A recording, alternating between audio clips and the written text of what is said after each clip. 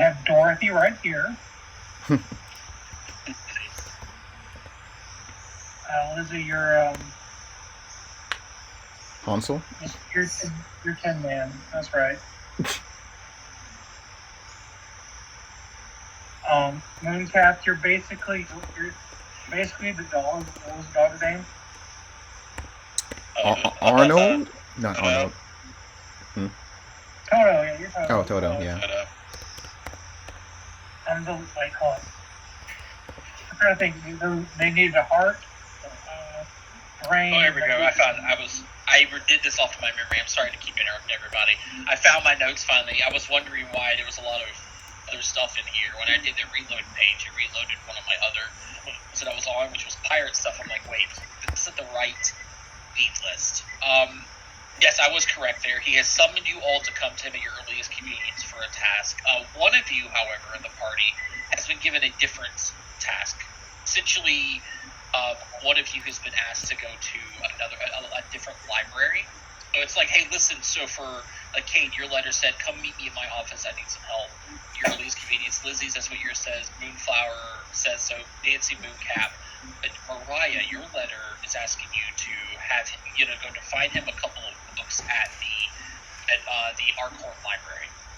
Oh, the library. I think he likes me better. it's in your letter. It mentions that because you're one of the few people he knows that can speak Tian. He would rather be you right now, and he doesn't want to pull away Cade from the rest of the group because he feels like that's the leader. Oh, okay, I'll take it. All right, Arkham Library. Lucky. But you hate the library. Right. But that's where we had our second date, or second date. Remember, Cade? We've had multiple dates. But like, I thought you'd be happy for me, Cade.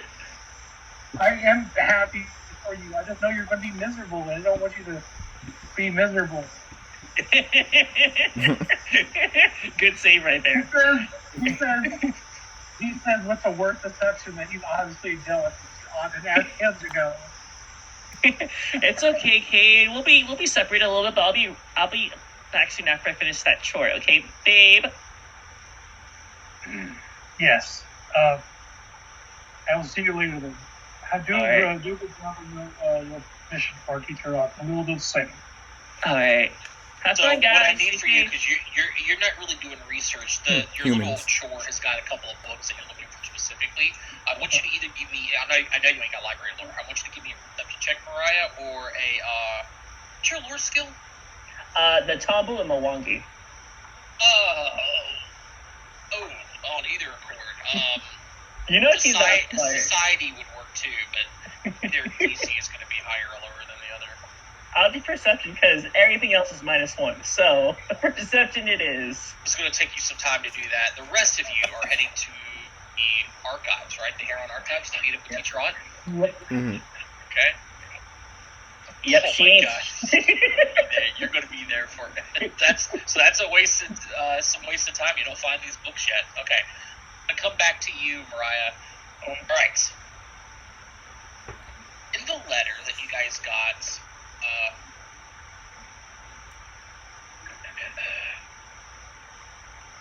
that's something for me. Why didn't I usually bracket off information that's like filled up myself. I was going to read this all to you. Hey guys, guess what? Here's GM notes. Okay, here we go.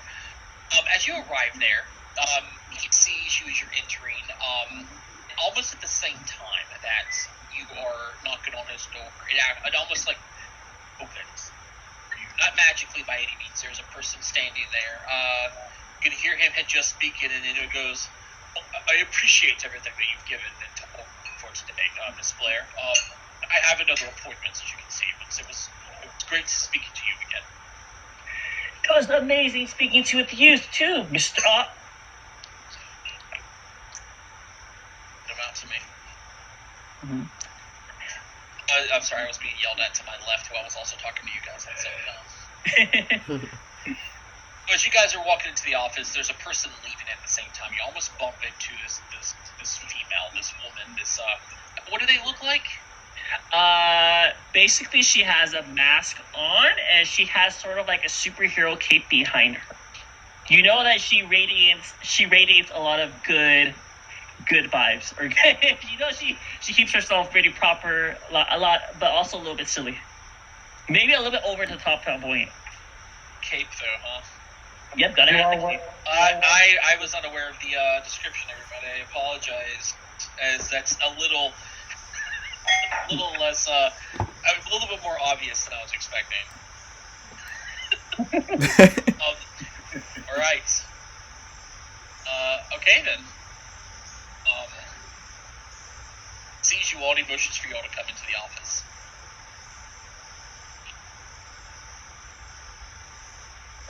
Sure, I step in. Do so. Sure. Yes. As you all get seated in, and Miss Blair, you're walking down the hallway, he's going to call back out. Actually, 1 second, Miss Blair. Please return. I have another favor to ask. Yes, Professor Ott, as she hurriedly runs towards him. There's not enough seats here. No matter. I have a favor to ask of all of you. Looks up from many of the books that are arranged around him, and he's got a furrow in his brow. Some research materials I need are missing from the usual reference libraries. We have your cohort of your friends, Mariah, looking at one of the libraries, just in case I missed something. But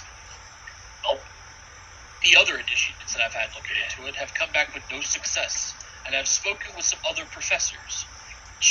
Well, maybe they have happened to see these books or these materials landed in their collections. Again, no success. And I now know where they aren't. It tells me where they must be.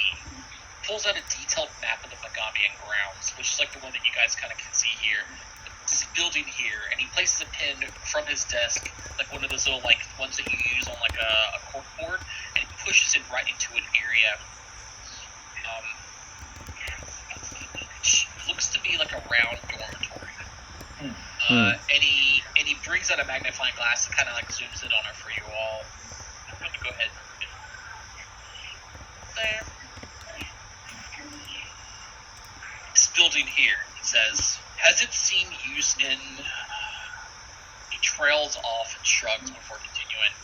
Anyway, it's carved from an enormous stone.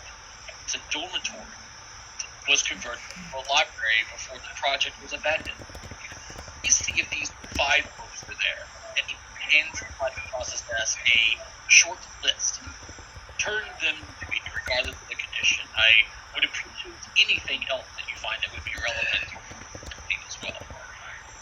The reason why I brought you back in here, Miss Blair, is literally this group travels with 5, and we know that you have a keen eye for these sort of things, and as they are missing their ally Mariah, I would hope that you could help them out before you obviously return to your door.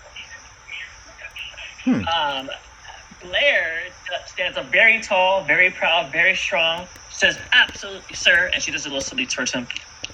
Don't have to salute me. We've gone over this. I know I don't have to, but I must show my utmost respect towards authorities such as you. He turns to this Blair. Is there a reason why you hide the appearance? No such reason. I have a pseudo nickname. I will never tell you my first name. Only the professor and the other teachers will know. But you could call me the Scarlet Princess. She does another heroic pose. You're not from Galt, are you? Or you're a political prisoner, perhaps? I believe. You can see as you ask that. As you're answering the question, you'll see Professor Ott kind of like pull out like a little bit of folder, like a bit of paperwork, kind of open it up. What'd you reply?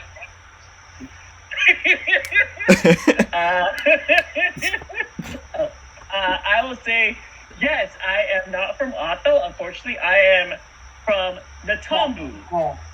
Gulf. You're not from Gulf. I'm not from Gulf. I'm from the Tombu. Oh, the Tombu. Really? And as it says this, you can see he pulls a piece of paper out of like this folder and kind of like holds it up and like notions like it's Miss Summer Blair, indeed, born outside the Tombu. I guess that's the Tombu's proper. And she's gonna whisper towards Professor Ott, be like, "Professor, shh, don't say my first name, please. It's part of the hero identity." Why she You don't need have enough people already acting as heroes and police force and such in the area. You only need to be you, Miss Blair. I am myself. Heroic pose again. Huh. Well, Teacher, is this necessary? Absolutely necessary. There's so much evil in the world. We must get rid of that and make the world a better place. I'm sure we're not going to find much evil in the library. wait. The most So, unexpected places. Blair is coming with us.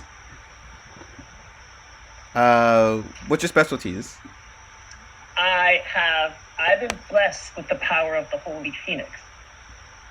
Ooh. So you shoot fire, right? Yeah. I shoot fires. I shoot lots of fires. I shoot lots of flames. And if I cast some secret spells of my bloodline, you might see a phoenix appear above me as I radiate and cast a spell. I Well, don't mean to break in your meeting each other, but you could walk and talk. Mm-hmm. Of course. Absolutely. yeah. But she's going to tell everyone, don't call me Blair, please. Call me the Scarlet Princess. Can I call you Scarlet? Princess. I prefer the Scarlet Princess. Who is this Scarlet? Scarlet is how my aura is when I cast those spells in a very Scarlet-like manner. And Princess is the hero name I came up with. Wait, if we're doing code names, can I be Chameleon Girl? Absolutely. You can be Chameleon Girl. Please do not. Cade, As you guys Cade, walk you out be the big office, brain. every door saying this, you're going to hear a very audible sigh from teacher. Yeah. Oh. Your teacher on side, Cade, side. Chameleon Girl. I like that name. What is your name, good sir? As she gets closer and closer towards you. Cade Lachlan. And I'm not some princess from the Tombu, which I wasn't even aware there were royalty in the Tombu, actually. Cade Lockwell, you say? You can be Lucky. Lucky. Lucky. Dad. I'm sorry. Oops. Good lesson, fellow. What is your name? I'm Dancing Mooncat. This is my friend, Darkness and Flight. Ooh, such unique names. What would your hero name like to be? Dancing Mooncat. Thank you. Is my name. Please, that suffices. I got it. Your name will be Mooney. Love it. Professor Ott, as you see him walking out the office, he's locking up. Another student's kind of coming by, like, and waves him down.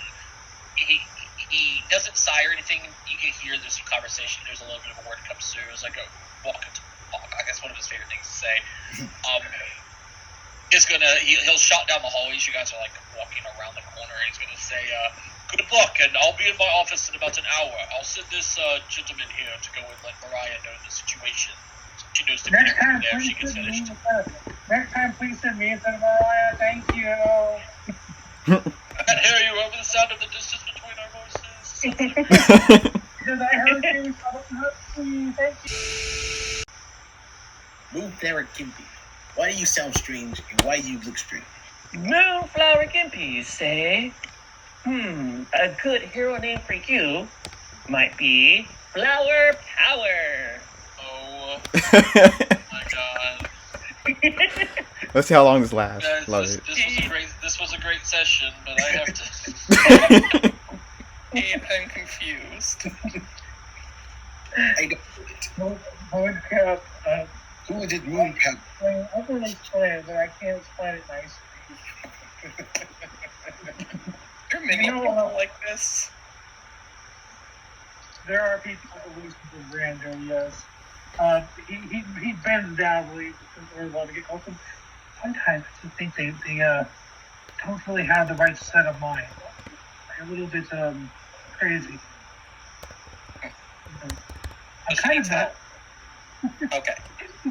Psychological help, yes. It's Ted's back home. We'll guide her on the right path. He nods. Wow. With a superhero name, I already found like. Well, never mind. Let's go. Let's go. Yes, please. Can we stop with the superhero names? Let's just go get those tests. All right, chameleon girl, let's leave them on.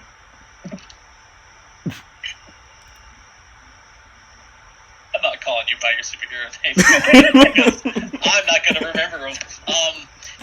Right. I'm not either. It's just Moody. Better than Lucky.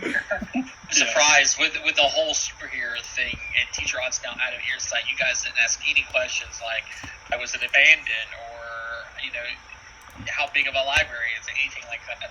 Well, we know. Well, we know what the books look like, right? At least. I'm distracted by being forced superhero names. I want to have this conversation as fast as possible. He Would have didn't want told to you stick to around. as you were all leaving. As he also seeks other texts that seem interesting, regardless of their condition. He is no stranger to both magical and mundane restoration efforts for books, so he doesn't mind if they're damaged. He's just looking for anything interesting. But the ones he's looking for specifically are these. What's your list? Huh. The Worlds Between Worlds. Ooh. Studies of the Habits. Hmm. I wonder if I have time to read these before I give it a shot. Ooh, that's a good idea. Just one interesting to Mooncap. So many things that I really would like to read in depth. Ooh, Scrolls of Whispers. Of that. Interesting books. That's I it wonder now. if we're all Yeah. Can't think of anything we would need for, Let's look in the library. going to a library. Mm-hmm. I wonder if they're all going to be in Magambi. Acted overgrowth, the stump of an enormous tree squats on the Magambi and its grounds. Its upper surface features several lightning scars, though it's unclear whether these strikes killed the tree or occurred later. Windows just visible beneath the concealing vines are covered with thick film of dust from the inside. Vegetation around the door has recently been hacked away, providing an easy entry. There's also a chain of silver bells that lie discarded at the front steps. It's been hacked away recently. Obviously, maybe within this week. Can we examine Some- the bell? Here. Something that can hold an axe? Maybe? And string up silver bells. Bells have been torn off. Essentially, they're discarded by the front step. Other way around. So it can't be a gremlin or something fake. Oh, They could definitely knock them off because they don't like that. I sense something evil around us. something has been here. How do you know something's evil here? Because I hear conversations. No, we understand you can hear us, but how do you know there's something evil? If something's not right in this area. She's right. Yes. Any Well, it's logic abandoned. I mean, well, it said it was abandoned, so there's something obviously here that's, broken in. To proceed with The caution. project was abandoned. It was supposed to be a dormitory, but they tried to convert it to a library. That project was abandoned. So this whole building's abandoned, right? Can we examine the silver bells? You want to what, the silver bills? I want to examine them. Okay, cool. So, going up and looking at these silver bells, a close look at the area simply reveals that the vines were actually pulled apart, not cut. Also, edges where they were torn bear weird and strange ink stains, like from actual inkwells. Garland of the tiny silver bells that lie near this front step, they bear the same torn away evidence, like the string that was holding them up has been torn, pulled apart, and there's a bit of that black ink in these bells. Outside of that, the bells are fine. Wanted to take them with you. Might be worth seeing. Yeah, I'll take the bells. Yeah. But I'm gonna look over these vines again. If there's Should each- Can I? take a bell. Can Lizzie sneak in? No. Want to sneak in? Yeah, but can I change my colors to black? Well, what's the color around us? A lot of green. Okay, I'm gonna change my color to green. be an opportunity. Hmm. Theoretically, if there is Fae here, we do know a ritual. But how long is the ritual going to take? Dang. Right. Forgot. And You guys have it. Yeah, it's kind of useless. It would take too long. If it takes a day, then yes, it is useless. We have to look at all the stuff. Wait. We already did the ritual, so that means there should be no Fae here, right? That was at the storage place. Plus, that ritual failed. Oh, that ritual failed. And it was Dang. only for a certain area, which is way far away. But yeah, I guess we could go in. Be careful. I'm going to avoid notice, but turn my skin green. Okay. So thinking about something gross. Wait, is that how it works? I guess that if you're going to be doing this, let's do it this way. Lizzie, you said you're going to avoid notice. Okay, cool. I don't want to do anything else. We're going to say Scarlet. You know what? Screw it. I'm going to piss you off. We're going to go there. Aid. You mean lucky? Secret? That's sneak, right? Everybody? Boyd knows the sneaking, yeah. No. I want to seek. I think seek for the creature. Searching. Searching. I want to. Figure you're going to be doing investigating for recalls in here. All right. Dancing. What is Wait, before we even walk in and do all the sneaking stuff, can I cast a spell? Yeah, I mean, I'm not going to say no to that. If you want to waste some spell slots this early, It's not a waste. Not a waste. I want to change into a gremlin. Want to change into a gremlin? Yes. All right. How and what are you doing? Illusory disguise? Oh, I see it now. Okay. Which kind of gremlin? Hold on a second. I got to remember here. You're casting this at first level, right? Yes. Here is another creature of the same body shape and roughly similar height. I haven't really faced any that were your size, because most of them were small. I'm small. Hold on 1 second. I wonder, I think the one was small. Yeah, they're all small. The Vex kit. Some of them are tiny. I think you're right. So that works. So that's perfect. Disguise is typically enough to hide your identity, but not to impersonate specific individuals, so that's fine. You're not trying to be like the specific bald guy. Pair the change, held items are unaffected, casually. Any worn items you remove returns to its true appearance, okay? That's it. What came to mind to investigate? You're right. Make it recall the right thing. It's up to you. You don't have to. No. I think it's important that we have it investigated. So all investigated is fine. Okay. It is going to be investigating.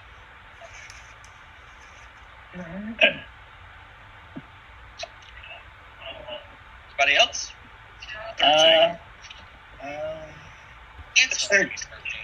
I'll search as well. What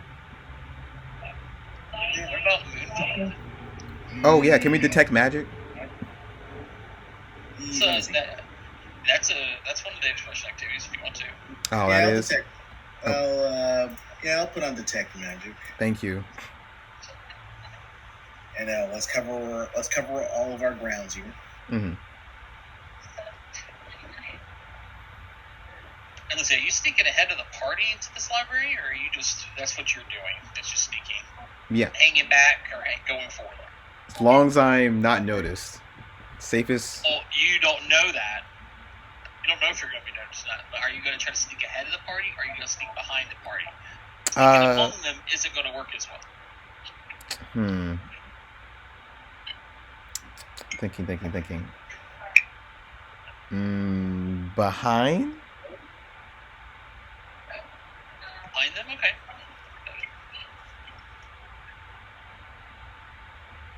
Because they're searching for traps and all that stuff, so might as well keep them in front. Okay.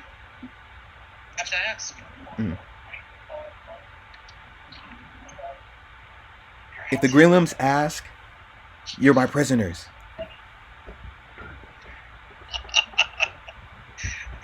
As you're skulking behind them.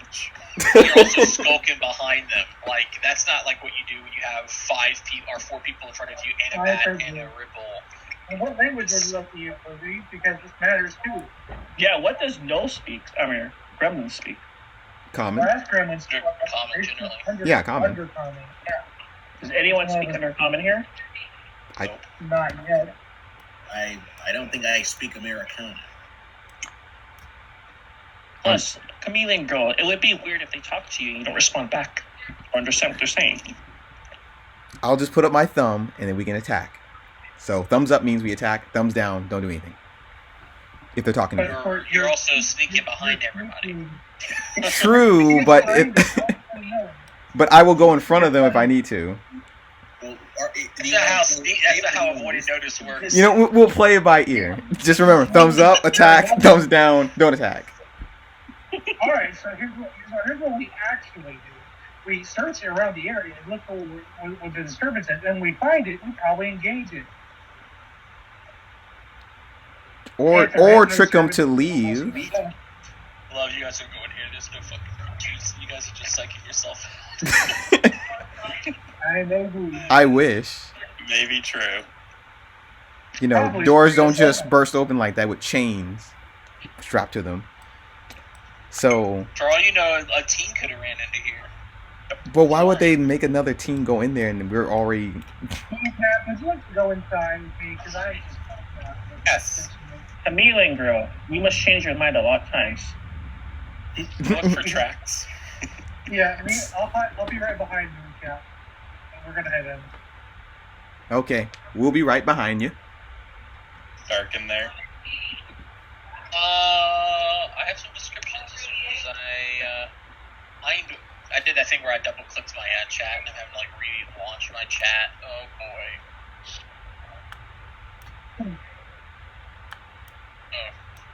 I about lost my mind. I was trying to bring up my notes over here to the right side where all the character sheets and whatnot are, and I kept clicking it, and so the PC folder was empty, and I'm like, what did I do? I had typed like a period by mistake, and like when you try to search for something, it will filter it, and then obviously there's no period in all his names, so that's why I was doing it. Okay.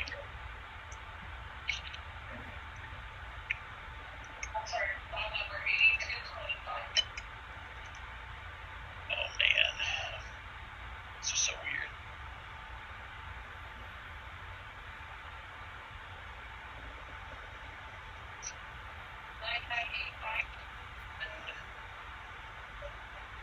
Okay, cool.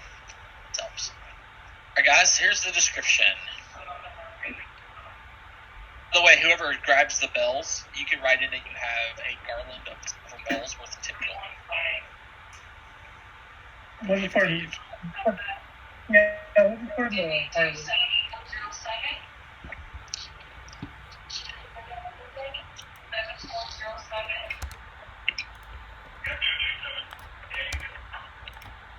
GP clicky.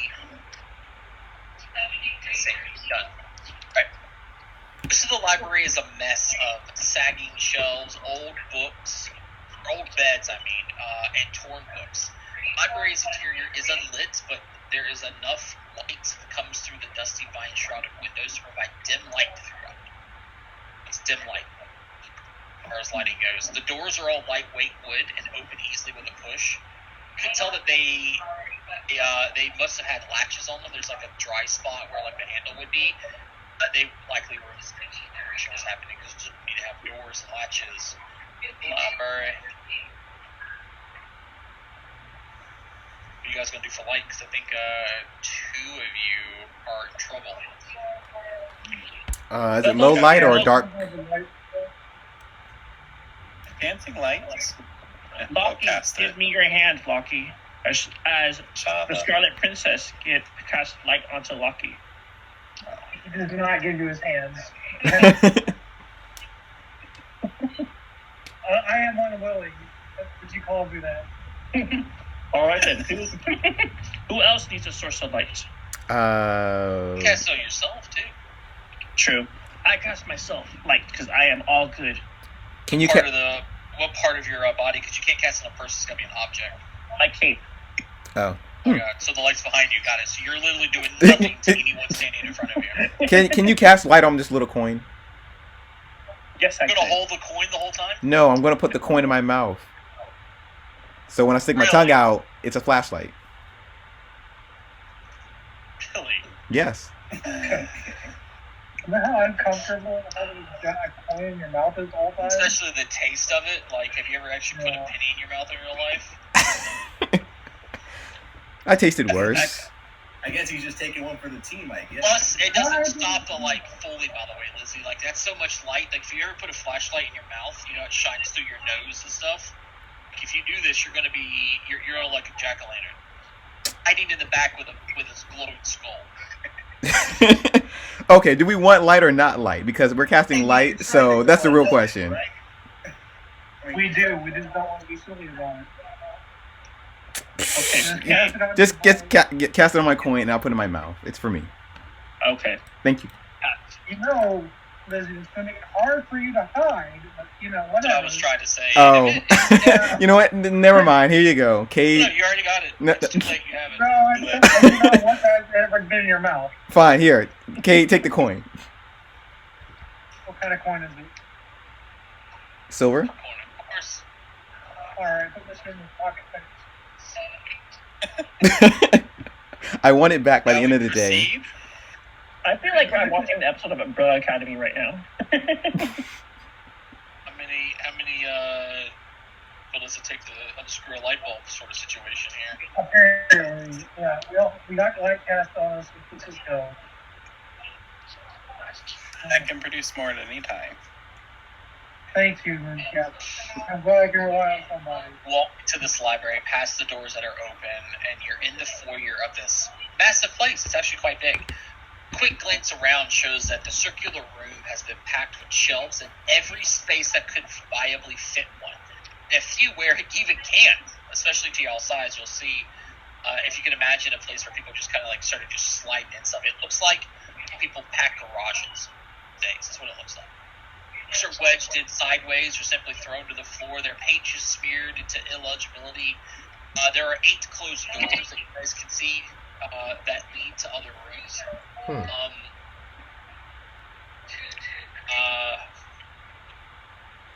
Yep, surprisingly, little dust sits on the floor or the shelves.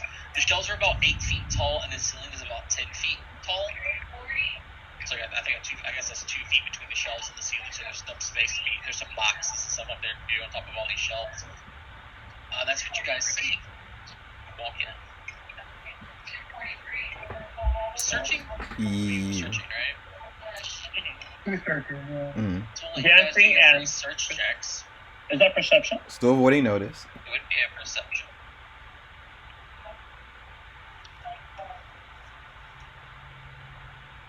Wow. Rolling hot tonight. Alright, Mariah, that was a pretty good check. Who is this Mariah? Oh, there. What are you looking for specifically?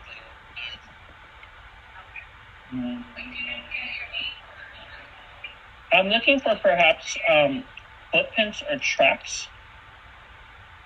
That's what you're looking for? Okay. The natural 20, you're looking around, you don't find any, there's barely any dust, if any at all. There's no obvious footprints or anything like that. You're seeing no tracks that you can tell of. Guys, I don't see any footprints here. Perfect. Interesting. Find the book. we're looking for. So, thing we look for can't walk. It can fly. Most bucks can. We're here looking for bucks. Hmm. It was a joke. I know. I know. I just forgot to laugh. Well, actually, Moonshot, you know, some wizards I know actually do make their books fly and make it more accessible for them. So actually, some of them might be able to fly. And I thought you were just Most bucks. I thought you were just decent.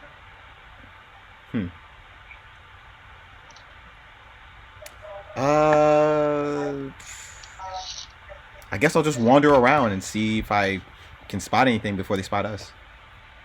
And now you're moving ahead of the party? Are you still trying to sneak around? That's the problem. Well, are we in? We're in the room, right, with all the you guys are in the bookshelf. foyer. Like as you guys are walking in, and Miss Blair's looking around at the floor. She doesn't notice any tracks. Who was the other searcher? Insane. Insane. Looking around. What were you doing? Were you looking for these books? You looking for anything specific? Looking for the books, something to guide us to any sort of organization. Okay, so I'm glad that you did that. You mentioned that with that perception check. Looking around, and you're small, so it's even more crazy looking for you. It's a rather large room. Looking around for his books may take 3 hours of searching in this room specifically. So you would gather for that information. It's gonna take a while. I guess we could get to work then. 3 hours. Yikes. 3 hours. Yeesh. Proceed to the right. Keep going right. Sure. Yeah. An area at a time. Yeah, the library. This was pretty quick, honestly. So we don't see any tracks or dust. Well, am I leaving any tracks? That doesn't mean they're still not here. They could be just living here. They could be, and we have no way of finding that out until we start looking.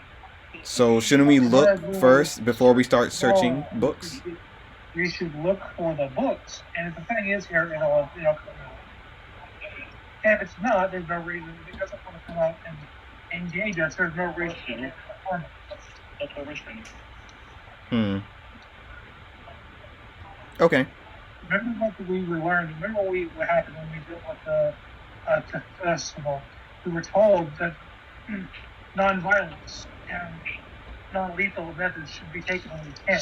There's no reason to look for any kind of creature. I want to draw for you guys real quick. So, imagine that you came into the front, right? Yeah. Like this. I'm just going to kind of help out for a bit. There's a lot of rooms. So that's the outside walls. I'm going to say that the orange doors. I mentioned there were several doors. Hold on. I had to sneeze. Pink. So you can see that there's a room to the left and right, and then there's several doors around. Now I'm going to go into a yellow color. There are bookshelves everywhere. And even in the front, which makes it hard to see the other side, there are lines of them like this. There's so many bookshelves. They're everywhere. They're crammed in every possible space. That's why it's going to take a long time. And Mooncap said, should we just proceed? The hours is just in that room. If you want to search in this room for the books, it takes 3 hours. Who knows how much time it's going to take searching in this bedroom? Exactly. It's going to take a long. It's only going to be the biggest area. Hopefully, so that means it's going to take a long time. If I don't need here quickly enough, we can go search the other room. Not a bad idea. And if there is a creature here, it's probably off in one of these rooms or in the side areas. Yeah, we should probably check that first to make sure we're safe. Because we're going to be here for a while. Again, if we just search for the books, it's going to come out or it doesn't. If there is no creature and we spend time wasting time looking for a creature that doesn't exist, then we wasted time and we could be starting to finish our task. Well, we're only going into another room, which takes about 1 minute versus 3 hours to look in a book or look for a book. Well, it might be if they're hiding. You're going to search the entire room. You're just going to open it for you to look inside and not look for them. Well, of course we're going to search inside the room. If they're not in there, then It'll take time. Lizzie, if you want to go search for creatures that may not exist, you're welcome to do so. But teach your guide has to ask, and I'm going to see it through. well, I'm just here to make sure you guys are safe. That's all. All the way in the back. No, I'm going to the front. Guys, we're back here. We'll be safe if we work together. Well, Yeah, I agree with Kane. We should look for the books. fine. While you guys go look for the books, I'm going to avoid notice and make sure each room is safe. I'll report back.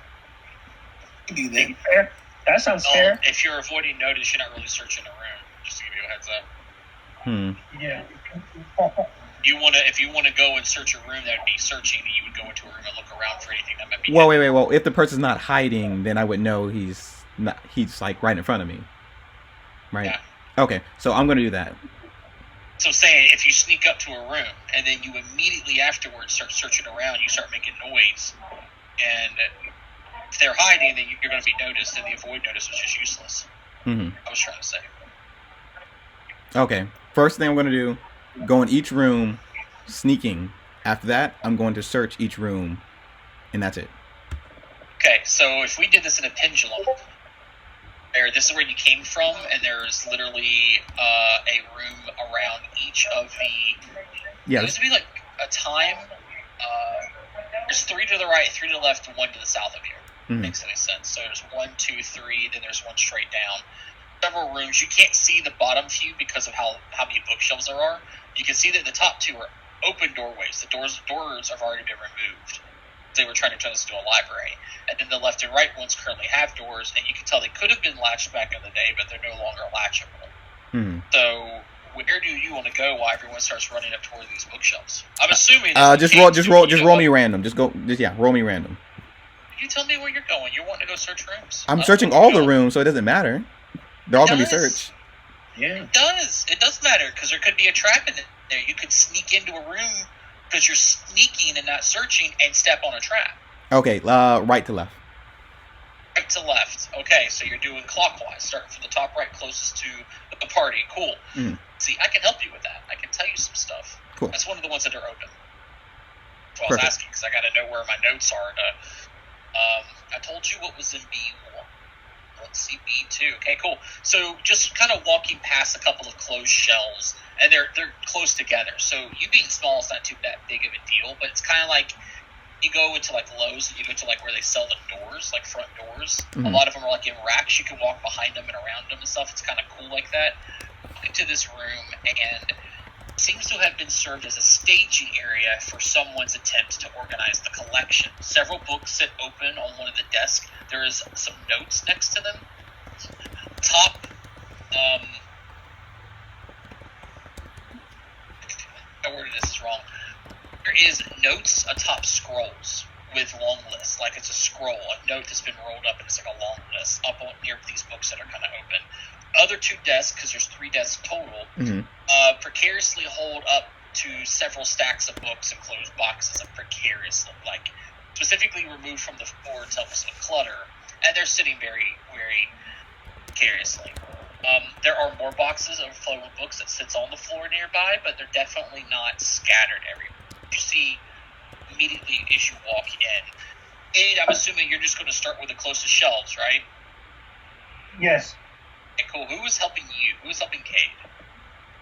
I'll help Kate. The Scarlet Princess will help K2. Okay. That's what Mooncap.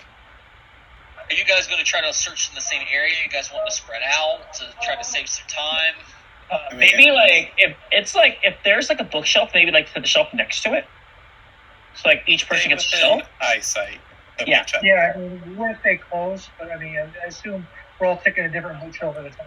Mm-hmm. I mean, no matter what, you guys will be within 20 feet of each other, but it depends if you guys are searching the same book stack or if you're going to try to search in another set of shelves. I think I would try to search a different one than everybody else would make better time, because 3 hours is a lot, and we have to search the whole dormitory, so. Okay, that sounds fair. Spread out looking in other shelves. Yeah. Mm-hmm. That way, if something does happen, at least we're close enough to where we can react.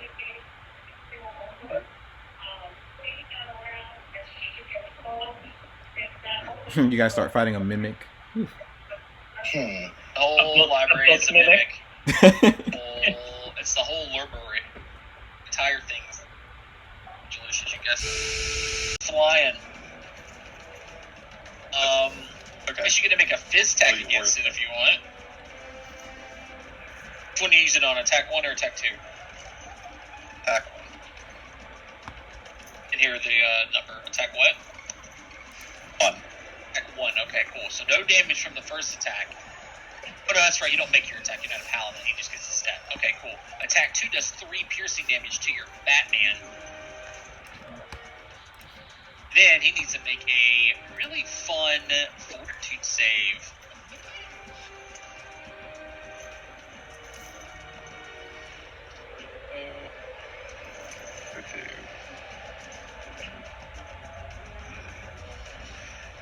keep it. You're gonna keep it? Alright. That's all it does. It's on your turn, Mooncap. Alright, he'll call out attack to darkness. Okay. He will...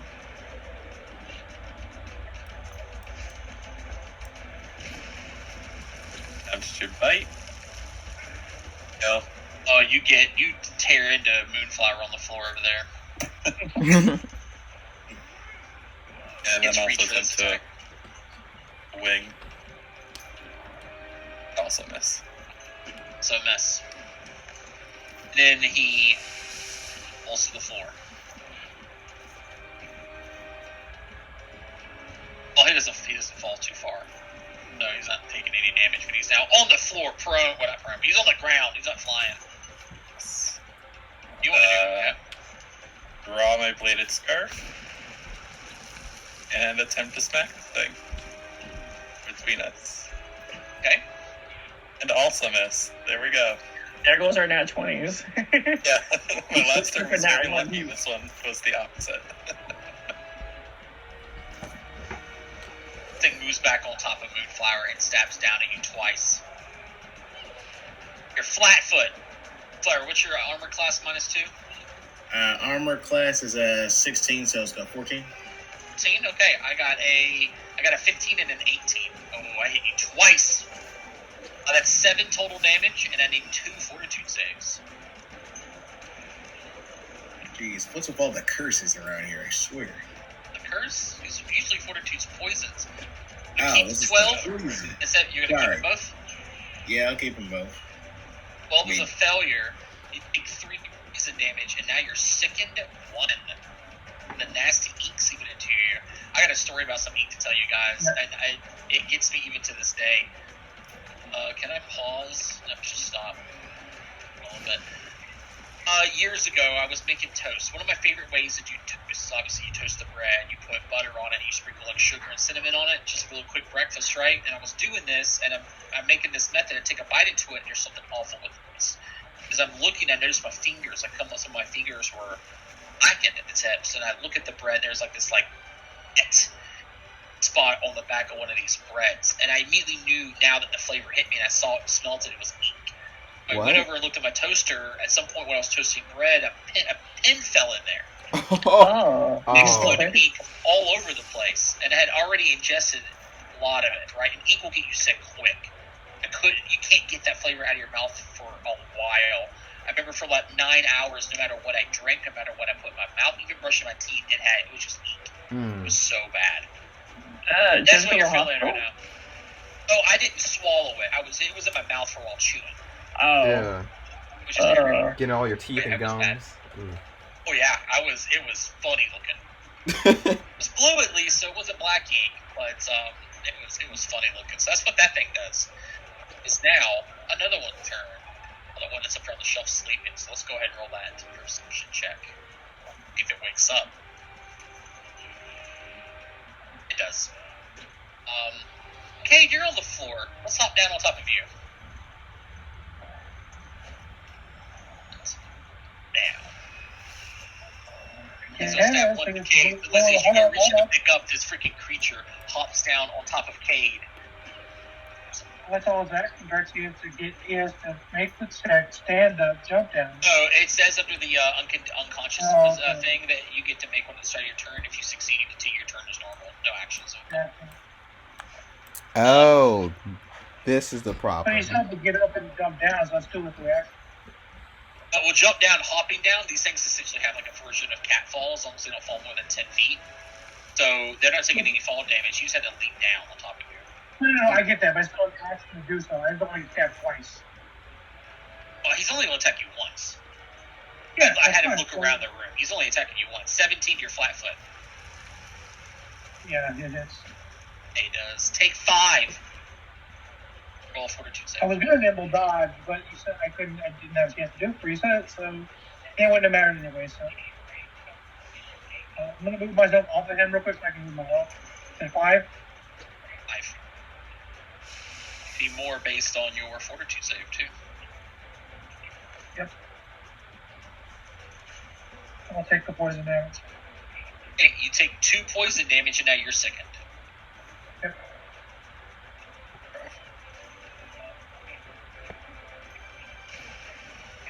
That's all I can do. Mariah. The Scarlet Princess will. I got a question. Is this square right here also greased up or no? We're to the sides now.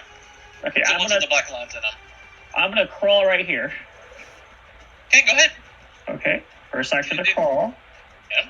And then I'm gonna just zap those two. Same thing, zap these two. Actually, no. I'll stand up for my second action. Okay, you stand up. And I'm gonna cast guidance onto last action. I'll cast guidance onto Dancing Mooncap. Please hit. It's your turn. All right. So if I crawl away from him, does it get me off? Does it get off me or no? You could absolutely crawl. It would just provoke if it had AOs. All right. So I am gonna crawl. Okay. I'm gonna crawl again. And then There's I'm going to. Yeah. I want to recall knowledge or I want to treat poison. Asking me, I'll tell you. Actually, I'm going to treat poison because fuck being sickened. You can just, 18. yeah, get a treat poison. Go ahead and do your medicine check. Oh, you did it. Okay, so you get a +2. Your saving throw against this poison. Make another fortitude save. I did it because I have a 5 fortitude save. 22. And that's so 19 because the sicken's unapplied, right? Oh, it's not a 5. Yeah, so I'll be 21. Yeah, so 19 still, that's enough. All right, so the stage 1 poison has been reduced to 0. So you're sickened for a minute. You can't reduce the sicken beyond 1 while you are still affected by the poison. But you're still sickened 1, but you're no longer poisoned. Okay. Okay. Right, so this one up here is going to hop down and stab Mariah twice. On its grease pile, it'd be fine.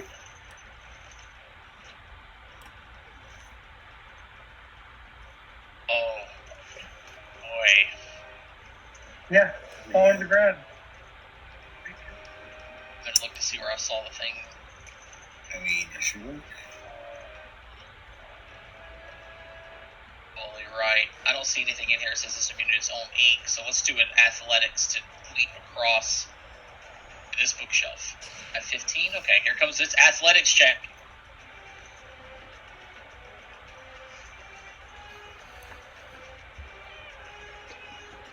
Got it. I don't know if it's in range. You stood up, so you know what? Yeah, I'm going to give you 2 attacks anyway, Mariah. I was going to do it from the ground, but you're in range. Alright. I'll be dancing. I can only help you once. Okay, I got a 17 and a 22. They both hit.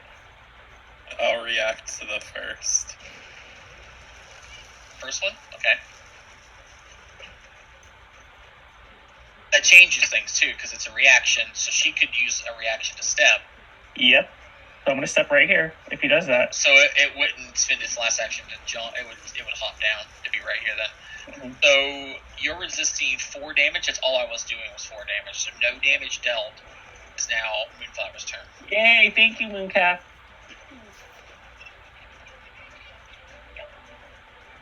Okay. First, stand up. Oh, can't stand up. On top of you. On top of you. Oh. So it did not fall asleep.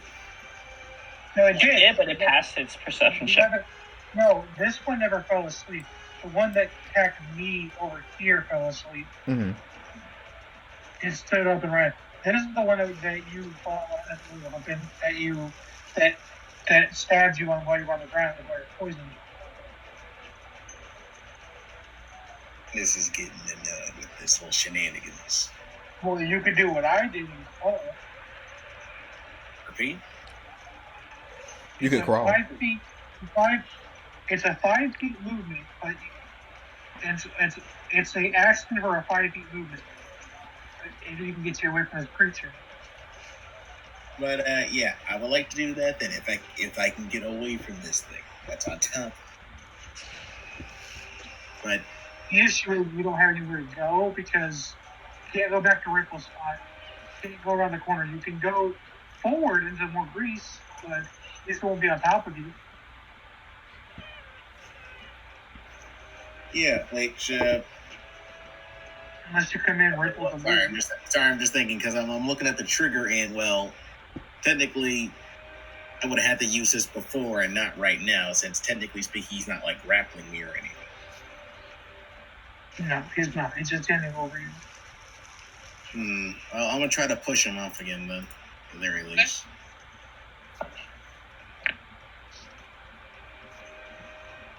And that is not gonna be enough. It's not going to be enough. Okay, fine. Well, whatever. I'll just. What's the next? I guess good idea.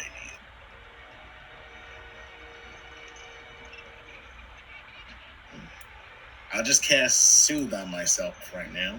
And of course, I just have to get the lowest value for it. Ow. I mean, I'll still take it, but you know. Yeah, one spell slot down. At least you got 5. Yeah. Well, take what I can get. All right, Lizzie, you're up. Quick question. Is stepping into the ink safe? Or no? No, it'll make you a reflex save. Okay. What about if you're already in it? Like this creature right here. Stepping or crawling through the ink is fine, but Cade was doing full movement actions through. Oh, okay. Gotcha. So then, yeah, there wouldn't be a point to push him anywhere. So we're just going to use... Well, first you do this ink, he'll have to make a reflex save, yeah. Oh, if I push him, it'll cause him to do a reflex? Oh, force movement usually doesn't trigger any effects unless it's hazardous terrain. Okay. Because then, yeah, if I even push him over here, he's still going to step and try to hit me. No, wait. I got a better idea. Yeah, I can push him over here. Step away.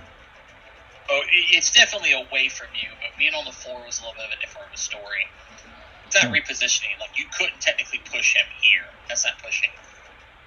It would be grabbing and then, like, maneuvering. Oh, no, I was thinking about using, like, this.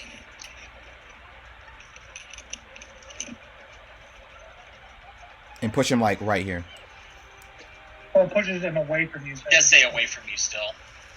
It'd be in this direction. Does it have to be that way, or can I just push him anywhere I want? I mean... It's not an athletics push. It's like a... Away from you is here. These are away from yous. Oh, okay. Gotcha. From his square, it would, moving away from you would be in this bisector right here. The only ways that he could go were here, technically. Himself. And I can't even step. So, yeah, might as well just cast Daze on him. Okay.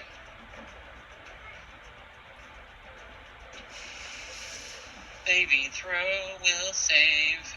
I critically failed. Oh, 7. Wow. 1. Stunned 1, and I take 8 mental damage. Holy monkeys. Good job, Lizzie. I'm Wow. proud of you, girl. I mean, chameleon girl. I'm proud of He you. bleeds ink from the nose, briefly. Okay, stunned 1. I could trip him. Nah. We're going to step back. Step back. Okay. And if it was the case, he's got to waste one of his actions to get to you. Yep. Now, the one down here's trying to get inked up.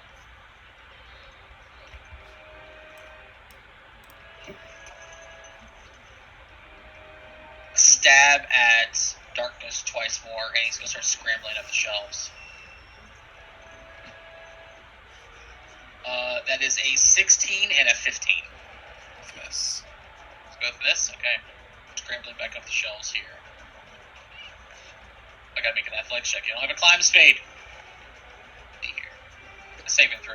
Skill check. Perception. Athletics. Ha! Got it. Okay. So he's starting to scramble up the shelves. He's not at the top yet. It's now Dancing's turn.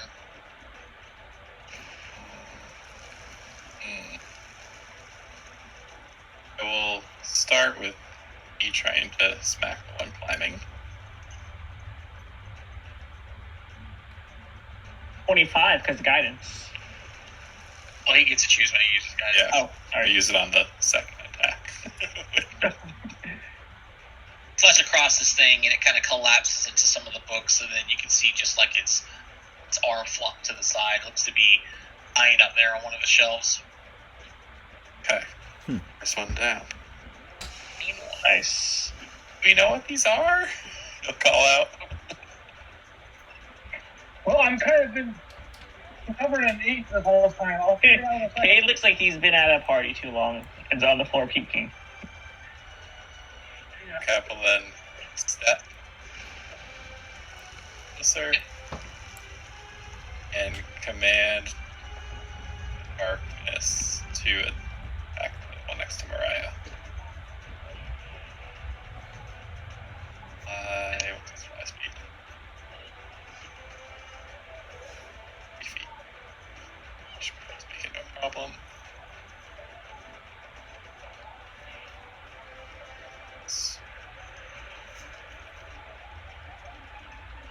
Fly down here. And bite at it. Okay.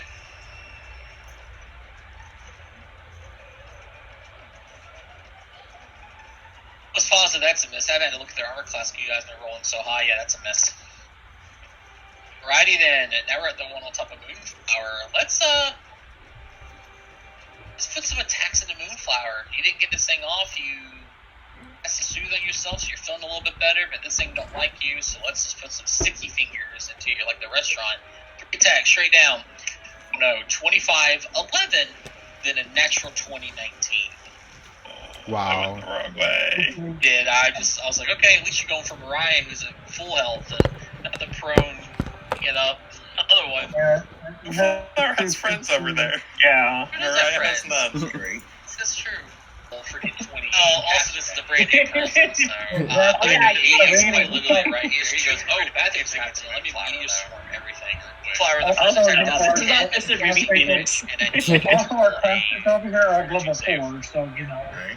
Flower, I'm assuming you're going to have rippled out. Well, he's gonna be at the stands, not next to me. All right. You know, it's like technically speaking, I see how it is. Doesn't have to be. I'll Yeah, I reroll. mean, you don't have to. That was for. I mean, look, it's one of those like, I don't want him to be in danger of this fight that No, never mind, because I know it's wouldn't gonna necessarily happen next. Yeah, because actually, if it gets dropped, it still gets disappeared, right? You can't heal it. Well, if you can heal it, but you can't. Like, if it goes to 0, it'll just pop and go away again. The Which crit. means you lose your familiar You would have again. been 2 less because of the. I mean, look, it's one of those. Look, I get it. I get it. Where Another strategically fortitude speaking, save having right now. him there would be, We should you do know, this in the right an order. asset for the Just kill purposes you right out. I of don't think it flanking will. and whatnot.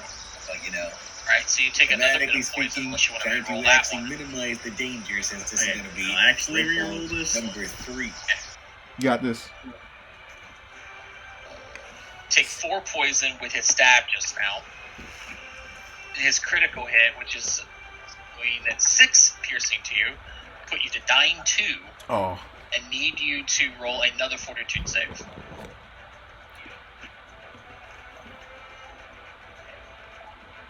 Okay. You don't get an effect from that one. I was going to put you a dying 3 just now, but you didn't get a dying 3. This one over here is stunned. It's going to shake it all off with 2 actions left. Look to the north as you stepped away, and there's a look of fear in its face towards Lizzie. Then it's going to look back to the south, and it's going to top Cade and stab Cade once. Wait, hold on. wait, does it not slip? Oh, it's not moving into Greece. It's moving out of Greece. Oh. You saying, Okay. Cade? I am going to react, yeah. Okay, here it comes. What does that make your armor class? 'Cause I got a 26. 17. Okay, so I It's didn't crit not you the because crit. of it. Yeah. You have a 19 armor class with it until you're flat-footed, which makes it 17, right? Yeah, 19 with it. Yeah, my normal, it makes it my normal. Woo! Almost crit you. These guys are fun. Is that right? You have a 16 armor class usually, Actually, right? no, you're right. I forgot I'm thinking, so I just crit no matter what. Yeah. Oh. Hey, You can crit? No. alright, Kate, take 10 and roll a fortitude save.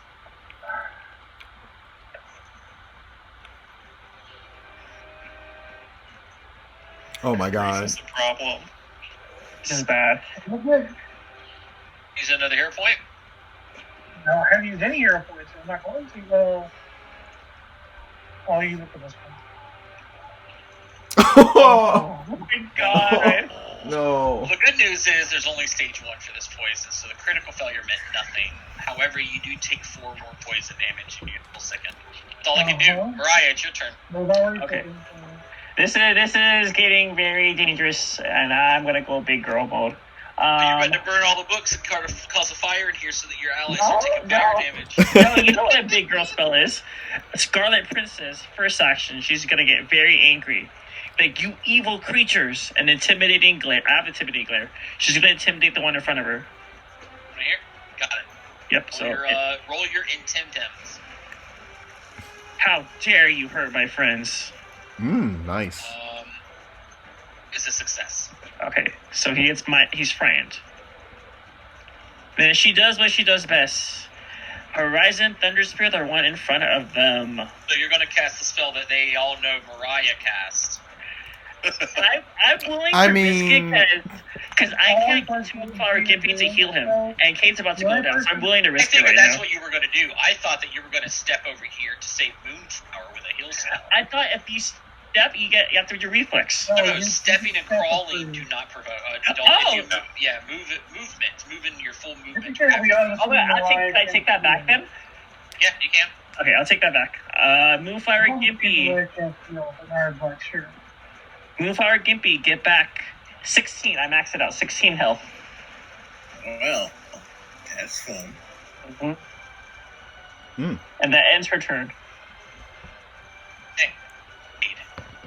I gotta step it up. I'm gonna try to save myself. Do I go DC 20 here though? You do. All right. There we go.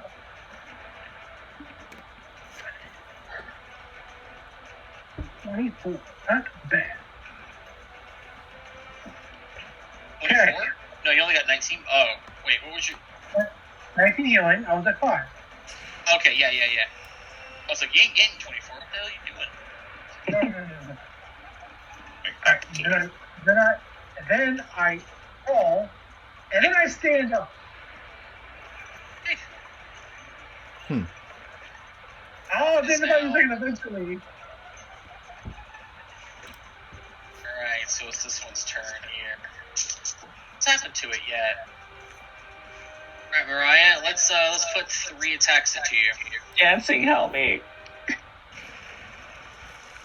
It's pretty lady, Scarlet lady thing. Miss all 3 attacks. My highest was an 11. Nice. Thank you, my favorite. Thank you, Mooney. There's not a lot I can do. You guys are too close to each other to cast an illusion. So, days.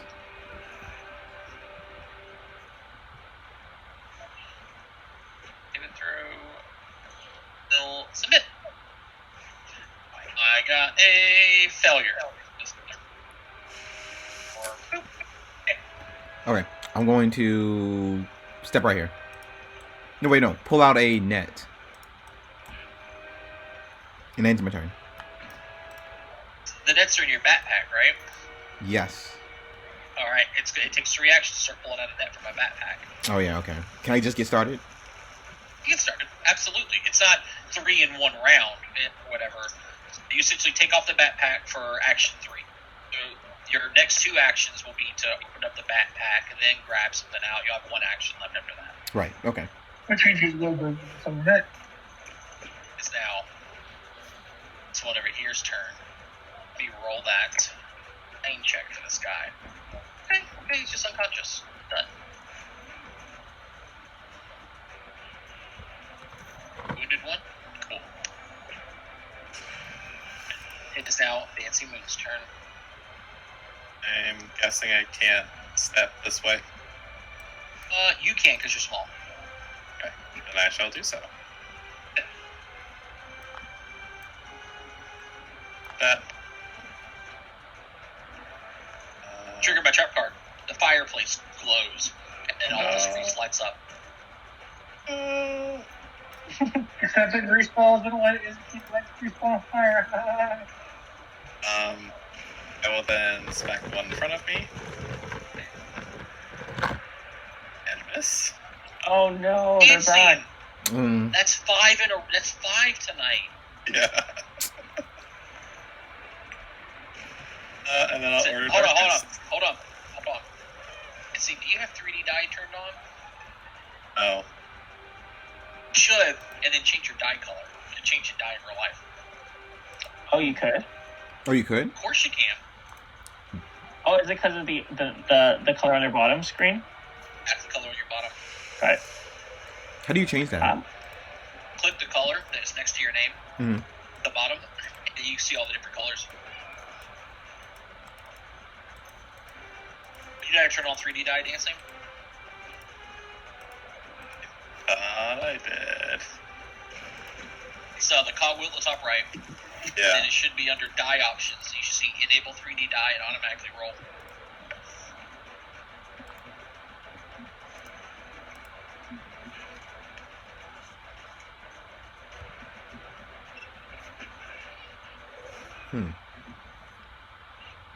No, it is on.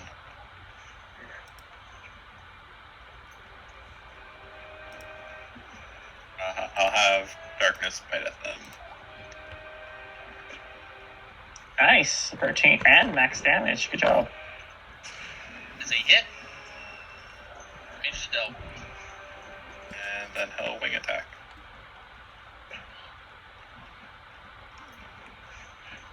Miss. And then he coats to the ground. Flower, you're conscious.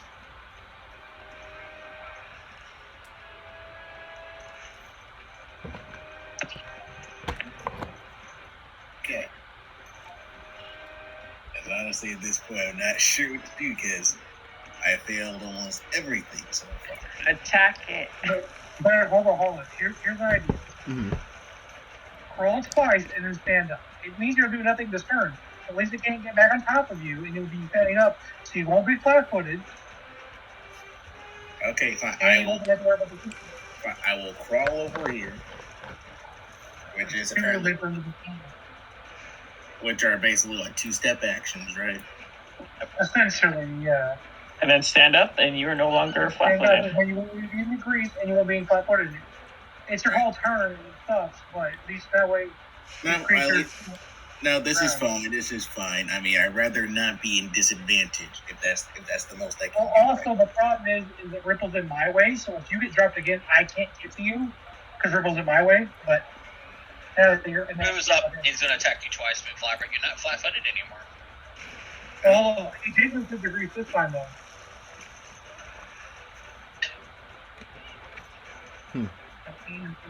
Reflex save. Any second now. Oh, he doesn't. It was just a little step. He only moved one square. Oh, he stepped. Damn it. How dare you use good tech. A 22, and then I missed with a 10. All right. Damn. 5 piercing. Actually, first make a fortitude save first at the end of your turn. Okay, Right. so you're no longer poisoned. Now, take that 5 piercing and then roll another fortitude save. Man, 11 must be my number tonight. It's a good number. So, Take a 3 more poison damage. Speaking of which, Kate, I forgot to have you roll your fortitude save.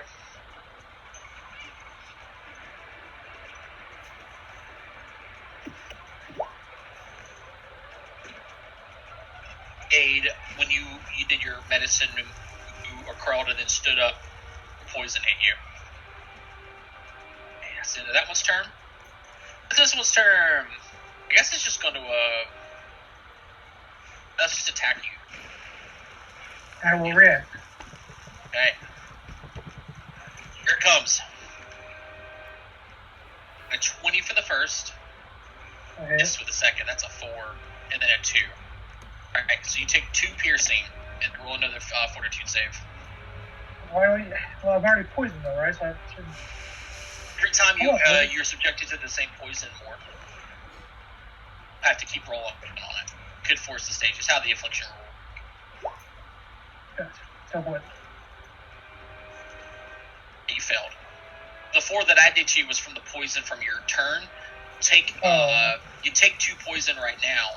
Were you at full health? No, you were at 24. You took you did it right. And now for the poison again. Here comes. Take 3. Raya. She's gonna tell. Do you take poison when it hits you, and then poison on your turn? You fail the fort save. At any time that you are subjected to poisons over and over, you keep on moving through the stages as if it was a save you did in your turn. So I gotta make so you can eat poison twice around. Good, yes. She's gonna tell Moonflower Gimpy, get down now. And behind Moonflower, she's gonna target Beast Thing with a Ray of Frost.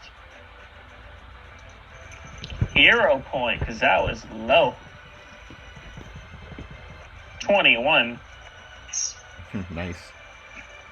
Alright, so take your cold damage. Take 6. Done. And last action, I will raise my wooden shield.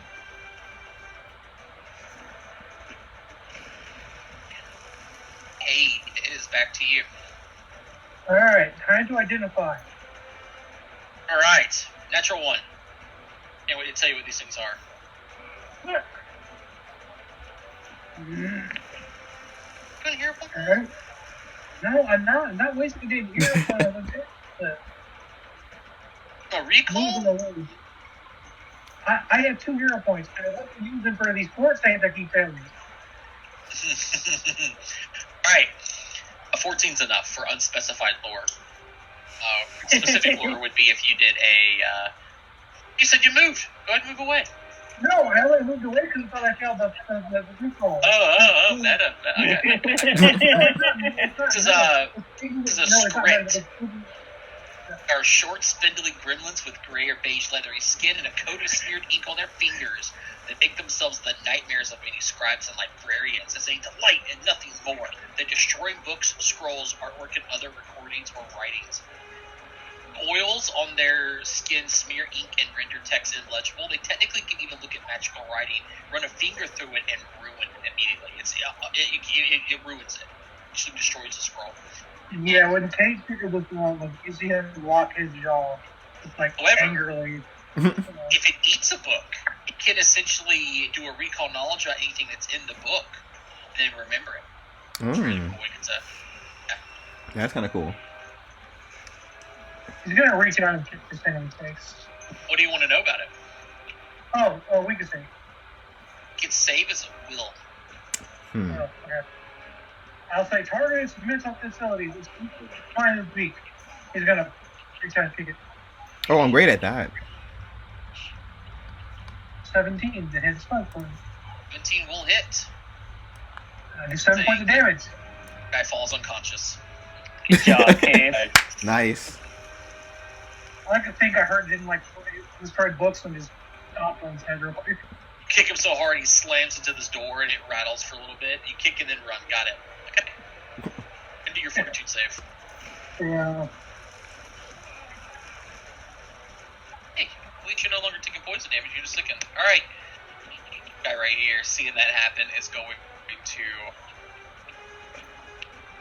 open this door to the left, through it, and shut that door.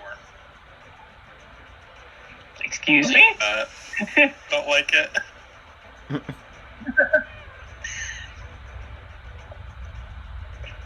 And Lizzie, your turn. Just saw Kate kick the crap out of a gremlin.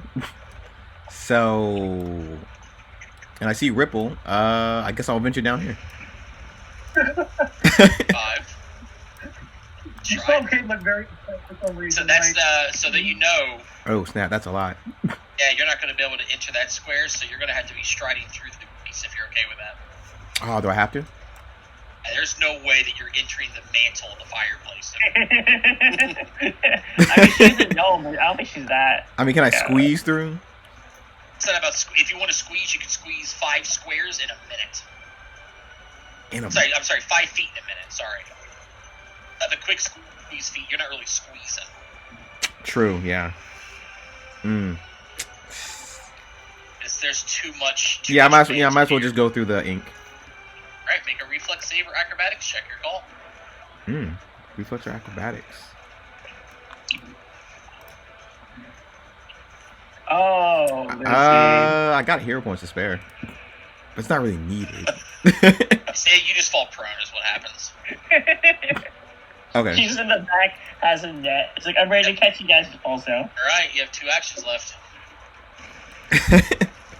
I'm just going to grab my net on the ground real quick. Oh, I forgot you wanted to do that for your turn. I'll just use my rest of my 2 actions to do that. You would have done that first because you left your bag back here. You took it off. Oh, okay. So then, yeah. And so you I got the net. I'm like, I got the net. I got the you net. started running and you tripped all over the grease. And now you're wrapped up in the net. You know what? I think that is hilarious. Oh, you didn't critically fail, did you? Nope. Oh, you didn't critically fail. Had you critically failed that reflex save, I would have been funny and had you roll against the nets as well. As you fall and the net's all over you. It's a comical relief. And no one but Ripple sees it.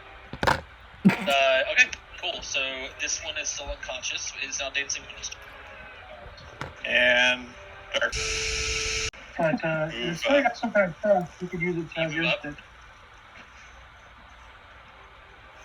Move up. You re-grip your scarf. That is Strike correct. Yep. I will strike at it non-lethally. Ooh, with a -2. All right, go ahead. Ooh, you hit. Oh, this thing falls unconscious. Good job. Thanks. I just put this. Any other lives? There is. Alright, dancing or Moonflower, it's your turn. Okay. I'm going to wait. All the black lines are ink, and if I move on them, I'm gonna start slipping, aren't I? Unless you step, but yeah, it takes more action to do that. That would explain why I have to keep stepping every single time I'm doing this. You just realized that? Well, I mean, I had an imp on top of me for the last couple of rounds, so honestly, yes. They're skits, not imps, but sure. Imps are infernal creatures from hell. These things are just assholes who burn. Hey. Well, Power is pretty technically, hard. they're Be skimps, nice. not imps. You know, you gotta. Listen, I had to listen to your silly hero, your team hero names. You had to listen to my silly. And where is Lizzie at? Is she normally all the way in the back doing silly things? Yes. Sometimes. Woman pokes her head around the corner with glasses. She's got his hair up into a net. She goes, "Shh, this is a library." Wait. Knowing that I look like a gremlin, do they still attack me? You said a gremlin. I asked you what kind. I'm assuming it's the ones you fought before, one of the Pugwambies, right? Yeah, of course. I said, I know it was, yeah. If you had the ability of knowing that this is what you were fighting that looked like them, perhaps something else. The moment they asked you a question, I would think we'd be on the same team, but okay. well, as soon as they ask you a question and then you don't respond, it would know something's up. Not in well. True. Well, in any case, I'm gonna cast my last soothe on myself Ooh, good damage. I mean, good healing. and command Ripple. So he will take 2 steps this way.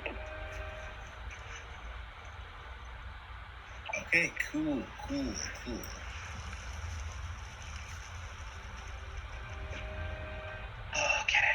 Whose turn is it next? I'm coming back up the stairs. Give me a drink. The imp turn is next. Sorry. Well, he's out. So. Why don't he call them an imp? It's a script. Yeah, got it.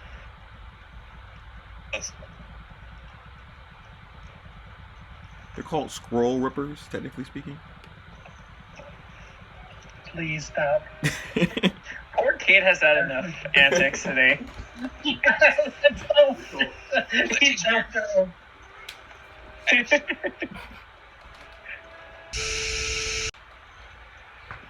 Deb. Oh, it's still alive? Lizzie, I thought you killed this thing. Or that thing. What have you been doing, Lizzie? There's one more. Lizzie!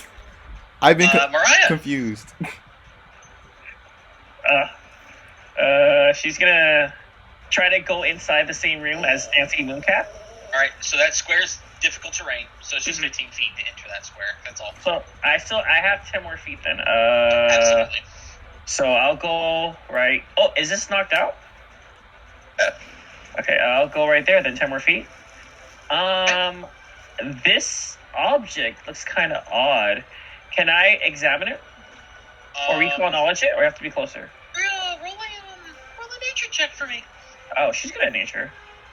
You are part druid, Mariah, or Scarlet Princess. That's the third mistake they made so far. You're going to give away your whole.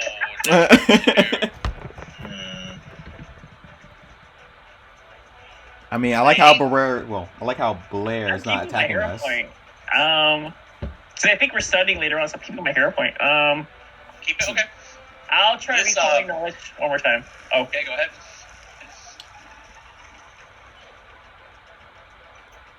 Okay, wow. Looking at it, and it's a ball of like matted paper, and then you look at it, it's like paper mache. You're pretty sure that this just is like someone or ripped up a lot of books, put it together, and then maybe something on the inside, like a what are those things called? They're like discs. You can lay flat. There's a metal ball in it. You can fit. The metal ball it just perpetually keeps moving. And so it's like perpetual machines that just it never stops. Pendulum? Kind of, but it's a flat disc, and the ball just keeps spinning in circles like a cat toy. I'll put one of those up in there. It's nothing as far as you know. And the random bees that you're seeing flying around, those are just bees. Guys, it's a cat toy right here. Bees. It's a cat toy with that bees love. It's so cute. Indeed. I saw the creature move to the north, so I'm gonna go that way. They're saying there's nothing we should worry about, so I know I'm going to make it. Oh Lord. Mariah, you walk into the beehive. Scarlet Princess, you mean? Sorry. Oh, I'm the creature. Alright, last action. Identify said creature. Alright, it's flat-footed to be the next turn. It's Lizzie. Okay, where's that creature that moved away from right here? Yeah. Where's he at? I'm looking, I don't see it. North. Oh. West. What's he doing up there? Okay. It's running. It should have ran earlier. Okay, we're going to step in this ink, pick up the net, and then walk out. So yeah, the nets work, by the way. It says, It's not like a sumo, is it? Pretty sure it's the not. net is no longer up. The net is unwieldy until refolded. It's a separate action to refold it. If you don't, you'll take a penalty to the check. I'll still take it. I mean, yeah, I won't even make it over here, so yeah, I might as well just fold it. Saying, dancing. I will try to identify this thing in the corner. Alright, roll a nature check. Nice job. It's a wasp nest. It's a swarm of wasps that are inside of it. You can tell they've been working tirelessly for some time to make this impressive thing, which accounts for its size. It's bigger than you are. This swarm isn't large or appearing aggressive enough to pose a threat. Oh. We should back out right now. Okay. That's what you with your check. You don't think they pose a threat. Okay. All right. Nice. After some time, the hive could get very big and turn into several hundred, which is when a bee swarm could appear. But right now, it's probably maybe 100. It's not a threat. They probably ran in here hoping that it could get the bees to help attack it, which it didn't like it was going because the bees are not aggressive. Oh. Okay. It's a wasp's nest. Not a cat toy. It's a little big for most cats, I think. Oh, I think you're right. Oopsie. I don't think it's going to, like, the bees aren't going to attack us, but... This made from a lot of matted paper, by the way. Oh. Could be made from one of the books we need. This is problematic. We'll see how our friends are doing. Okay. He'll leave the room. Random's still alive? Call out. Chasing one down. Folding my net. Step. That's his final action up here.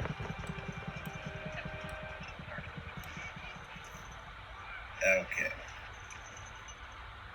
2 steps. What's with all this ink on the floor? Why is this place a mess? The script things did it. Well, script's got to go. Wait. Are we doing that thing where we keep a lab and throw out the window?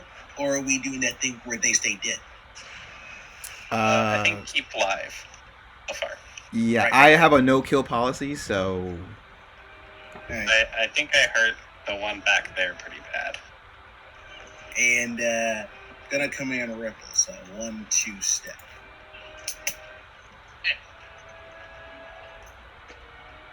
Five, 10, 15, out of sight, 20, 25 moves.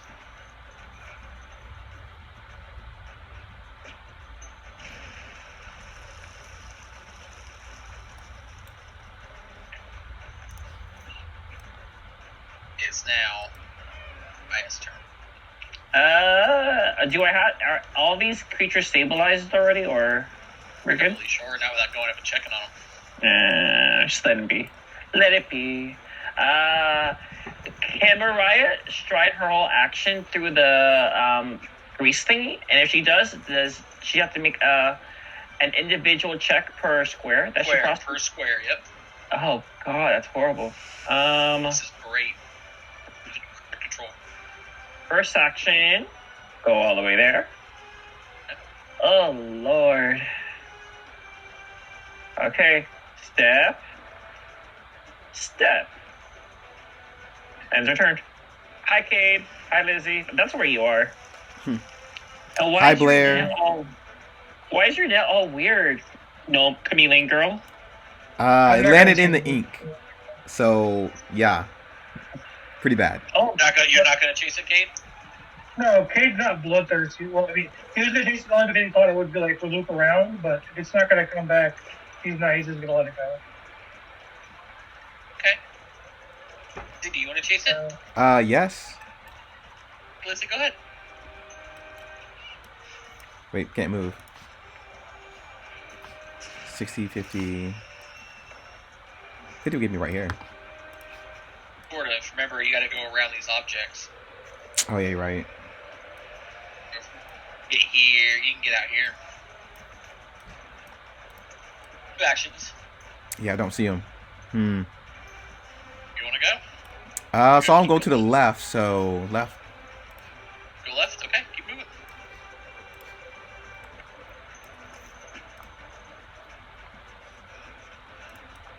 You're out of actions? Yep. That's what Lizzie's doing. Nancy, you doing anything? I'll go up to where Kate is. Group.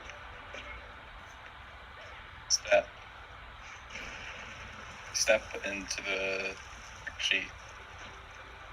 No matter how you step, you could, if you technically start striding to the north because you're smaller. Yeah, exactly. I'll just go into Kate.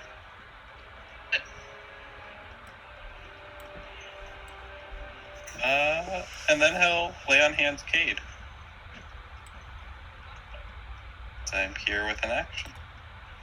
Hey. Flower. Good, 6 back. Finally, I can actually see the rest of this room instead of this. you're not gonna like it. I'll tell you that much. I'm gonna step right here.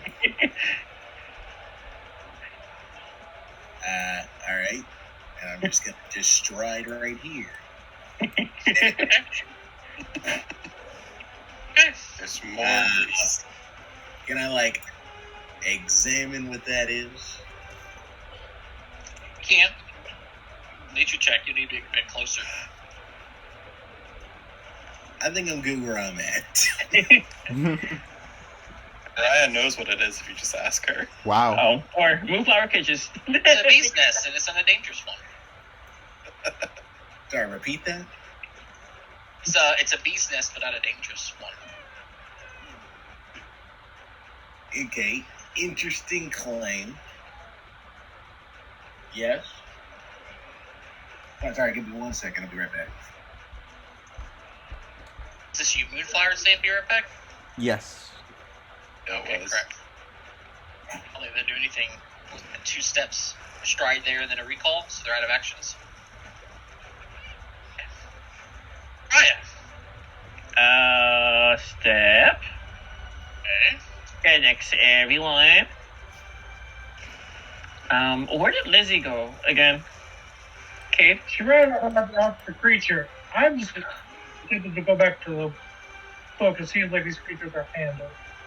Is our group normally this odd? I hope, yeah, this does not seem like a very... What did Professor Ott tell me about you guys? It is definitely different what I expected.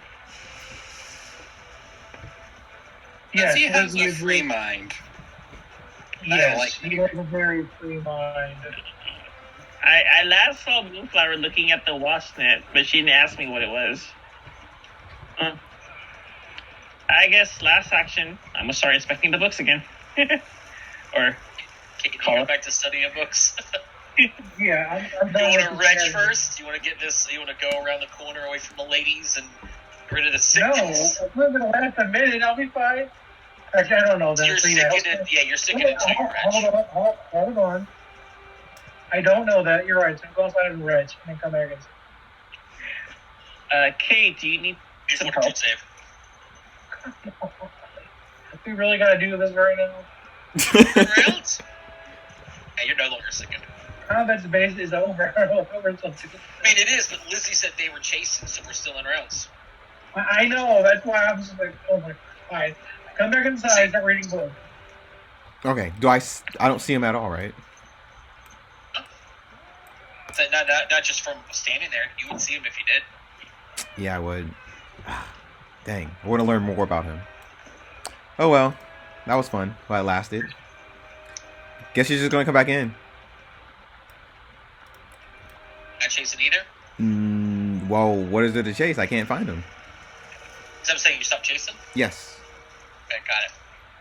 Yeah, what it did was, as you're moving back in and you're saying, I think I lost it, it moved around the corner, took cover, and hid. What it did. It was in one of the bushes nearby. But as you go around the corner, it like starts sneaking and getting away. Oh my god, it's a gremlin, attack it! It's a gremlin, attack it! No, it's me. It's me, yeah. It's me. Another gremlin just walked in. Attack it! Who does the attack? Yogi. It's a different gremlin. It's just Chameleon Girl. Oh. Our other teammate would attack me. Mariah. Yeah. She likes to hurt us a lot for some reason. So yeah, there was that one time. And the second time. I'm gonna really intimidating glare. Reason to do it. Did I say something wrong? Yeah. You do remember, Lizzie, if Mariah hadn't been there, we really had no way of dealing with that centipede. That's true.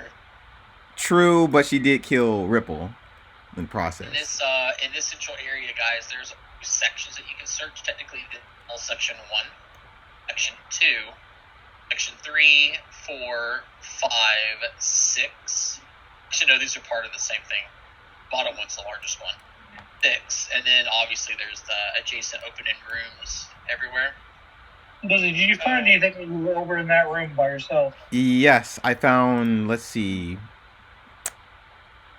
neatly stacked books, closed boxes, carelessly placed, and pretty dusty. So there's books over here. Okay. Anything else you found? Nothing. I heard a bunch of people falling, you laying in the ink, and everybody disappearing. So are you sure? You know, I'm just going to look at myself. Is it? You do not believe? Yeah. No.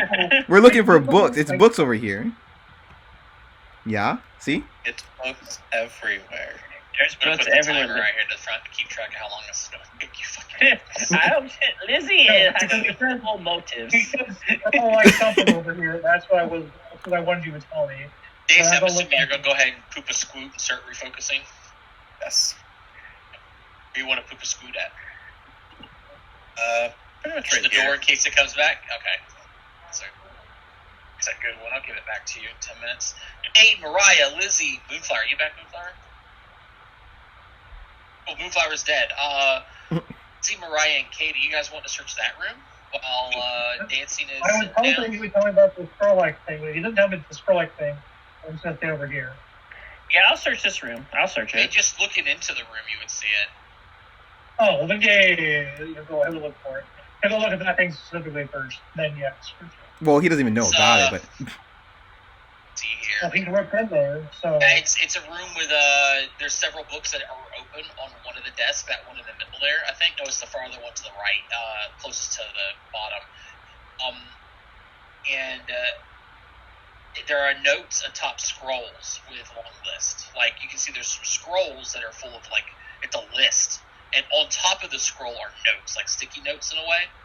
are these magical scrolls? Other two desks are holding precarious stacks of books and boxes, and there's also books and boxes stacked on the floor. And obviously, you see all these bookshelves kind of stacked into here as well. I'm gonna go and look at ledger, what it is, I guess, the scrolls. Sure. Mm-hmm.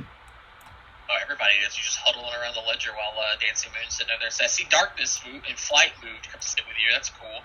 Moonflower's still out of it, just over here at this nest. Also, that's what they were doing, studying this nest. Ripple with at. Alright. Hey, go ahead and get in there and get on that bottom desk. This is a mimic scroll. Yeah, perfect. Alright. Looking at this ledger. When the makeshift library was being transported to this location, someone attempted to they tried the immeasurable task of chronicling, filing, and organizing each and every item into an inventory. Unfortunately, they seemed to only make about a quarter of the way through before obviously giving up. They were doing okay, but it's incredible work. Think about it, especially if multiple books come from multiple sources with no backlog or anything like that. That's what you see here. What do you want to do with that information? I would like to try to make sense of the backlog and try to figure out... Hey, you're back. I assume you're looking at the nest. There is no backlog. Someone tried to organize and inventory every item here while trying to chronicleize it. Okay, well, I'll look it over and try to find out the items we're looking for.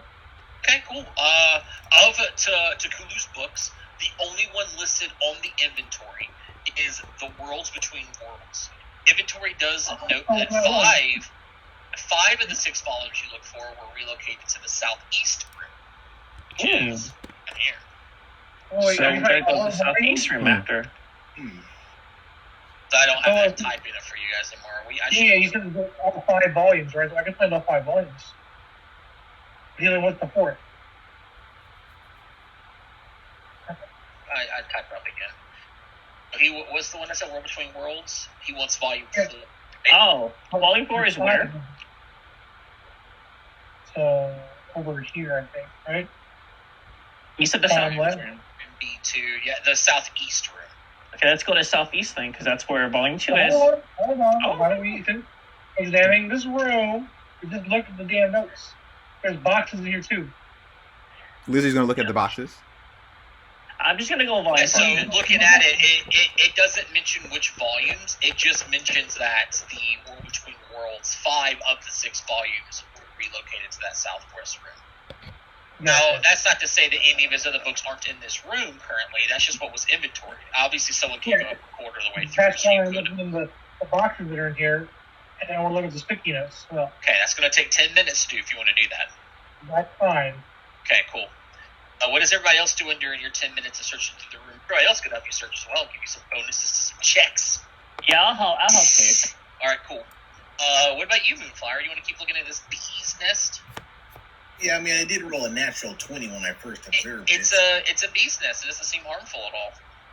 Yeah. Just it's wadded up paper. Do you want to do the bee's nest? That's what you identified. It's just It's a wasp nest, but they're not large enough. There's obviously just a single queen. They've been working on it for a while. What do you want to do with the bee's nest? I really shouldn't be touching this thing, but it's like it could hold very valuable information. Information valuable do you think it holds? Let's see. I'm dying, and I have no heals left, and everyone else has left me alone. All right. You have 21 of 22 health. I mean, I did technically. I was dying earlier, not like dying now. Yeah, you're just a little wounded. Technicalities. One is not a big problem. But what do you want to do with the bee's nest? All right. So first, I'm gonna get Ripple out of the room. Can I have my poor baby / my part of my soul to be harmed by literal wasp? And let me think. What's be a good way to do this? Wait, I have an idea. All right, I'm gonna move back, and I'm gonna use Mage Hands. Okay, what are you trying to do? I want to see if I can gather enough pieces of the paper to see if I can get any form of discernible wording out of it. You know, if it's just a bunch ripping of random pieces off bit by bit, it's going to be a grueling process to try to piece this together. You'd have to actually, if you look at it as a whole and get up on it and carefully examine it, it would be easier to do. Well, I would assume that if I had how about this? I observed the bee's nest, right? But now I need to just actually read what's on the papers of the bee's nest. Right? So what are you looking for? Just anything? No. But how about this? The problem I'm having is that I want to look for the books. But okay, so that's what I was asking. If you're looking for Tukulu's books, are you looking for magical scrolls? What is your character? If you said kept it the way you were, I want to see if there's anything interesting. Well, I would have given you a list of interesting things. It's a paper from the book called the Great Fatsby. There's a lot of interesting things in here. What are you looking for specifically? Okay, I am looking for the books. Careful examination of what the hell happened here?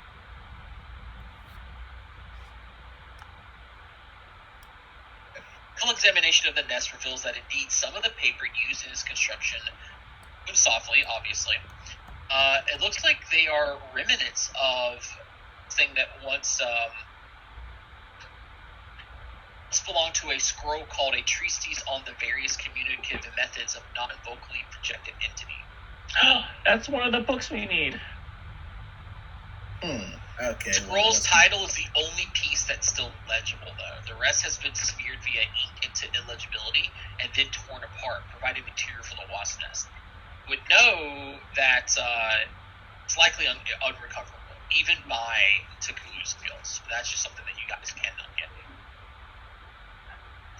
You do know that that's one thing that you don't have to worry about looking for.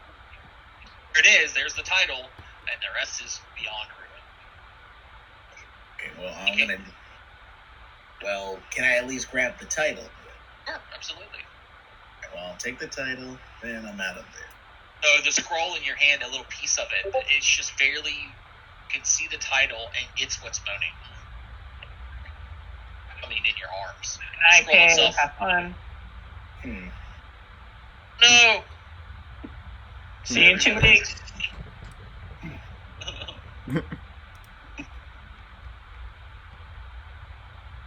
So, as you're doing that was your 10-minute activity. Lizzie, you walking by, you see Moonflower studying the bee's nest. Lizzie, what are you doing during the 10 minutes? This is the only room, right? No more other rooms. The top left room, bottom left room, bottom room, bottom right room, right room. There's a lot of rooms. No more rooms. You straight up walked right past this one. Didn't even look into it. I'll go everyone's to the bottom left. Bottom left. No, wait, bottom right. Because right is right. The one you're things happen. Avoid. Notice. During this 10 minutes, as you open the door, I'm gonna put you inside. Cool. Look around. I'll tell you what you see. You're by yourself in here. Oh boy, I can't wait for it. This room is jammed with simple beds and frames. They are precariously stacked as if arranged to simply keep them out of the way until you move somewhere else. As you heard, this used to be a dormitory, but that was canceled and then was trying to be converted into a library. Sea boxes are shoved beneath many of the beds, and shelves marking the entryway of making it a precarious journey to enter. For medium creatures, it's just a difficult terrain thing. That's what you see when you first walk in. What do you want to do? I don't see any creatures, right? I mean, of course I'm sneaking around. Like I mean, you don't see anything immediately. There's so many hiding spaces. Unless you're actively searching, you're not going to see anything as you enter. Okay, so I come in. They don't see me. Well, they probably don't see me. Doors making noise. You're still scuffling. Like it. They're older doors. They're not latched or anything. It's pseudo hard to kind of get around sneakily. Plus, don't you have light cast on you? No. I gave that coin to Cade. You have low light vision? Yes. Okay, good. You see normally, at least.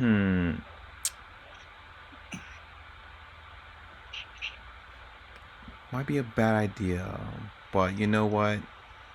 We're curious. What does this do? We're gonna cast Ghost Sound. Okay. And we're gonna make a loud noise over to this bed. Do that.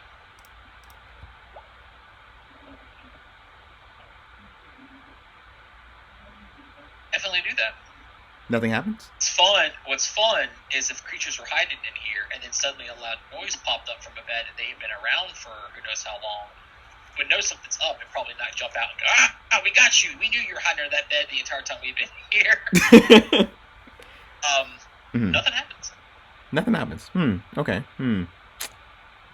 Interesting. I'll return to the scribe things, so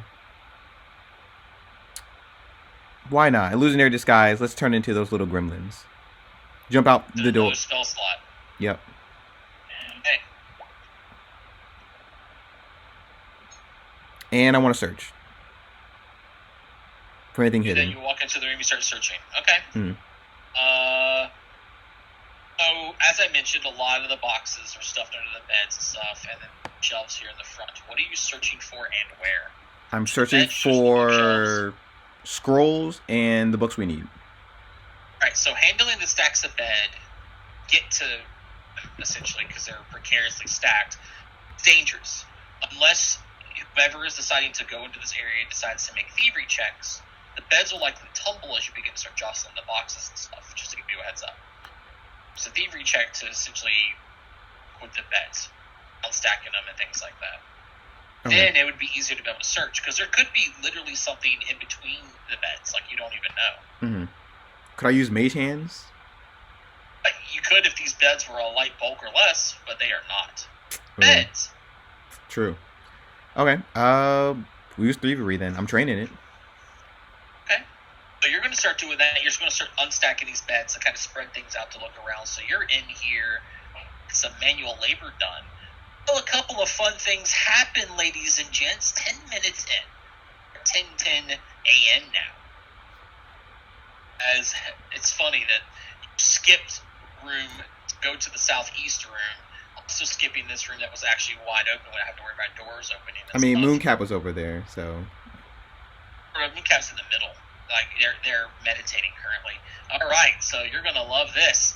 More than 10 minutes in the room looking at books, searching after combat or before combat. Before combat, it would have been essentially I do passive perception checks, which it's not the case. You guys got into combat because you didn't notice them first or have a way to speak to them, whatever the case is. Only 10 minutes into searching the shelves and the various stuff, several creatures invade the large space in the center, spreading outwards looking for whatever it can. For those who will see them, they look like silvery. They have silvery carapaces. They're oddly undulating, like they look like fish-like scales. They kind of look like this. Silverfish? Cockroaches. Silverfish. Yeah, right. They're silverfish. Oh. Wow. They had heard you, and obviously it's taken 10 minutes for them to finally work up the courage. You guys had to get quiet at that point, and they begin to out. I hate this that we go right into a combat and we just lost dancing mood. But what's better is we're all separated and don't know what's going on. Exactly. I'm even going to say that It's moves in this far left room after 10 minutes. Everyone's split up, thinking everything's safe, looking around. Okay, but they're not in the center of the room. We're going to go ahead and go into initiative rounds. We're going to find out when these things get to you, because there's a lot of like skittering that can be heard for certain people. There's not too much noise here. Moonflower for sure ain't going to be able to hear because of the bees. So you're in a whole nother room with a door that's most likely didn't shut fully behind itself and still propped through. Kate and Mariah will probably be the first people to be able to hear this. So we are going to go into rounds again. As literally one of the rooms they come from is the room that Lizzie skipped. Hey, we got some good rolls in there. Wait, they came from the other room? Came from the room you skipped.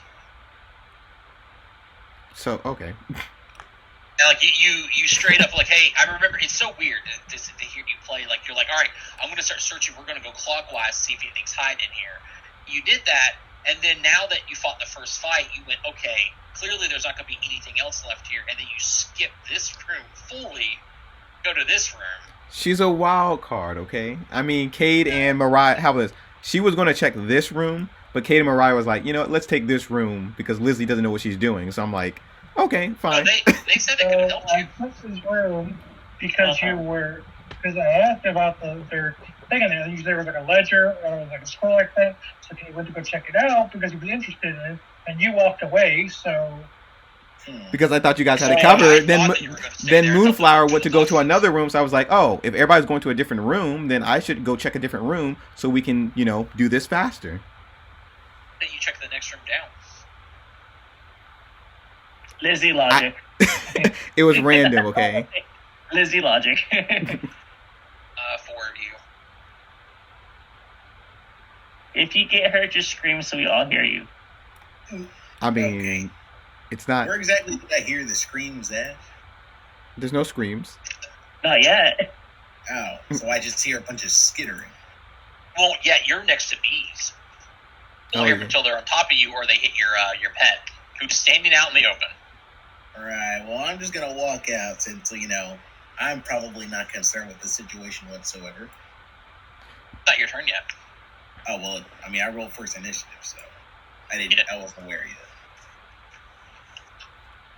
So, sorry, it's like I got a natural 20 and I was already, on the top thing until you just put the, Oh, no, because they were on the GM layer. Where did Moonflower go? I mean, not Moonflower, dancing. He had to leave, remember? Oh. He said he was going to 11. Dang. Then he's out for the next week, so. Nobody die. Again. Our main tank. Our main tank is out, so everyone be careful. Tank. I was going to say more like front laner. Huh? I think he's talking about me. I mean, tricky. It's kind of hard to hit me. I'm not bragging or anything. It's just It's a challenge. You're gonna swarm your entire room, Lizzie. It's hard to hit me. I have a soundtrack for this. Oh, I'm gonna do the Centipede Swarm one. Yeah, that sounds appropriate. Yes. I hear this Ripple's health wrong.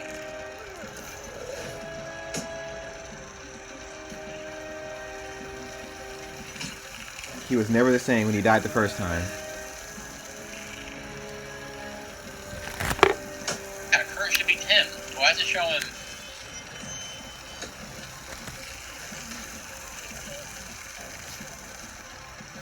Hit points here. There we go. First creature it sees as it comes out. It's Ripple. Jeez.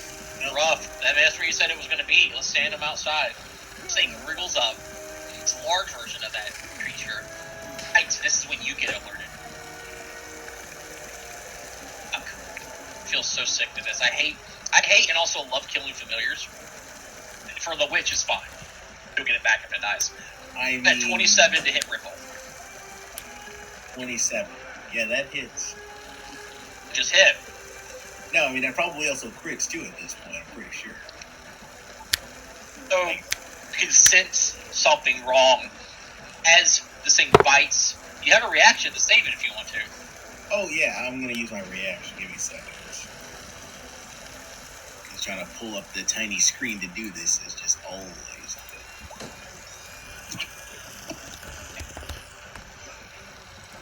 I don't know if that's gonna save it because I guess like probably it's 12. That's 5.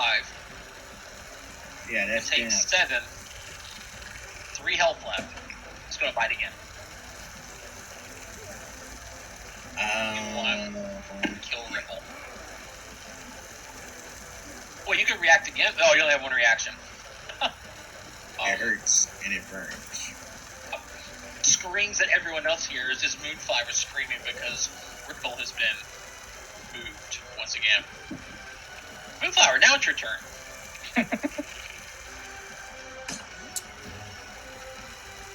This art. Ooh. Dig it. Oh.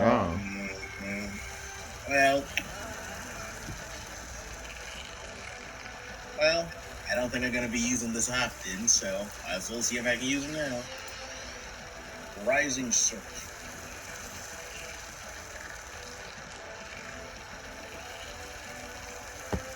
Another focus spell, okay. Yeah, I mean, you know, I can't use my witch stuff anymore, so all my focus spells for witch stuff is just, you know, also down. Incorrect. Only need your pet at the beginning of the day to prepare your spells.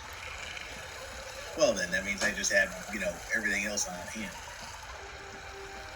Everything Still works, but yeah, I basically just created a water wave for me to ride on to literally just basically move 35 feet. Cool. And Surf's I up. ride it here trying to find Ripple, and next thing you know, it's just, well, apparently a giant silverfish is just stalking me at this point. And unfortunately, probably don't have much to do against it, so first I'm going to cast Forbidden Ward onto me and the silverfish. Okay, I like it. I'm going to mark you both with a green dot.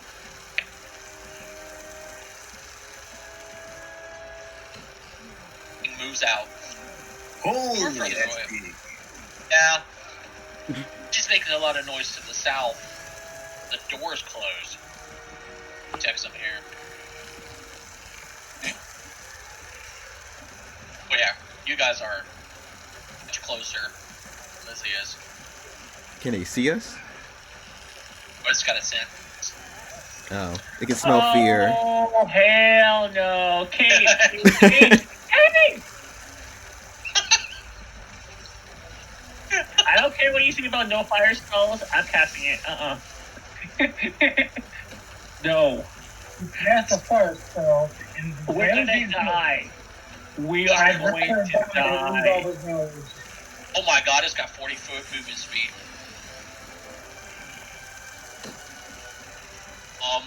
If you burn, you better burn everything but the books. How do you do that? Thank Easy. you. I have a focus spell that works.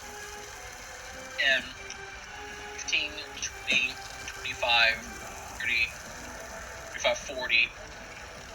How does it know where we're at? I mean, It's one action. He said You he guys gets. are making a lot of noise, searching through and stuff. These things have a certain type of sense, and from the combat, it stirred them up. They started becoming active. It's like locusts do. You just go towards the sounds. You were the closest sound to them. They came out the door. Vibrations coming through the wall here. They were in the room to your south. And I looked based on where they were stationed. We're technically closer to them through a wall than where Lizzie's at. gotcha. Should have through the woods a little bit bigger. Doing the math here. If it was here.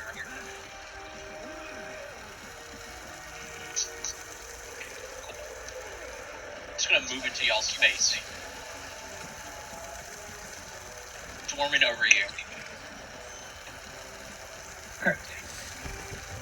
Like I said, that's all I can do. Still comes out. Lizzie's the closest one to this sound. 5, 10, 5, 15. Where are those books at?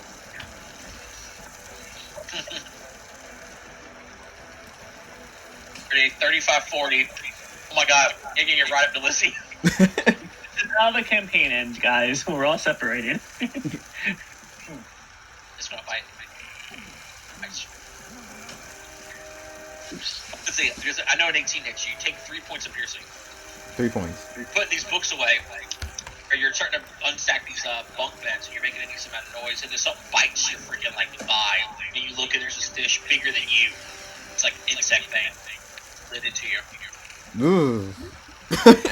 Immediately turns orange. Guys, there's a big silver thing here. I know, there's one right here too. Except it's a swarm. Stop joking. I'm not joking. It's a Scarlet Princess.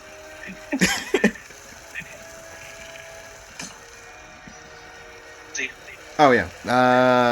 Of course we gotta like.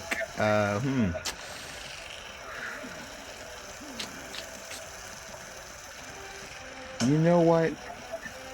Wait, is it a swarm or is what? It's not a swarm. Ours is a swarm, I think. Yours, it might be. No, I don't know. Yeah. We're gonna daze it.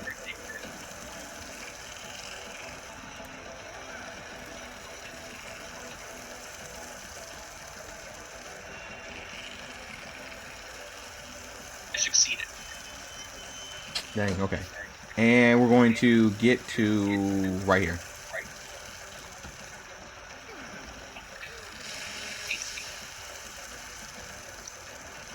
Wait, can I? Guys are searching these boxes, and you hear a scream from around the hallway. And as you look, hundreds of these things are swarming into the room. Mariah's, I should say, here's, she was first to Cade. Cade. Don't know what you want from me. You're gonna have to handle this. Excuse me? I'm gonna run out the front door. You know she's gonna give you a piece of her mind back at home. What do you mean? You're not I'm Mariah? gonna be dead. He has Mariah back home to think about.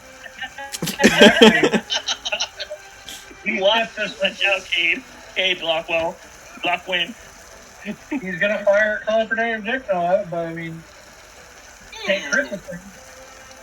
Hit him with the book. That's a critical No, hit. I'm not throwing a book. I do not throw a book at it. I probably think throw it. I don't know what I throw it, but I don't throw a damn book. I'll tell you what's in this area. You tell me what you're gonna throw. You ready? Yeah. Books. Boxes of books, which are probably too heavy. Discs, which are too heavy. Bookshelves, which are too heavy, and more books. Would you like to sling, sir? Guess you're throwing a book, huh? No, I throw my bow before I throw these books. You throw what? An I arrow? have to throw my bow before I throw these books. You got Yeah, anything in you your know hands? what? If I really have to throw a book, I would not throw a book in the thing. Can this like be like a piece That's of, his moral code. what's this called? Never harm a book. What? A piece of what? Like wood that may throw a possibly thing? It's been here for a while. I haven't seen any chairs or anything. Isn't there a piece of wood right here? Isn't this a wood? It's all pieces of book. Yeah. Oh. Fine, I throw a fucking book even though I wouldn't do that. Good job. You didn't have to move. You could have stayed still and drew a weapon. Up the weapon and swung the weapon. What weapon? Oh, I got the bow. Oh, it's a bulk in it. Yeah. How much bulk is a bow? I would say just drop an arrow and then just. Yeah, just There you use go. the arrow. Fine, I do an arrow. I would rather waste an arrow. You gotta give it flavor, man. You gotta give it flavor, you know? The problem would be is if you did that, you wouldn't be able to move. No, Well, isn't the arrow in your quiver? It's in my quiver, so I can just like. You have to draw it. And you said hurl. If you hurl a loose, unintended object, it's not. It's intended if it's on you. Which is why, like, if it's in someone's sheet, you I get it, but it's just for flavor. You're asking me to throw a book, which I wouldn't do. Hey, I'm okay with you with that flavor. I'm saying if you want to keep to that flavor, this is what you would have to do. Fine. I would rather hit here, stay and get attacked by this thing so I can throw the arrow. I'm not throwing a book. Alright, well, arrow's a critical hit. but 16 damage, reduced a little bit, it's a little resistant, and it pierces through so many of them. Even with the resistance, they just scatter. Good job, Cade. Right there. See? You gotta be mad sometimes. I'm not mad. I'm not mad at the attack. I'm aggravated because I'm like, Cade would not throw a book. He's like, oh, book. I'm like, Cade's not throwing a book, so I guess I just don't do that attack. He looks towards Princess over here. I dealt with the creatures. Go help the rest. I'm just gonna be like, you left me to die. Excuse me, but He never left. Oh yeah, he never left. never Yeah. You came Not back. only did he stand by you in the insects, he did not risk any damage to the material here. Yeah. He said one of his arrows for you. Which I actually gotta take off my character sheet because I would have done that. Thank you, Cade, for that. I'll remember this. Just realized I got some more to show you guys. Sorry, lady. I already have a girlfriend, so Yes. I don't need your. Oh, that's Ooh. wow. It's the I door like that to the art. library, to the bookshelves. Look inside the library book things there. You see what's hiding up in the shelves? The scripts. Nice. I like that art. I never saw that one before.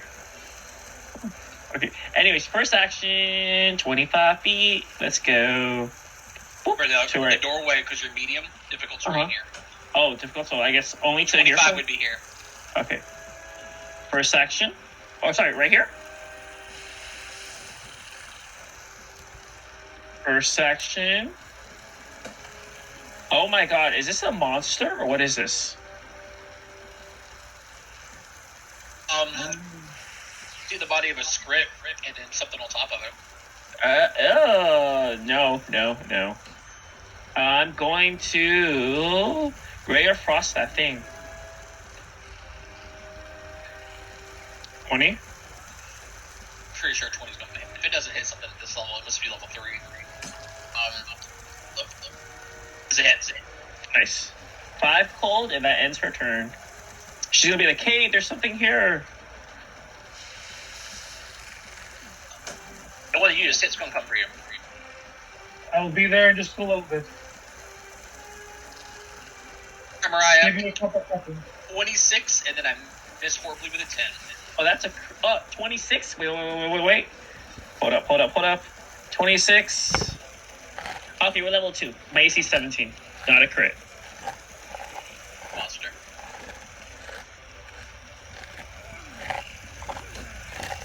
Seven piercing. Okay.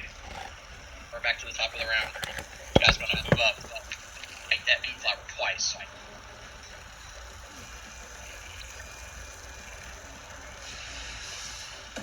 A 24 is the only one that's going to hit you. The other one misses. Take 3 damage, Moonflower. Alright, take it. Turn. Okay. First, that's it. Okay, I'll cast shield. And I don't have it on. For 1 second, as I don't have every druid spell on hand on me right now. Stinks. Just realize what Moon's going to be missing. They're not playing next week. Tournament, yeah. Oh Yeah, yeah, tournament. dang. Our tank is gone for the tournament. Was it a team tournament or is it just like a single player tournament? I don't know.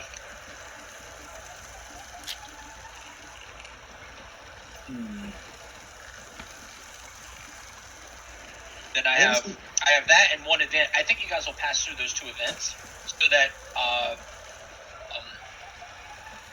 Bar will be back here for the school check. Quick They got question. shield. What's considered a 5-foot cube? 5-foot cube? That's the square you stand in. Okay, well that's probably not enough for a literal burst.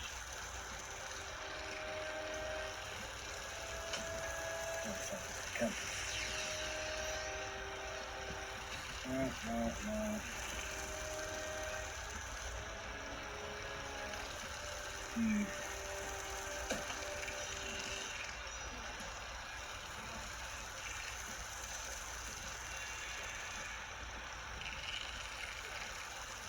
Sheesh. I'm deciding on this one, so.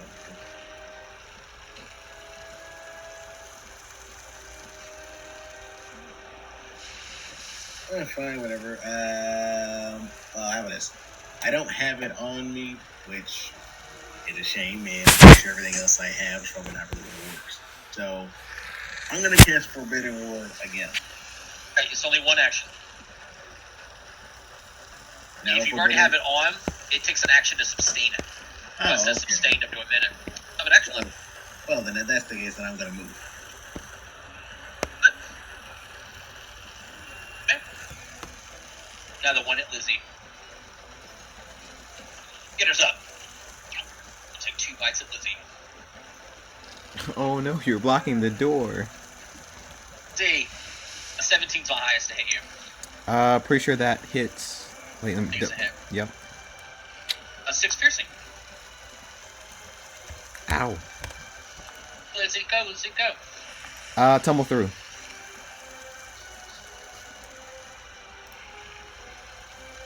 Ooh, that's pretty good. Good enough, he said. What, 15? You are not even trained in acrobatics. Is it good enough? Looking at something real quick. I don't think tumble through is an untrained. It's not. It's not a train. Maneuver and flight squeezing are. You couldn't even squeeze if you wanted to, Lizzie. But you could tumble through. It's an untrained action. It is not enough. Ah, okay.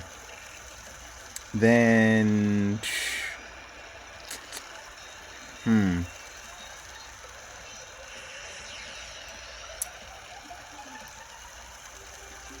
Thinking. I love that you guys are separate encounters.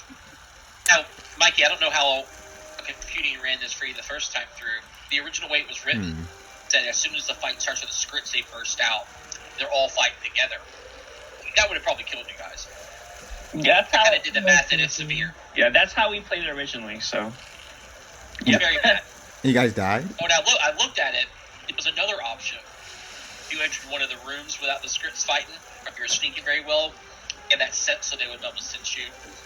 Or if you didn't use any loud spells, likely they wouldn't notice it until you start searching through the books and stuff, and books hitting the floor, scuffling around. Something would have knocked over, they would have heard that. I like it in this situation because this encourages this. The likelihood of you guys splitting up is higher, but these things aren't strong. You've seen so far. Oh yeah. No, it's got breaking out pretty quickly by the.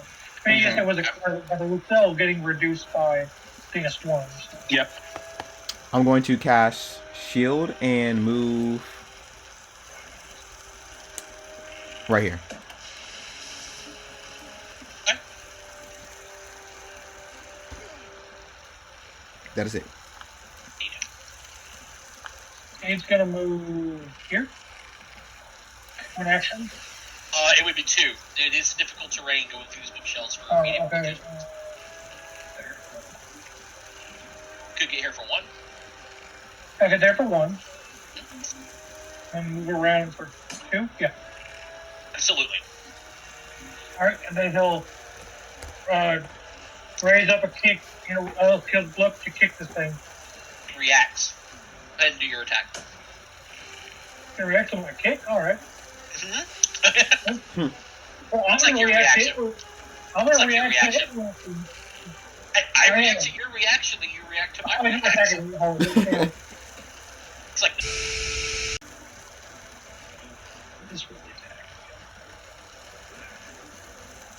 Oh baby. Wow. it's really good. That's it is holy shit. 6 doubled to 12.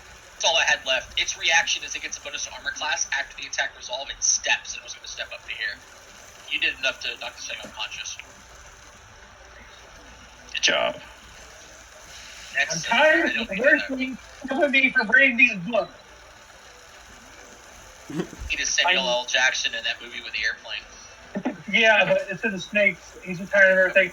He's stopping everything. Everything's interrupted him for reading his books. All he wanted to do was come over. My nighttime with shining armor. Oh, she doesn't say that though. In her head, she's like, "Oh." See Moonflower running up to you, hurt. I'm just kidding. I'm pretty hurt too. Wait, you're poisoned, Moonflower? What happened? No. I'm not poisoned. That's forbidden. Forbidden wolf. Okay.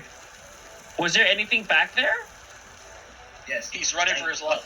He's running for his life. Help me! Okay, Relatively large. It's dangerous. Okay, you protect me though, okay? I'm squishy. One action to get closer to her. I see nothing.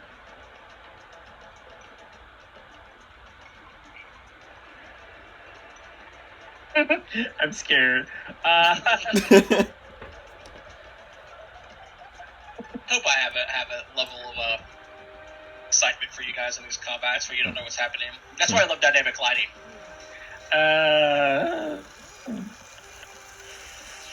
I don't trust myself. Second action, I'm gonna go over there to try to guard it from Moonflower Gimpy. Okay. We'll go 15 first to see if I see it. Oh, there it is. Last action, I will raise my wooden shield. Yep. It doesn't do anything. Someone's gonna go for Moonflower, but you're the closest target now. You got your shield raised. You better soothe me, girl. Is a 18 to hit. No, with my shield raise is 19. 2 is a 23 natural 20. Oh, girl, you better heal me. Alright. That is 12 points of piercing damage. Oh my god. Yeah, she's about to be knocked out. Yeah. So first, Forbidden War on to Scarlet Princess. You can even do that and then still sustain your own as well. Nah, I'm good. I mean, I already sustained it, so it's up to a minute at this point. So sustain up to a minute. Yeah. So you can every round sustain it up to a minute max. Oh. Well, yeah, I'll sustain mine then, and then also cast shield again. And all you'll be able to do is casting Forbidden Word's 2 actions for Mariah, and a single action to sustain yourself. Oh, right. Sorry. Yeah. It's kind of like tanking. I mean, I could technically keep doing that over and over again if we actually are in an actual fight. Attacks on Lizzie. Try me. We're going to. It's a 26 and then a 15. 26 is a crit, but I'll shield block that one. Oh. Geez. You're once a 10-minute action. It's 5 hardness, right? Yes. Okay. 16 damage reduced to 11.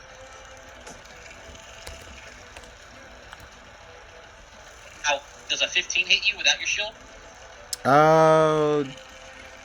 Checking. No. The 16 armor class default there? Yep. Monster. Alright, that's all I can do. Almost dropped him. Almost got him. Whew. See. Cool. We're going to run out this room and cast Illusionary Object. Let's see. 1, 2, 3, 4. I recreate the door as it being closed.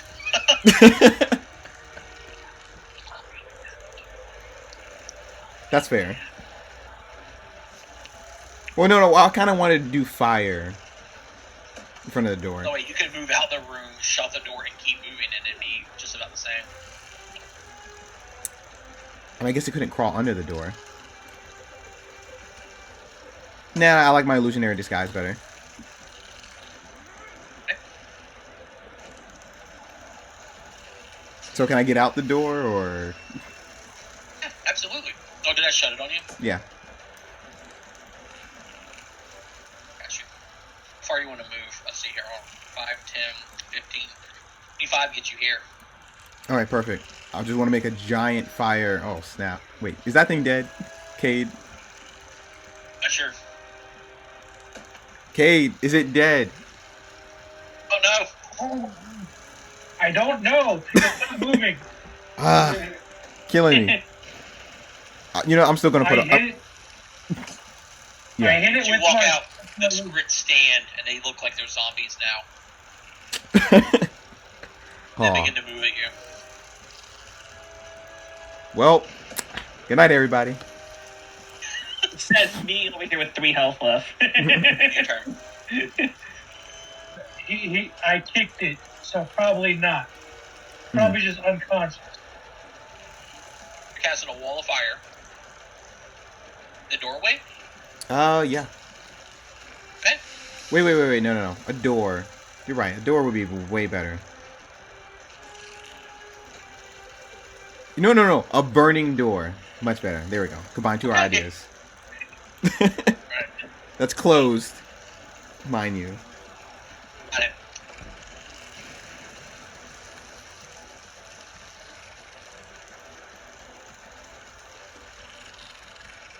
Well, that should stop him.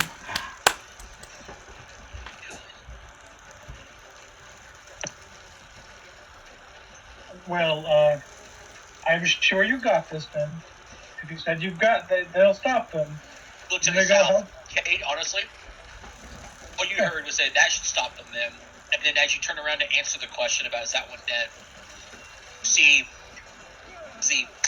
slapping their hands like they just did a good job, and there's a door on fire. Yeah, so he's safe. I'm gonna go help Mariah. Oh, there's a door on fire in a library full of books made of wood.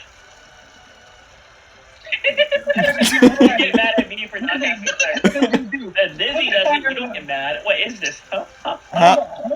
I was slow on the uptake. I'm sorry. I mean, you told Blair not to catch anything on fire. I've seen it working hand from you guys for so long, and then. Okay. I can't write this material. This is something you guys have written for yourselves. I didn't immediately understand. I was just thinking in my head. I was like, wait a minute. So Lucy, I don't know. Lucy, put that fire out immediately. I'm telling with all of you. Oh. Man, he needs a day off. Well, I'm surprised that Cade running over there. I honestly thought Cade was going to go down and put out the fire herself. With what? I heard it. She did. Because Mariah looks, damn, it really hurts. That's why he's like, I'm over here. If she wasn't hurt, he probably would have. I was just saying, I don't think you could see that she was hurt, but she did scream. Yeah, that's right. The medic in you, I would say, I agree. The medic in you is higher than the librarian in you. Yes. 22, so I 20. I understand, but I have to roll a 12 to get 20, so.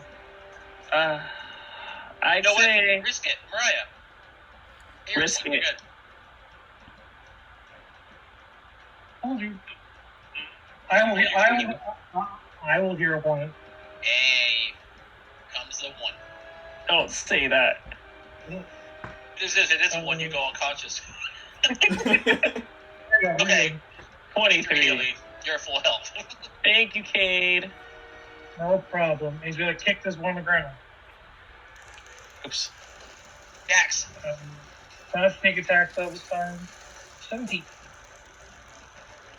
15? 17, yes. It still hits. What? There's no sneak attack this time, okay? I have negative strength. It only worked out. Random question: if I do cast Rise of Thunder Spirit, what happens to Gimpy and Cade? Nothing. Because you cast it so many times, I would probably give them. I'd do a secret perception check. That's all I would do. You cast it so many times, they would probably recognize the manifestation of it. And by the way, you could do the 2-action one, and it only hit this one creature. It won't do anything. The only reason that you hit the last time I heard this was because you did the two. I think my deception will work, so I will first do a intimidating glare on this animal creature thing. Go ahead. Oh, natural. Wow. He's frightened too. And then I'll risk it. I'll do a 2-action. Horizon Thundersphere on it.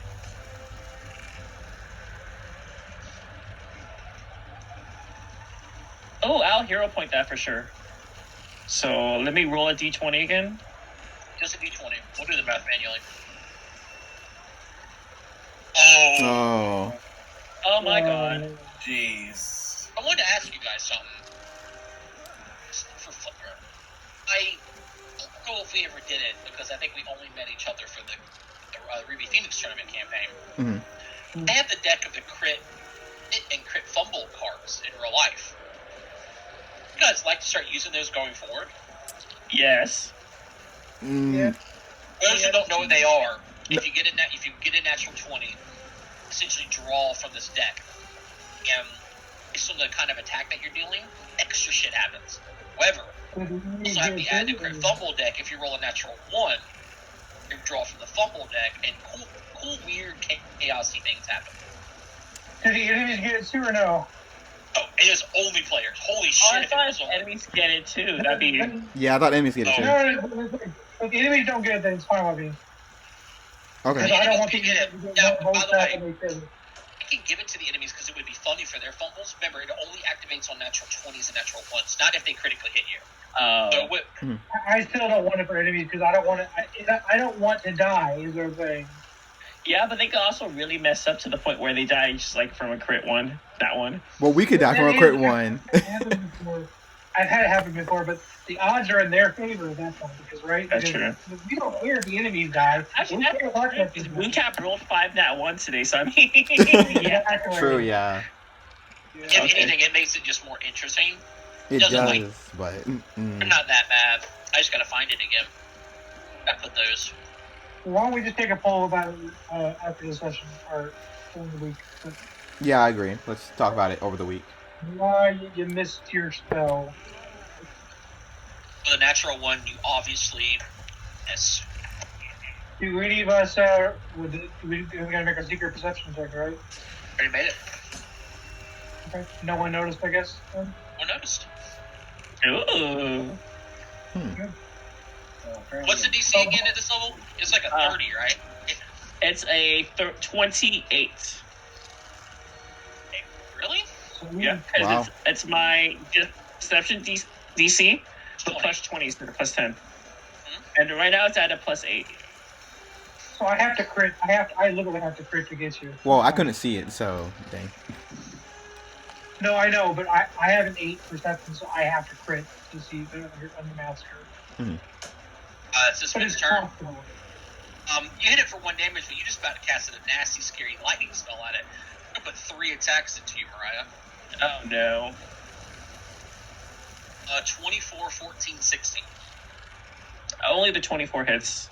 4 damage, and that's all it does. Oh wait, no, that's 22 technically. I forgot about the frighten. Still hits. Just the 4 damage, and now it's Moonflower's turn. Bite it, girl. Bite it good. Can you step out of my way so I can keep it? Okay. Alright. I'm gonna actually bite into this thing. I would have probably been into those imps things, but at the same time, I don't like the aspect of ink being in my mouth. That would have been. Is Ripple alive or no? Story. No, he's dead. Oh my god. He's been dead a long time ago. Which one's been dead? Ripple. Yeah, Ripple Pop. That's what the scream from Moonflower was. Ripple version 2. Yeah. Didn't even last a day. You gotta get a perk for that or something. You need like a spell to put that familiar. It's gonna die all the time. Unless I have like. Well, there is. Like I said, you should get the that pocket dimension one at least if you go adventuring. Pet satchel? No, it's called oh god. Called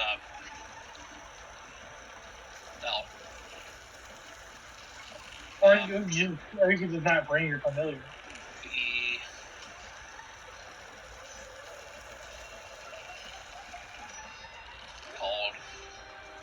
Pet cache is what it's called. You essentially can put your pet into an extra dimensional space, and it's there for 8 hours. Yeah, I'm gonna need to get that like ASAP. Right. I found my cards while we were waiting for Moonflower to figure out their turn. Did you want to go ahead and see what your fumble would have been? They can be fun. These are a lot of fun. They're so fun. Okay. I think that we should do this. What attack was this? Was this a magical attack? It was a magical spell, melee spell attack. Oh, It's really cool. It's not going to affect you in its combat, so you're fine. But Magical Smackdown. As you go to cast a spell, meaning your orbs, you're so worried about them noticing you that you move your pinky in just the wrong situation, and the spell goes straight down into the floor, cracking the wood a little bit, causing you to kind of stumble a bit. You're going to automatically fail your next saving throw. It ain't going to matter in this combat. Okay. Wow.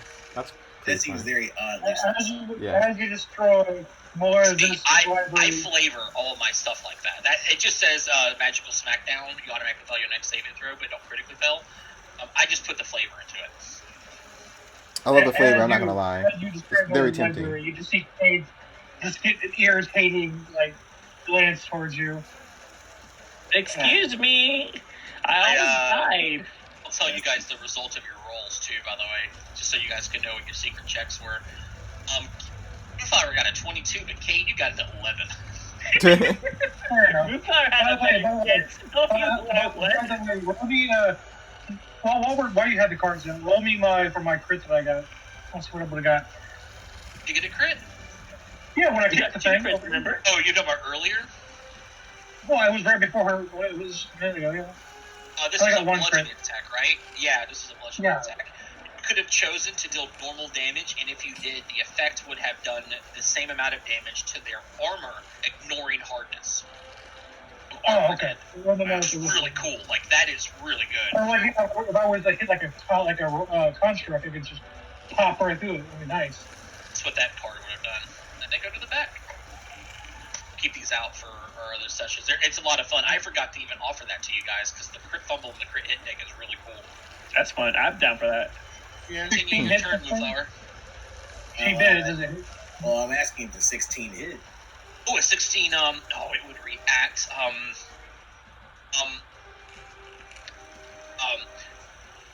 as you go to hit this flat foot, the 15.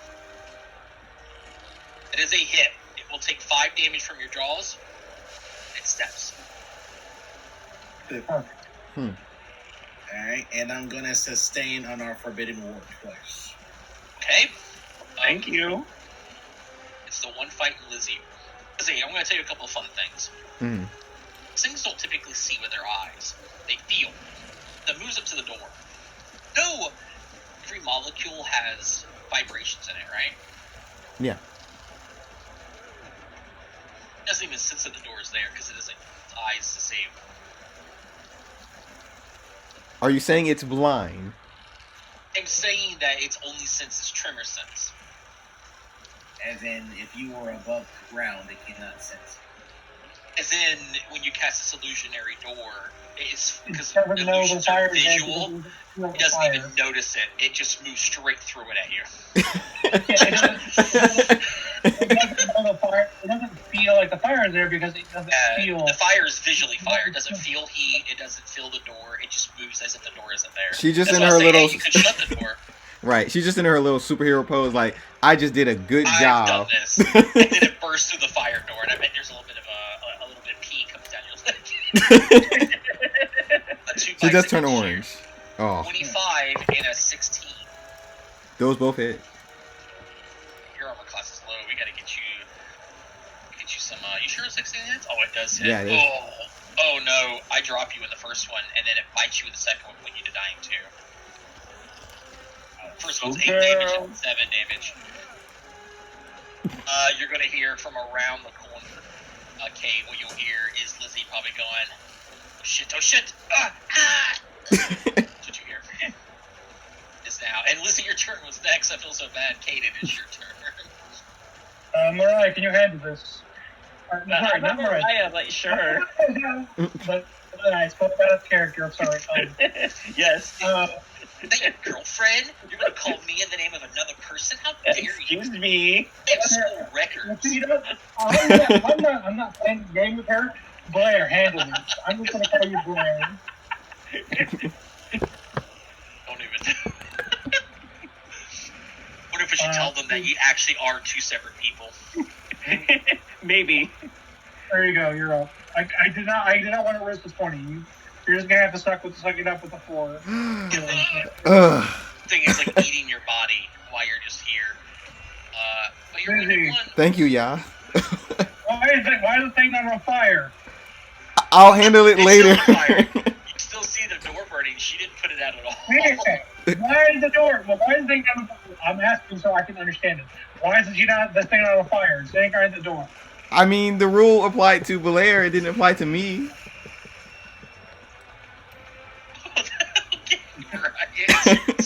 What did Lizzie just say? She said it only applied to what? You know what? I'm gonna walk away after the thing attacks you again and leave you here if you don't quit lying to me.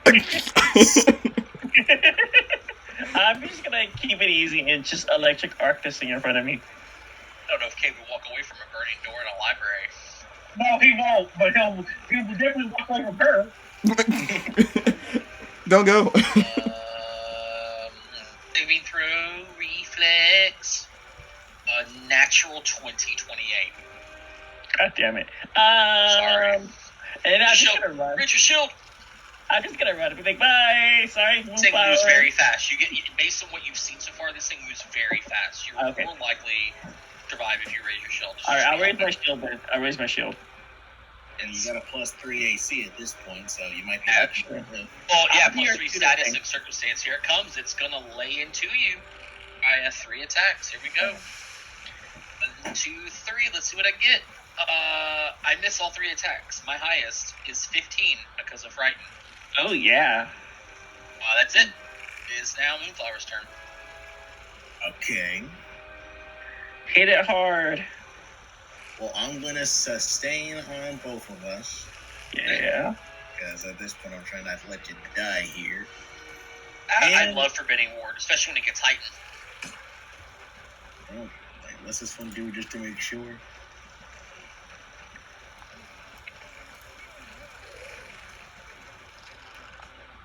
Well, that seems kind of pointless for right now. And there's just nothing else good, is there? I only modified this encounter barely. I made the scrits poison DC and reflex DC on Grease 1 higher. That's all I did to him. Well, hoping it felt like a tough encounter for 5 people, because if not, it would have been trivial. This is considered trivial. 4 people. Take a step. Alrighty. See, you were conscious on the floor. This thing is just chewing you. She is going to recall knowledge to see what just happened. Why didn't you fall for it? Oh, yeah, sure. This is going to be nature. Oh, you succeed. I can just do this. And the size of it compared to that stack of books. Oh God, I couldn't imagine. Yeah. You could write on it, Lizzie. Like that's how I big hate this thing it is. so much. Stop interacting with the books. Leave the books alone. These things, We're in a honestly, library. let me read this thing here. It can consume 1 bulk of paper cloth or similar material, 8 bulk a day. It takes a minute. It just eats books. A lot of people get ruined because of it.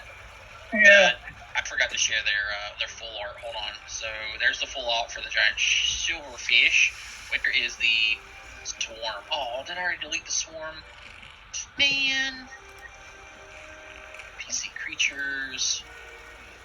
Silverfish swarm. Here we go. Look what it's doing here. Oh, Wow. Stop it. That perfectly pristine book they're going to destroy. Yeah, it's perfect too. That is a nice looking book. It's just done. I know. Okay, go and make it. Okay, cool. We're caught up now. So, what's his weakest save? Weakest save, you say? If weakest save is a Lizzie. Lizzie is his weakest save. Wisdom. Wisdom is his weakest save. It all makes sense. Okay. Numbers are adding up. You know what's weird, guys? So I would know he has tremor senses, right? No, you didn't ask for that. No, yeah, you didn't ask about his special sense. I mean, I would have asked that. That's what you want instead. You can pretend that you don't know will. Okay. Bet. It's got tremor sense. Technically, also can see, only at night. But what's the It's got point? dark vision That only. explains. Only in nocturnal hours is what it says. It's so crazy. But what's the point of that when it has tremor sense? Because when it's like darker, a lot of things don't move as much, or they're at least flying creatures, and it needs to be able to see. Yeah, so like if a squirrel is up in a tree and it's not moving, it can't sense it. It can't sense it, but it can see it. It can climb up the tree and get to it. Things that hunt silverfish hunt at night, but they're usually flyers, so it needs to be able to see them. And in the day, it uses tremor sense. Its tremor sense precise 30. I would like to move too. 55 feet or 50 feet. Get up and stand move. up. Yep, she's gonna stand up. No. And run past Cade. You got this, right? Too bad, I gotta go. I'll deal with the books later. I'm going to be perfectly reliable. I will tell the authorities. I will react. It reacts to your reacting. All right, that's fine. Okay, I got a 19 and then an 18. Well, they both hit. 14 total damage. I'm so sorry. Lizzie left the door on fire. Runs past you, saying, "You got this, right?" And then lets you take these big ass hits. And Ace, you're killing my boyfriend. Okay. Boyfriend. You're dating 2 girls already? Jeez. Lizzie, Get a room. Unreliable. Lizzie official on like that. She's on like the do not contact list on Mariah and the superheroes form. Okay, I would like to identify this creature. Well, can I use is it for the insect lore, I guess? No, insect lore does not work here. All right, what kind of lore can I use? Animal lore? It says it's an I did animal lore. Hold on a second. Yeah, it doesn't have the insect trait. These are weird. It doesn't have an insect trait? Oh yeah, I forgot to mention another bit of them came from that door behind you. Sorry about that, Kate. I should have mentioned that. That's fine. That's still fine. I think these are considered insect because insect's not a category, right? I mean, it's a silverfish. It's an insect. Yes. Yeah. I think it's a typo. Insects have the animal trait. Hold on a second. If not, I can use. Yeah, there's an insect trait. It's gotta be a typo. If not, I can. What's it called? If not, on a 2E animal. Let me check something real quick. Animal traits. If not, I can use nature for the deal. Okay. Okay, it says an army ant swarm is in the animal category, so insect is considered a specific, in my opinion. Yeah, Animal would be more broad. It's our insects for sure. So the 24, I think, is going to be a critical success. All right, so I don't really need any stuff. I just want it to be. It's not put it against speed for an hour for a minute. Yep. He's gonna kick this thing. It reacts. Okay. I'll kick it again. It steps. Oh, that's right. Damn. Fine. You want to walk away from me? I'll emergency battle message myself. You want to try to hit the swarm above you? No, I'm an emergency battle message myself. Oh. The swarm's not there. Oh, you son of a bitch. You called my bluff. I'm not. I may not know this door's an illusion, but I know that swarm was an illusion.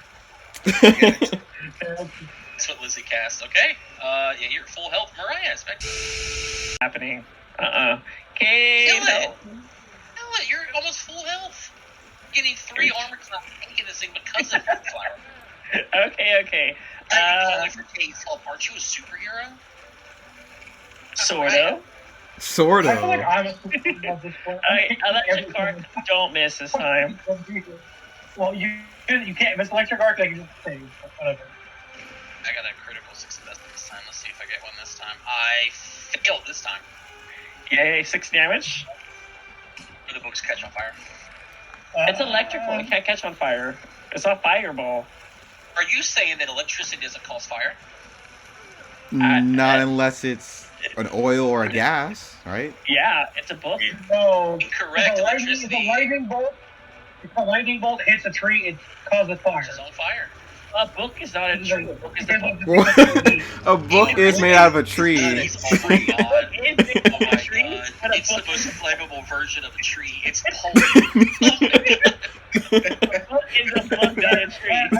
Alright, you shocked me. Now do superhero movie, kick the thing. Is it dead yet?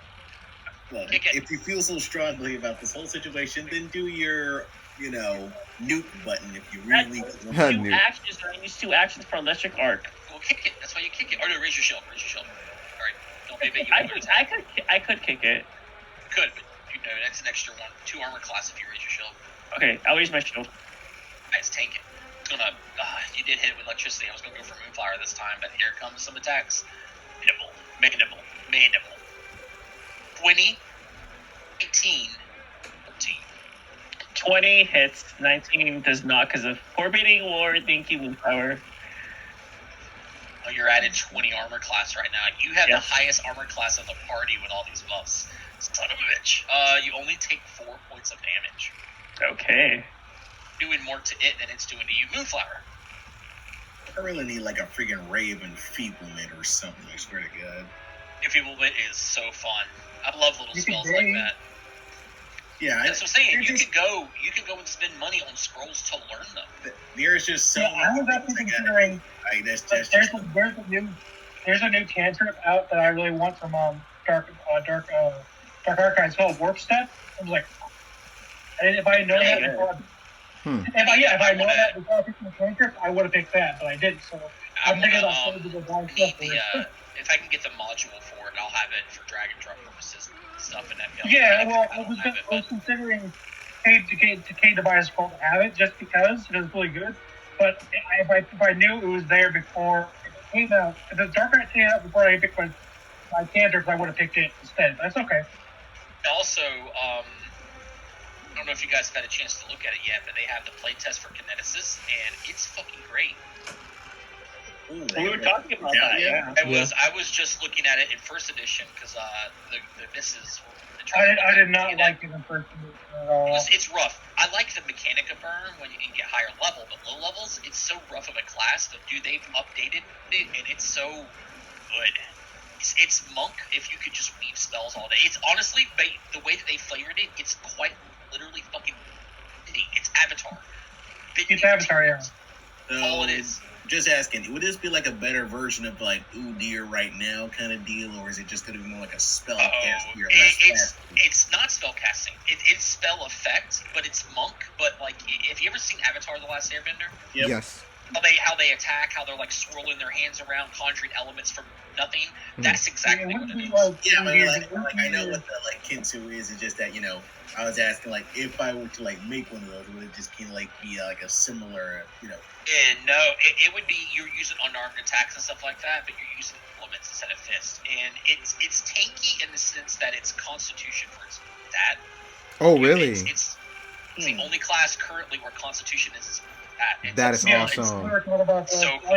You can max out Max out con, yeah. It's so cool. The way that they flavor everything, you can literally become the fucking sun. You conjure a sun in a 5-foot square that pumps out 600 feet of bright light. It's so cool. It's badass.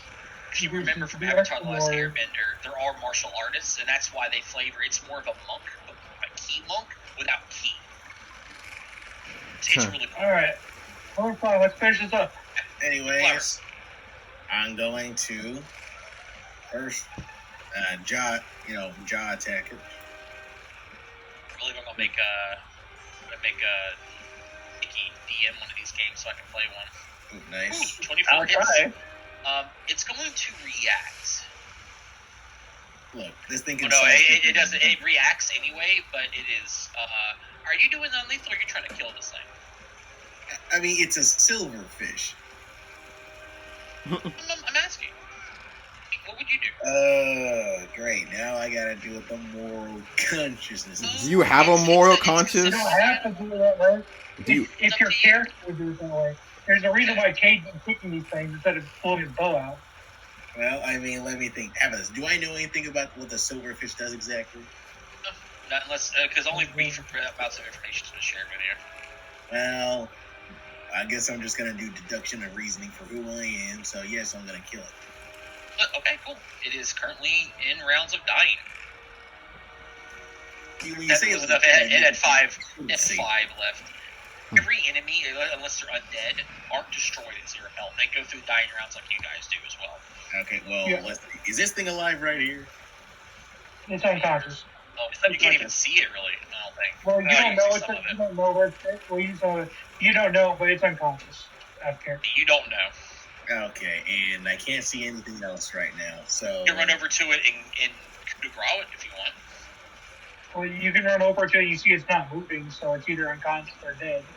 This one wasn't moving either. It's not like insects like writhe and breathing. Like well, I'm gonna move over here, and I see Cade right now, and I sort of see the other one down here. So, and I don't have enough movement to do the thing, so I'm just gonna have to strike twice.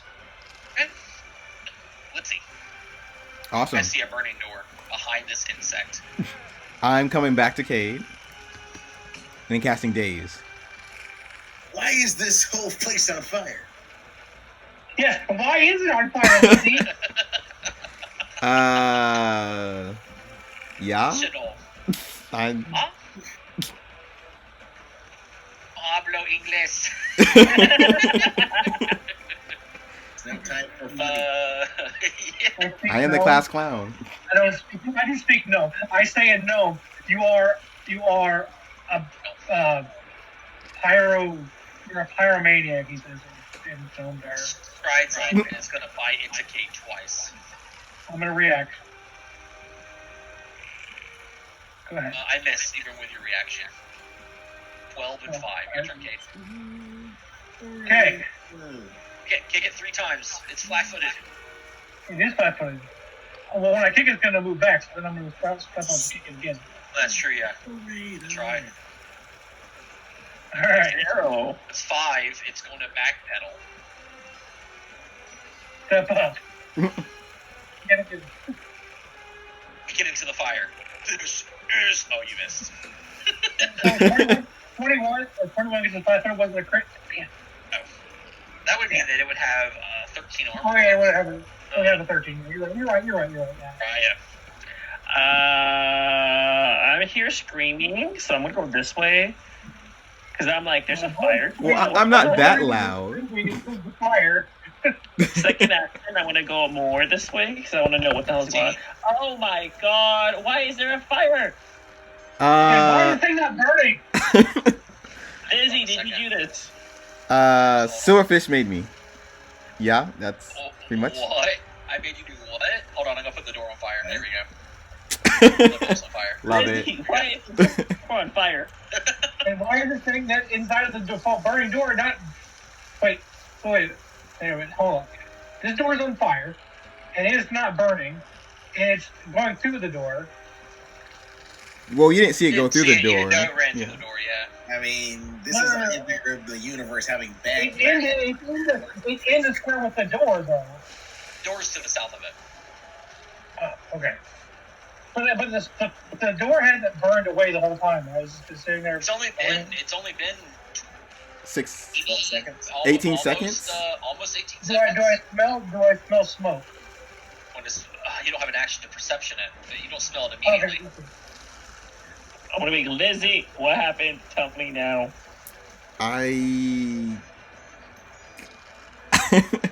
Immediately clear, Lizzie. Fine, I don't. You tell me now. Okay. I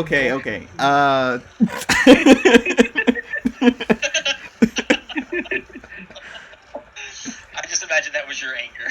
Yeah. Oh my god, Lizzie. I think you just frightened two Lizzie. Yeah. Easy. You were frightened too. She's coming around. She's gonna lie herself out of this. So, the spell went off and door caught on fire, room caught on fire, and me escaped with my life. So, yes. Really cannot do it, King. I was attacked. Can we perceive that obvious lie? Yeah, it might not be an obvious lie. He just said cast spell, it went off, fire happened, right? Like, I mean, there's it's like a fire spell, but at the same time, it's just... If she could have cast a fire spell, why did she do it against the centipedes? I was going to say, I don't say, it's not sense motive, something you have to do on your turn, but I will let Lizzie get a free deception check against y'all's perception DC real quick. Oh, bet. Like, I'm just saying, but I wouldn't perceive it as a literal lie. But at the same time... Oh my god. Even with a -2 and 24, I don't think anyone here has over a 14 perception check. Nope. You guys believe Lizzie? Like, great, I can understand No, this is on your turn. If you think something's off, you can then roll a sense motive. But that's I the will. lie. Yeah. I'm going to waste an action on my turn because she won't tell me it's an illusion. And I'm going to find out about it. She's like, holy creature. When you go over and start pouring water on it, go ahead, Moonflower. Yeah, I'm going to figure it out anyways. Okay. Calm down, muchacho. Its weakest save is will. I don't trust anything you say right now. This is a spell you need to get, though, Moonflower. I think that you need to go and buy the scroll for pet cash and then have one prep each day and then just cast it when you go on an adventure. Say to the companion. Right. You run up, you go to bite it, and it misses. Yeah.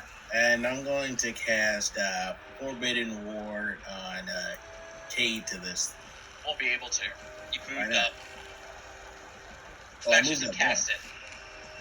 Oh, wait, that's right. Sorry, you're right. You can Then I'll just sustain either yours, but even if you sustain it, it's only on the other creature. So unconscious. your best bet would be to probably bite again, maybe. But yeah, you wouldn't be able to do I'll just probably just put on a shield right now. Okay, Lizzie. Okay. Gotta cast that daze. Okay. Love that your saving throw is now lower. Thank you so much, Mariah. She deserves it. It's on fire. I still failed. This thing falls unconscious. Thank God. All right, now. The door. They don't have any. Go ahead, Cade. Whoa! I quit. Lizzie, Wait, Wait! I have an axe. I'm thinking about dispelling the magic or not. Won't be able to. It doesn't have you can dismiss the spell on that spell. I don't. Wait. I'm pretty sure I can dismiss it. To say dismiss That's this worse. at the end. If you burn it on fire and then you dismiss it on purpose, Oh, Can it I- does not say that you can dismiss this effect. It just lasts for 10 minutes. Oh, it I thought I can get away with it. Okay, So, but you don't have any water, so. I love Try. that if you hacked it to second level, no, everyone would you see want that it to would. have water. If you had done this at second level, which you can't do yet, it would have been generating like heat, and it would have been a little bit warm to the touch. People would have felt like it was actually fire. Jesus. Oh, Lizzie. Do they have any reason to even say it's not fire? It depends on Yeah, everyone's giving you a look, and you because just I think that. I mean, I just lied. Yeah. It's just. want to run Alright, away. so I believe that you did something. I believe that you did a firestorm. Now I believe that you're incompetent.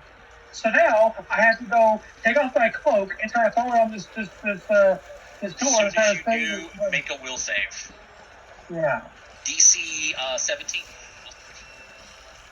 Okay. Got it. It's fake. It's fake. You disbelieve this illusion. I turned back to Lizzie. I said, well, why didn't you tell me it was a damn illusion? Surprise!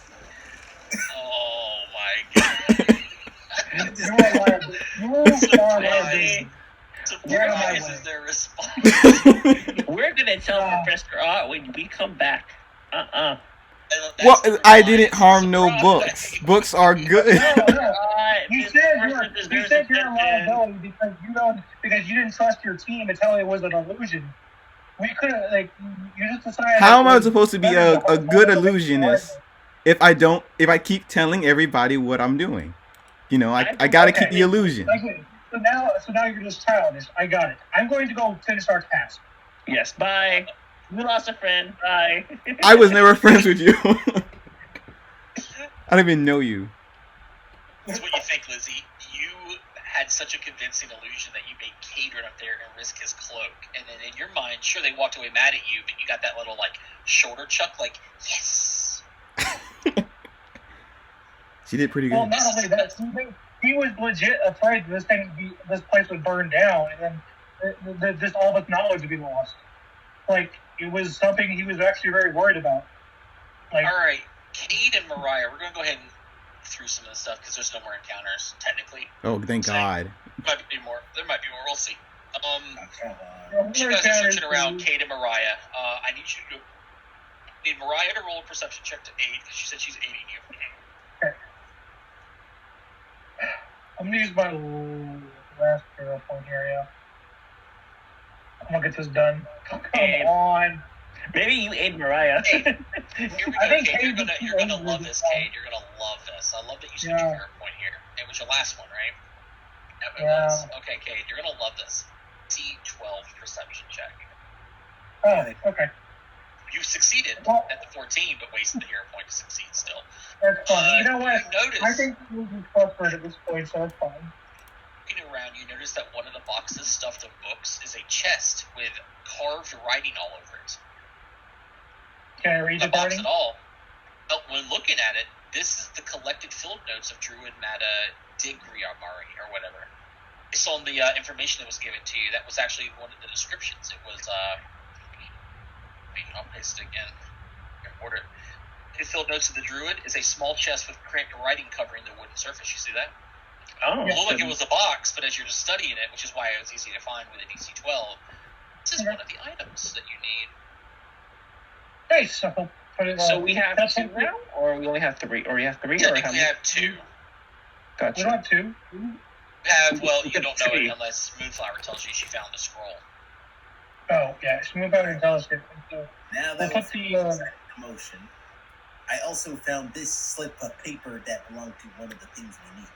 You also find a valuable-looking golden key resting inside one of the scrolls to keep it rolled up and pinned to the ground.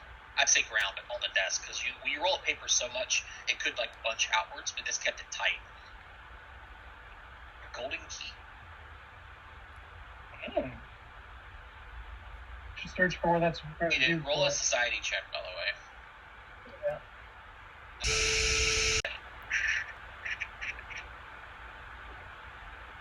You get 18, yeah. I don't have our hero point. What did you get? I can't see the results. 18. Oh, okay. You looked around. You haven't been everywhere here. You haven't seen any golden locks or anything like that. It's probably just lost. Maybe it was only being used as a paperweight by whoever was doing this work. It's been a while. You can tell just based on the writing and stuff, just the way the ink is aged. It's been several weeks. So, and no one's come back to reclaim it. So as far as you're aware, this is just an object that you keep for yourself as a paperweight or sell. Or is it 35 gold? That's a society check.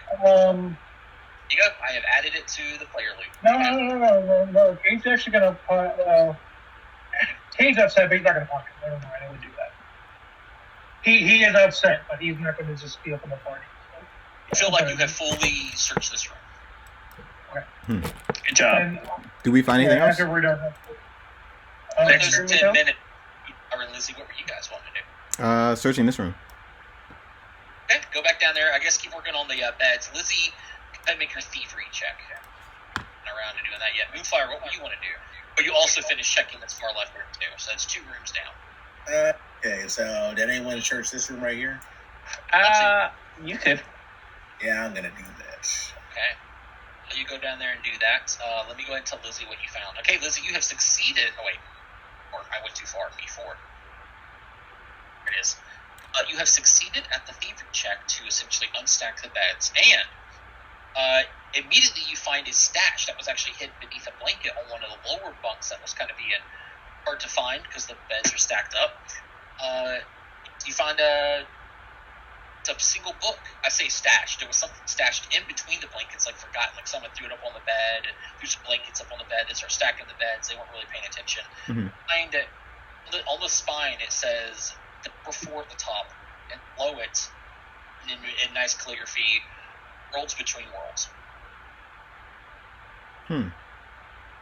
Perfect. Found one. That's the one you need. Yeah, I know. Looking around the room also, because you took the time to unstack the bags, the boxes were easy to reach, and inside of them contain many various works, but there's also volumes 1, 3, 5, and 6 of Worlds Between Worlds. It looks like looking inside of these, when you're kind of, okay, I don't think we need these because you only need a volume 4. Inside of volume 3, there's a note that says volume 2 is long lost. note tucked inside. So cannot find volume 2, likely lost. That's all we were able to find. Then they were all together, but again, someone was probably going through them and then forgotten to put 4 back into that box. Also, you roll me a perception check, actually. Give me a second. 10 minutes. 17 was in the DC. There is something else among the stacked boxes. Originally impossible to find unless you unstack the beds first, or at least if they fell over, then you took the time to fix them. But even if they fell around and on top of you, which would have been some funny stuff, find a single jingly silver bracelet.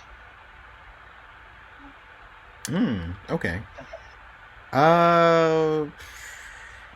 You know what? Yeah, we're gonna keep. Not show to the party just yet. You walk around and be jingly. Repeat.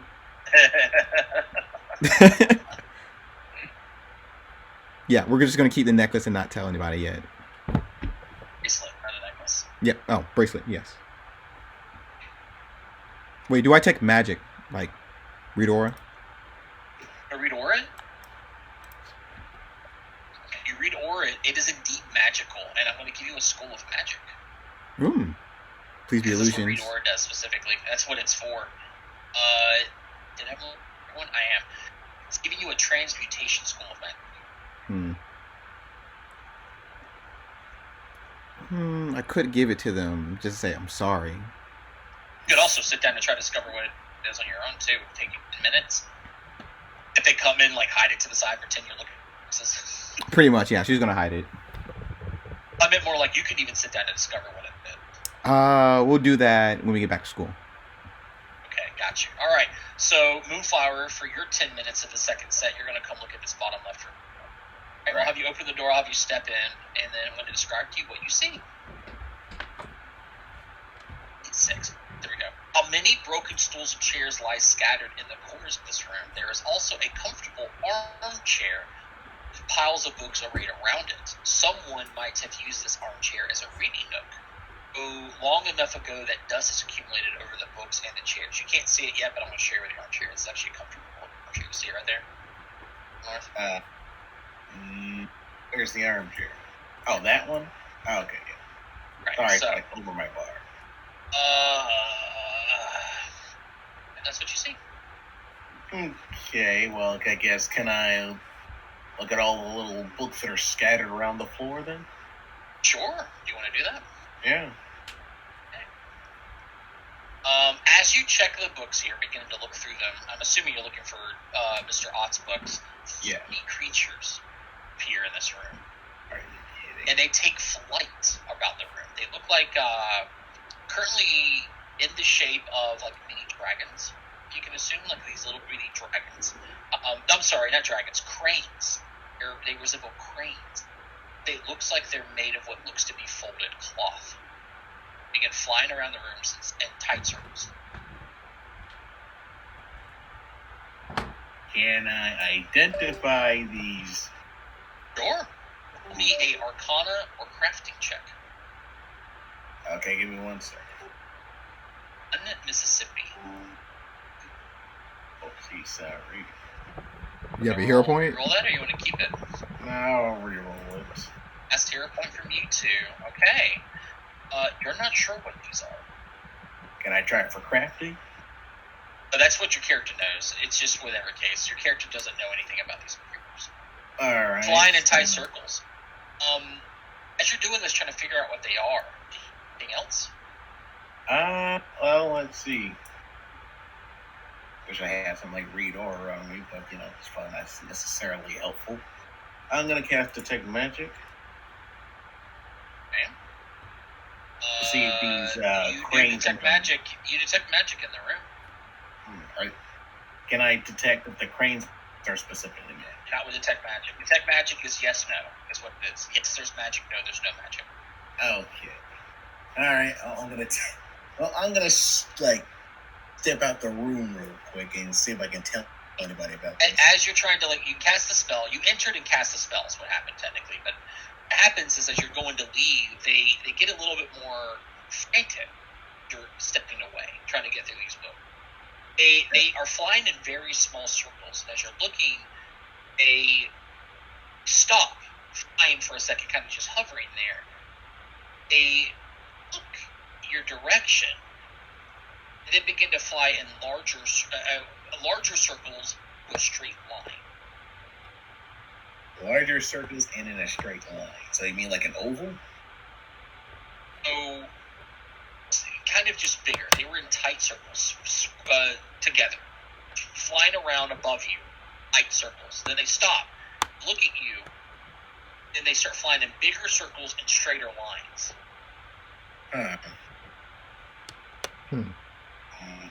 Okay.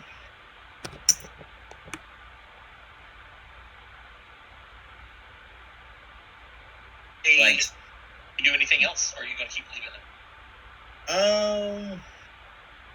I mean, it's like I want to. You're smart enough. You know what they're trying to do. I mean, I know they're trying to direct me to something. Or, I mean, can anyone answer? What are these creatures trying to do?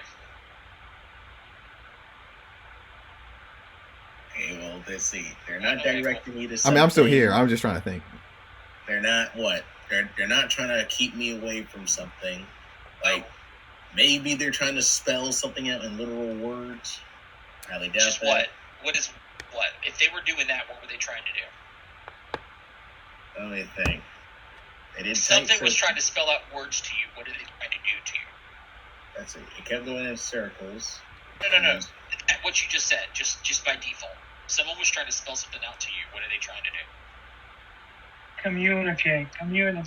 I mean, that's why I said they sent a message. It's like, well, what else were we going to say? It's like, unless I can say the specific words, like, yeah, they're just trying to talk to me. They're trying to communicate. If they don't know how to speak common, how are they going to spell words to you? If a person doesn't share a language, they're trying to communicate. Looks like they're trying to communicate with you. You have a 4 intelligence, so your character's kind of smart enough to realize that. In fact, as I say this, and you get to the point where you're about to exit the room, you can see that one of them folds itself, changing from a crane to what looks like a silverfish in the air. It's just an image of the things that you guys just fought. And then another one looks at it, mimics being afraid, and flies away quickly, joining the other one and start flying in tight circles. I see the problem here. Okay, that's good. But now then back into a crane, look at you again, and then they start flying in larger circles and straighter lines. Okay. How do I convince things that can't talk in my language that there is no danger? Show him a dead silverfish? Diplomacy, maybe. I mean, I don't know, bringing a silverfish is actually a good idea. Performance? Okay. Is there like some ink or like pens or pencils and paper around? I would say the ink is. I mean, there's probably the grease dissipated. There might be some ink left over from the spritzy stuff, but if they don't, if you're going to try to write something, words and stuff, remember they probably don't speak your language. So no, I wasn't going to write words. I was going to kind of draw a picture of a silverfish and say, cross it out, kind of deal. Okay, give me a. Oh my God, what would this be? Yeah, I mean, diplomacy, perception. Oh, I would say a performance. It's close because performance is it arts? I guess crafting is kind of like what writing would be, right? It's deciphering writing, isn't that society usually? If you got a picture, generally that would be crafting. Yeah, let's do crafting. Let's do crafting. Do a crafting check. Oh, okay, fine. Do this against a perception DC. Ooh, it's pretty good. Is that what you want to do? You go outside, you grab a piece of paper, well, likely the back of a page, not letting Kate see. Then you take some of the ink scribes and scripts or whatever, and you do that. Is that what you want to do? Yes. Okay. Start waving up and down, flying in these large circles and straighter lines, like they look excited. And then they look back to you. Then a You had to spin in circles. Actionable circles. Okay, so...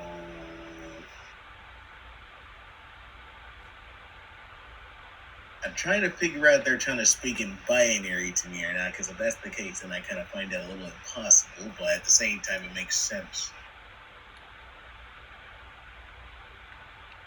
You mean ones and twos? I mean 1, 0, 1? Yes, ones and zeros, because, as much as that would make sense. This is what they do.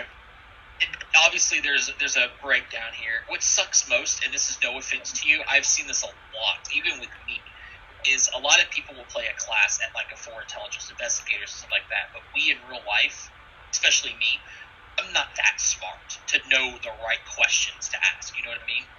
Right. And that's why I love intelligence classes, but I can never pretend to be smart, because it's much easier to be a shy person pretending to be charismatic, a weak person pretending to be strong, but it's hard to be a dumb or at least not intelligent person in real life and pretend to be intelligent. Then we don't know what kind of questions to ask. What they do is they kind of go to the ground, change it into a more walkable form. They get to a straight line and they begin walking together. Then they get to a wall, they bump into a wall intentionally, and then they start freaking out. And then they look to you. Like, look, it's like, what, are they just basically saying that the silverfish are in the walls and they're scared of it and they're asking me to just kill the dang thing? Like, it's like, I'm not trying to sit here and be stupid about this, but at the same time, it's like, I'm as confused as you. What was that conveyed just now? What were they trying to communicate to him? Okay, so they were flying in circles, but then they went in straight lines until they bumped into the wall, where all of a sudden they got real scared. Got real scared, bumping into a wall. They looked at you, then they are waiting to see what you do. It's like, you want help? Sure. Alright, so they're saying either, like you said, that the creatures are inside the walls, but they're scared of, and so that he's be warning you that these things are there. Or there's a secret door, there's a secret password we don't know about. Okay, well that definitely. As they start walking in circles, like looking around, they're trying to pantomime or at least mimic being scared. But you don't think of, because they're not morphing into that insect or whatever, and it's hard for them to shape anything that's not an animal. They can't shape into objects. That's not how they work. They're frantic around. You can see them like bumping into each other, bumping into the walls, and then they are cowering together now. They look to you. Like, geez, I'm trying to at least say something to these people, but they're not making it very easy by not understanding even something like images. Yeah, they can't do images. Like the problem is not that I don't understand their issue. Is just roll a straight intelligence check. Just click the intelligence button on the far left. Looking for 12. Okay, you got it. You rolled really well. They, for some odd reason, not have the capability of opening the door. They are stuck, open into walls, frantic, can't find a way out. They don't know how to communicate that they can't get out. They look to you. And once you let them asking for help to open the door so they can get the fuck out of here. It doesn't help that when they're trying to say to open the door that they're at just a wall. It's like I agree with that. Like they're bumping into a wall. They don't understand what doors are. They can't find a way out. It's not like I don't blame them for that. Like, yes, I can't blame them for not knowing, but at the same time, it's like this is such a huge communication barrier, and it just kind of just makes me sad that I just can't really interpret it that way. Think about this. If it makes you feel any better, I didn't figure that out either. If you've never in your life pumped gas into a car, ever even seen a car, and then are told to have to communicate to another person who knows about cars how to pump gas, it's very hard. They don't know what doors are. You don't obviously know that, but that's how they say they communicate, is they are walking in a straight line, they bump into a wall, they start freaking out. They bump into the wall. Like they're walking casually, bump into a wall, and then freak out. You saw that they can morph into the silverfish. They didn't bump into the wall, then make a silverfish, and then freak out. The silverfish was later, or before. There was no indication that the silverfish is what they were scared of in the wall. All they can communicate with you is that, like, what was in the way. And now they're freaking out. And they're walking in circles, looking around aimlessly, bumping into each other, bumping into more walls, and then they look to you. We're trying to say, we don't know where we're going. Usually what they were trying to say. Where do we go? Like, it's fine that I finally got to understand that. That's what intelligence checks usually help with. That was a big thing in first edition too. Was like, if you're not really sure if you want to remember something, roll an intelligence check. I really like that still. They don't have that at all in second edition, but that's what you think is trying to happen. Now that you've convinced them the silverfish are gone, they're afraid of it. And you know why they're afraid of silverfish? Yeah. They eat them. So they would be eaten by the silverfish, exactly. And then you said that they're handled it, they're like, oh, great, let's get out of here. And almost, essentially. Let's make let's make a complicated story simple and let me open the door for it. Oh, once you do that, they turn to a crane and they fly out. And because the front doors are open, they are gone. I mean, it's not like I'm going to get any information out of them at this point, so. That's all I had for that. Hmm. You can keep looking through the room now. Go ahead and roll me a perception check. And this is your 10 minutes, too, by the way. You can take 10 minutes to look for Takulu's books and then give me a perception check. 19. 23. 23. 23? Okay, I'm going to put you into there. Guys, by the way, these are the same things you ran into before. Remember the spell skins? The things that turn into the frogs and stuff? Yeah. Protective of a domain, or the people that they get accustomed to. Which one was this one? The little lizard little things Oh, the laundry people. The laundry people. The laundry people. Same things. The piles here contain several books relating to the ruined city of Utsalt, whose long-vanished inhabitants supposedly sprouted wings and flew away. Alongside them is a slim folio that contains a partial map of the ruined city. Also, along the scattered stacks are ancillary. Am I saying that word? Ancillary. Oh, Jesus, I'm so bad. Essentially, alongside work. Incendiary. Oh, it's ancillary. Ancillary. I used to know what that word used to mean. Let me see if I can. You mean like is supportive. Supportive information is what it is. Supportive works on Mawagni residents and dragons, marked for useful cross-referencing. Both studies on the habits and the migration patterns of birds and drakes of the continent of Garoon, and an expanded history of lesser-known people of the Mawagni expanses are here. This is like a Pathfinder treasure trove, and I can't use it. I have to give this all up. That's what he's wanting. An expanded history of lesser-known people of the Mawagni expanse recorded on vellum, bound in leather cords you found, and you also found the treatises, right? Is that no, that was the scroll. The field notes of the druid you already found, the studies that, you found everything. Oh, we did? We did? In addition to that, Moonflower, with that, hear my cat? Yeah. And then, buddy, what? I hear you. Love you. Looking for someone to love on you. Sorry.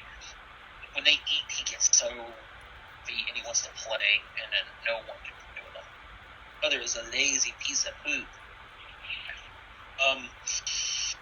Looking around the room, behind the overstuffed chair, you find a long-forgotten staff that is topped with a carved animal head of a bear. A nice-looking staff, like maybe a walking staff. Also, along in that folio that I was talking about, it's got that very old map. Folio containing the very old map also has a narrow scroll. It's folded a few times, that it was being used as a bookmark, and as you a point you're kind of looking through some stuff, you can tell that the bookmark's like, I forgot what they call it when you fold paper, and when you let go of it, it like begins to like size her up.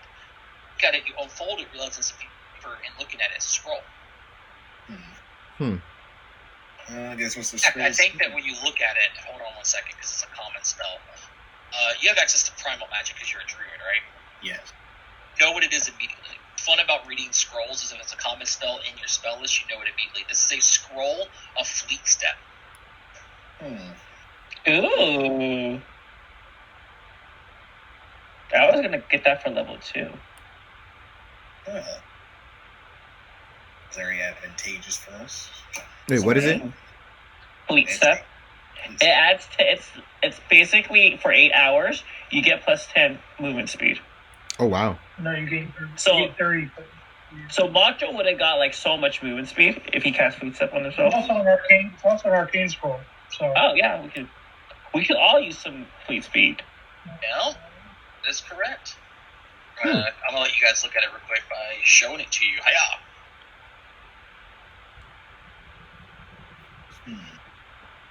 Nice. It's good on its own, but it's even better if you cast it at higher levels. But what's fun about prepared spellcasters is that once you know it, which you technically would because it's based in Druid for you, Moonflower, it doesn't do you any good because you can get access to it anyway.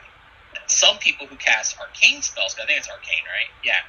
Those who are the wizard class, which is like Aid and Mariah and stuff, you have to waste a level up pick to pick it, which this would give you. Mariah has primal magic as well. You're a sorcerer, so it doesn't help you. Mm. Yeah, it literally doesn't help Mariah at all.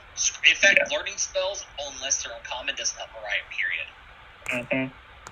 It helped me a lot, though. You could learn it. Lizzie, you could learn it, too. No. If you need your I'm a sorcerer, too. spellbook. Well, Lizzie could, that's correct. Yeah, that is true. Moonflower showed it to us first, so let's try this room now. Then, yeah, I'll try another room then.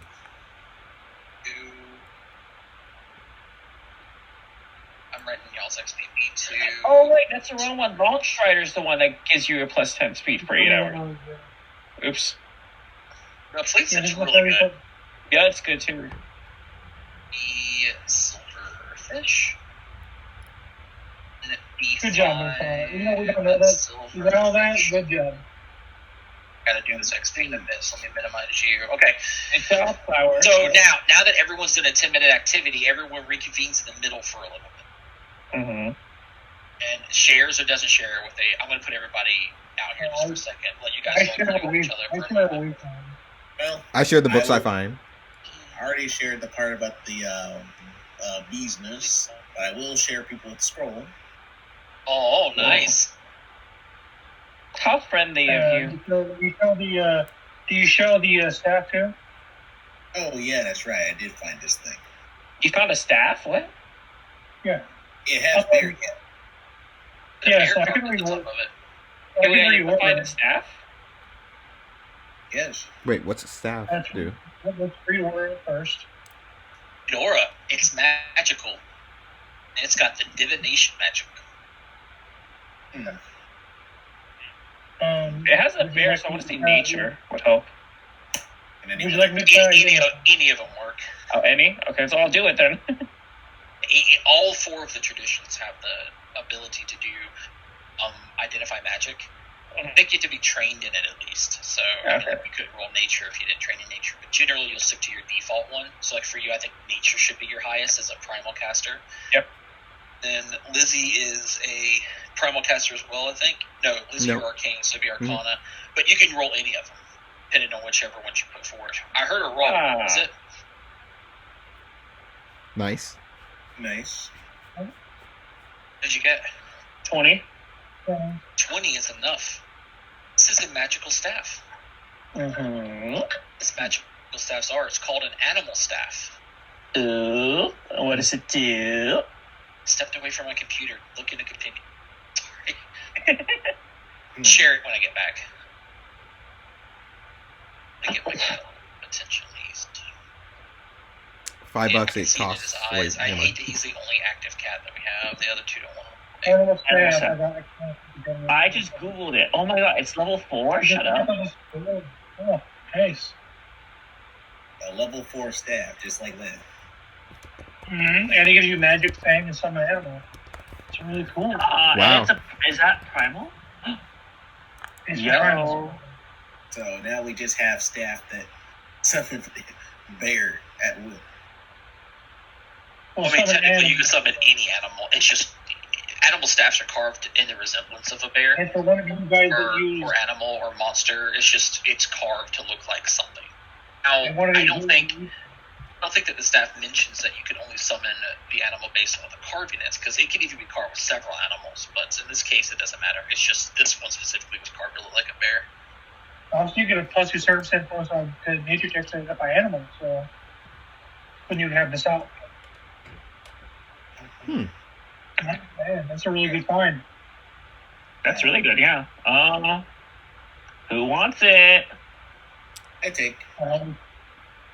You deserve it, Moonflower. Yep. Flower can't use it as well, right? Because of the whole spell.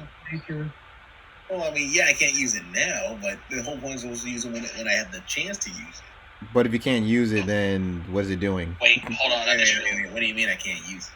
The druid. Aren't you? Aren't you druid? Yeah, I have druid dedication. So he's got primal magic. You can cast him. Oh, okay, cool. I think we should agree on who gets I got what. you. There you go. Animal staff. I think we should agree on who gets what, but in this case, well, you can't use it until the next day anyway because you have to invest in it. But I will put this in y'all's party loop. We can I'm fine with you using it. Hey, so quick question.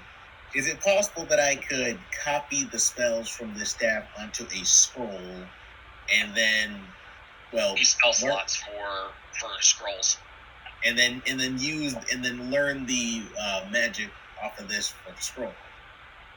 That you can't do it into a scroll. It's got to be from a spell slot, from an object. It's for the rules of. No, what he's trying to learn the spell from the staff. Can't do that. Dang, I tried to cheat the system. Moonflower, if you would, could I borrow your scroll so I can learn the spell? I'll give it back, of course. Yes. Thank you. There's still a couple of rooms we can identify, so I'm gonna go finish that. Wasn't there one more room? I figured there's a few. There's 3. Oh. Yeah, I'm going to this one. Okay, I'll do this one. Then I'll do this one on left.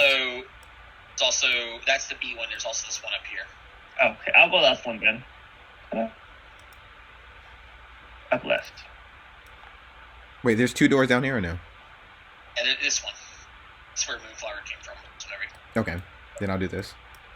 Okay, so we're going to do a Cade first. Okay. Step into the room. Here we go. Blocked, I can get in, and I can get in. Gotcha, I moved you in. This moist is such a crazy word, has heaps of partially chewed books and scattered papers, many of which have been pulped and mashed into a strange desk-like shape. Crack in the wooden wall drips with moisture and is covered in a profusion of mold. Right over here. I'm going to check the clock on the wall. Go check the wall? Yeah, I'm already dirty. It all ink on me and everything, and my clothes are fucked. Looking at the wall, it's a crack in the wooden wall because it's just a tree, and then moisture from the outside rains because the water sits in wood for a while and it's leaking through. Can he put his hand into the crack? It's big enough for some of those fish to get into here. You believe that this is probably how they got in. Okay. Now, you can't mend it. Mending wouldn't work per se because the object's too big because it's the entire tree, but shape wood or something like that would definitely fix this crack. Which I don't have access to. So we'll have to get back here when we're stronger. Okay, search the moisture in the books what drew the silver insects into this room. Yeah, well, Kate's going to spend this time looking over this room thoroughly. Okay, so that's your 10-minute. I'm going to put you guys at 10:30. And that's going to be everybody going to get a 10-minute bracket. Cade, the books here are all compiled from the same research topic. Potential positive uses for spells considered evil by the world at large. It seems someone was building to a thesis by studying these texts and left out the research a long time ago. Many of the books have gruesome subject matter detailing evil spells and their effects in vivid detail. And it's perhaps best that insects layered here destroyed so many, but not all of them. You would believe the teacher would like to see these, you believe. This overall subject is that somebody was wanting to see if they could take evil spells and do good with them, despite the fact that they're evil and do bad things. He's going to stand up. He's not going to check these books that are already eaten or everything, right? So he's going to scribe down what these are saying, right? Twice, so he can keep his own notes. He doesn't want to just hand over the notes. Transcribing is going to take you hours. That's fine. I don't care. But you're going to do that instead of helping them do the rest of the library, right now? Well, I mean, no, not right now. Sorry. Yeah, he'll take note of that. When we do that, you can collect the books that you can get and all the research notes, and then just take it back to Lon as well. Yeah, but he definitely wants to get his own copy of the notes here because he's interested in it as well. Okay, you're transcribing. I think that there's a whole thing for it in that too on a 2e society. There's a whole thing. It tells me there's feats for it for like height spell. There's a spell specifically that you do it at a faster speed. Yeah, well, it's going to take me hours to do it, and that's fine. As long as August what he needs. But like, Kay definitely wants to transcribe this because it's like this could be useful to him as well. So for his research purposes later on, maybe. But yeah, so he needs some time. He's been together for like 10 minutes.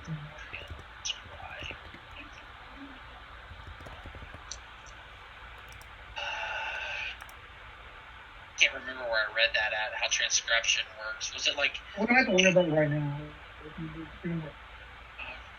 Text. Is that what it is? I have no idea what it was. It's probably that was under society. Yeah, probably society or ciphertext or.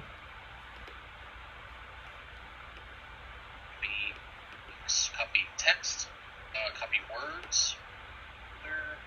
I don't know. Oh, yeah, Microsoft support. That's what I wanted. I'll find that out in a second. Okay, so that's what you find in your 10 minutes. And then we're going to have, I guess, Lizzie and Moonflight, you guys are going to the south together? Is there any other areas to go? The south and then the top left.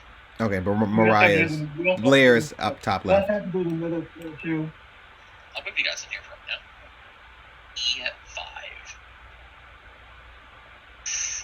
Or B5. Here we go. Heaps of dormitory furniture have been pushed into this room, including several frayed wicker chairs, a jumble of coat racks, and 2 broken beds. The room is unpleasantly moist, and thin sheets of mold cover the chairs and bed.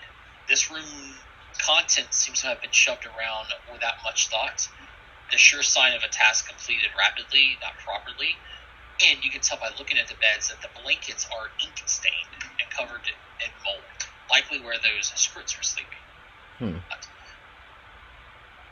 Also, over by the window, there's another pile, kind of like the one I described before, like paper and stuff jumped together into a weird nest-like shape. I guess we'll search the room for books and scrolls. Spending 10 minutes searching around, you find nothing here, except for the fact that this is like where the majority of the things were sleeping. In this here. 10 minutes is wasted, but at least you have information. Yep. Mariah! Yes. Yeah. 8 is the last room. Then D8. Aside from a handful of books and journals and boxes on the floor, this room is empty. Detect magic. Detecting magic? You didn't detect magic in the room? Oh. I think it's empty here, guys. Like I said, outside of the boxes, outside of the handful of boxes on the floor, there is nothing. There's no furniture anymore. Oh, the boxes are in there, though. Oh my gosh, I want to look at the boxes. And there are journals in there, too, yes. I want to look at the boxes. Boxes contain extra supplies, such as blank journals, quills, charcoal, writing implements. It's like extra writing utensils. Gotcha. I'm going to try to find the nicest one and tuck it in my pocket and give it to Kate as a present when he comes back. In Mariah form. Okay, yeah, you can put in that you have a journal. I think a journal is an item that you guys can buy, right? Yeah. An item? We'll try finding like the fanciest one in there. That looks like historical. That way he'll be like, It's definitely not a scholarly journal. I'm assuming this would just be a book. It's definitely not a scholarly journal. I don't know what a journal would be considered in that. I guess it's I'm just going to flavor it as historical. Yeah, all they say is a formula book blank and a spellbook blank. I would assume this is probably like a 2 silver item, maybe. Mm-hmm. Well, you know what? A gift is a gift, and they can't get a complaint. Oh, they're not of any value. They're relatively old. They're not of any value, but they use as such. It's like college rule versus in school versus like just a wide rule that can be used, but one's better than the other. It says here that although the heroes can replenish their academic materials, they aren't of much value to you. It's old ink, old charcoal, old writing implements, like dated ones. But if you needed to replenish, like if you've been writing a lot, and you haven't been, could replenish them. But you get that stuff for free anyway. Remember, every week when you get your stipend, or every month when you get your stipend, they replenish papers and ink and stuff for you too. True. And I'll just keep it just in case. Be like, hey. He would not complain. He would be very happy. Exactly. Yay. Great. I guess we just have to do the mirror now. So do we have all the books or no? We do. We're just looking We at have to this now. export everything to get all the information and data or treasure. Hmm. And the information is the treasure. 4, 6. Also, the more we bring back to Ott, the more he'll be happy, and more we might get rewarded XP-wise out of characters. I don't think Also, he'd be happy that one of his books are just completely shredded. But there's nothing we could have done with that can. Was there, Gimpy? Yeah, we damaged it. Not unless we give it whole beehive. Do you want to breed a whole beehive, Gimpy? No, it's not that. With your careful studying, the only thing remaining of that scroll without it being torn to pieces and the ink smear in it, it's ruined. The only thing not ruined is the title. It's done for. Let me out of door. Can I get out of door? Well, what the ceilings? 2, 1, 0, -1 is 15. Oh, that's such a weird amount of XP to get from one encounter. E3 technically has a creature -1 and a creature 0. Creature 0 would give you guys 20 XP, but a creature -1 would give you guys.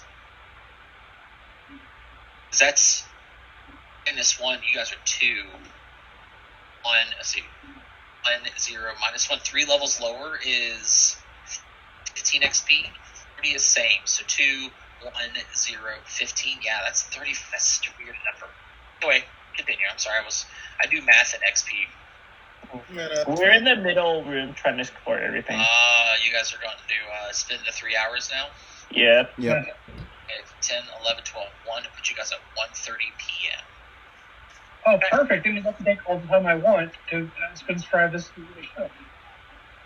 At 1 o'clock. That sounds like, Hey, back by like 8. Monster. 2, 4, 6, 8. Oh, that wasn't too bad.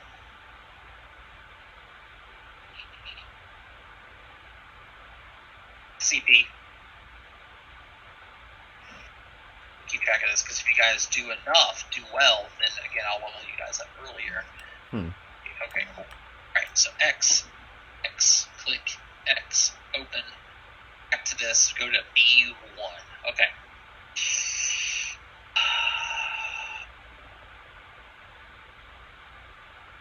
Spending 3 hours searching around through all the different books here, one by one, trying to put them back where they can, trying not to mess up too much of the system, maybe even potentially finding books like, for example, like one over here could be like, Never Ending Story Book 1, and then over here would be the Never Ending Story Book 2. Some people, most everybody has like a OCD thing about it. You may fix a few things, but it's a hassle to do it all. You find none of Takulu's books in this large room at all, but that's because you already found everything.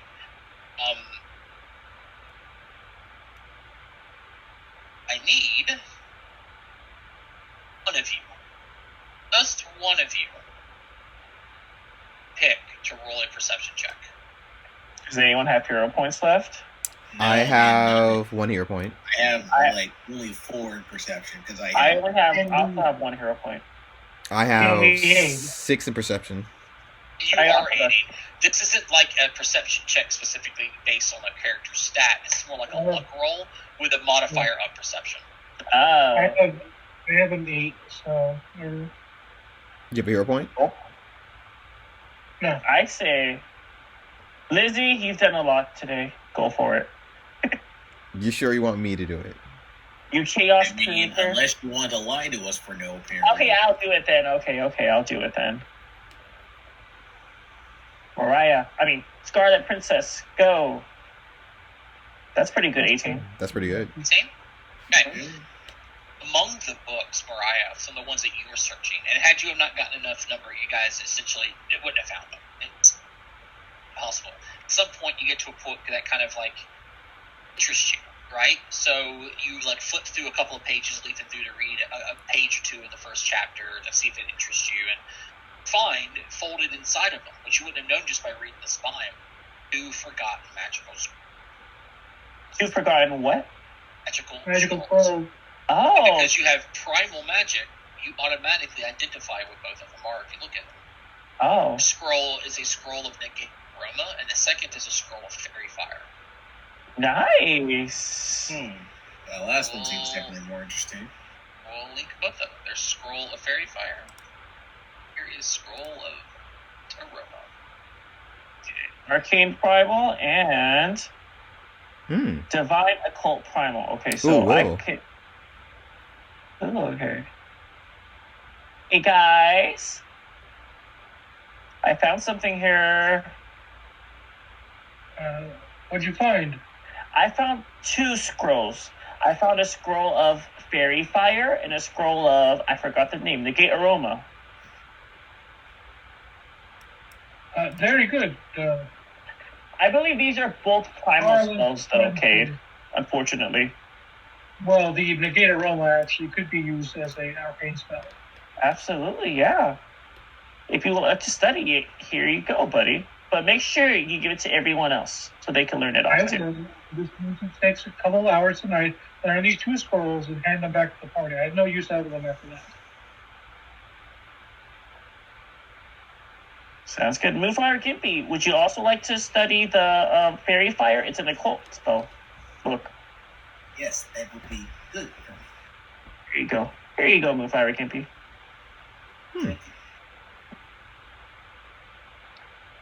Lizzie, you get nothing. I'm sorry. That's you fair. are arcane. Actually, you could study the scroll after Cade gives it to you. Seems fair. How long do you humans stay mad? For a long time. Like a door? I don't know, Lizzie. How are you going to do that again? Are you going to be immature and childish again? Scarlet, Princess, I think that given that you have not been here long, let me speak to my companion. Lizzie. Cade. I don't mean to be rude, I'm sorry. But you are new here, and I just don't want... I just didn't want to reveal my illusions, you know. It's just... Yes, but you realize that you making illusions could be a hindrance to us if we don't understand their illusions. But it wasn't hurting anybody. That's my point. And I understand, you were upset with the books. And you guys made me feel scared. That's all. Okay, I literally ran up there and healed you and kept you alive. If anything, I just want you to trust me. Well, you kept yelling at me, why is everything burning? So... Because I was afraid we were going to be in danger when the whole place went up in fire. Well, I got nervous and I lied. I'm sorry. That's just a nervous thing I do. You apologize. He apologizes by casting a ring of fire around you. Let's fight to the death. Listen. We are students, all students here. I just hope next time you will be more forthright and trust us. I don't mind that you use illusions. Illusions are great. I think your powers are amazing. But I just don't want to be in a situation where they could potentially harm us because we don't understand what's going on. Right. But no, I'm no longer mad at you. Like I said, I just hope in the future we can all trust each other. Well, I do trust you guys. Thanks for healing me back there. Of course, always. Yeah, Lizzie, I like to say sorry as well if I was too harsh on you. Yeah, you're not like Mariah, who's always... And also, I think you should... She'll, underneath her breath, she'll be like, you should also try to make up it with our Mariah. And she just gives you that look. Just, See, if I can forgive you, and we can forgive you for this, you can also try making up the Mariah. How does that make a Mariah? He hadn't done anything to Mariah. Thank you. That's true. Mariah hasn't done anything to Mariah. You're right. Mariah That's a weird thing for you to say, so it's like, wait a second. Oh, quick, shit. Give me a perception check. Weird thing for her to say. Very weird. Okay. Nope. I'm so close. Stop it. Do I roll one? Roll it. All right. No. We don't have the natural 20 to get her, but I will. Don't do it. No. Okay, good. I will unmask the mask. Whew. Survived another day. So to go and report to your findings to Teacher Ott. Yes. Mhm. You guys do that. You get back to him. He sees you. He's at his desk again with a great smile. Accepts everything that you have found. Go ahead and tell me what you guys give him. Everything we found, basically. Everything you found, huh? Minus the just scrolls, the 'cause we're gonna just learn the it. books. I just give him the books. Yeah. Us the books. No, I placed the scrolls. I placed the scrolls at the table. If I'm not going to lie and show him that we didn't find these things. Well, we're not lying. We're just giving him what he The wanted. scrolls that were given to me, I threw on the table. And Professor Ott, he's a very trustworthy professor. I think we should give up everything. I don't think Including the he's done staff, too. Maybe he'll let us keep it. If we're forthright and honest. I appreciate all of this that you've done today. I would love a report on what you've... Actually, first, before we get this, I think it'd be very important for Mariah to hear all this. If you volunteer to go and grab her, I had given a message to make sure that she knew the Tree Stump Library. I have not seen it. I think that she would still be in the Arcone Library. Actually, Claire, would you mind going and fetching her and bringing her here? The Scarlet Princess has another hero or task to do. Alright, bye, Professor. Bye, guys. Nice meeting you guys. Hopefully see you again. But not do hero work here. Okay. It's Blair. She's already Yes. I guarantee Mariah is bored census in the library all day. Really, I miss Blair there's already. a way to be able to convince her that she's not this woman. Came into this school to essentially learn more about herself and her powers, but she feels like she was given them for a heroic reason. And kind of like taps his finger on like a folder like nearby, likely because you all have your own like school records and stuff. And he goes, I truly believe that she might have some sort of deep psychical damage, if that makes any sense. Without saying anything, I'm not a psychiatrist by any means, but I think that in among more people will let her get beyond her fear of not being useful. Besides the facts, anyway, what did you all find? Mariah walks in 5 minutes later and be like, hi, guys. 5 minutes is a little bit... Okay. It takes 1 minute to transform, remember? Yes, but you walk back Yeah, in you have to 5 walk all the way minutes. across campus. I walked back in 10 minutes. Okay, so, I mean, that's... Where's the that library? you don't go straight across the quad. Assuming... Let me check something real quick. I just want to check my feet. Let me just check the feetage here. So, almost... He ran. About a mile. So, yeah, you're looking at your person running all the way... Oh, wait, hold on. It's all the way out here because you got to go through the front entrance, right? Yeah, and then back out the front entrance. 5 minutes. The person was running 100 per second or something like that. She's a superhero. Her Kate was back. I think she had to come see him. She just started sprinting. Man, she's fast. Yeah, but Cato will put everything that we've gathered up on the thing, showing him the books, and even the evil stuff that we found. But he will say, "This is all we found, teacher. Along with the scrolls that we found. He's the one that headed in his direction." I do have a question. After you're done with these books, could I peruse them? I'm quite interested in some of these topics, especially the one on what was it? The world between worlds, explaining the planes and the day planes. I'm very interested in that. After I'm done with the research that I'm having to conduct, I don't see a reason why not. I do want these to go into the Arcone Library itself, so it's a little bit easier for others to gather. So what you've told me, there's several books there, and it sucks that, I say sucks, it's unfortunate that the process of transmitting it into a library has been lost. The good news is, for the most part, that any books that aren't at the Arcone Library among the teachers or the such is likely going to be there, and if not, then likely a student's guide has been lost. We generally want our students to be forthcoming, like any notions of the scrolls here, the items and stuff that they find, in addition to books, so that we can keep records, or at least word of mouth, of where they may be.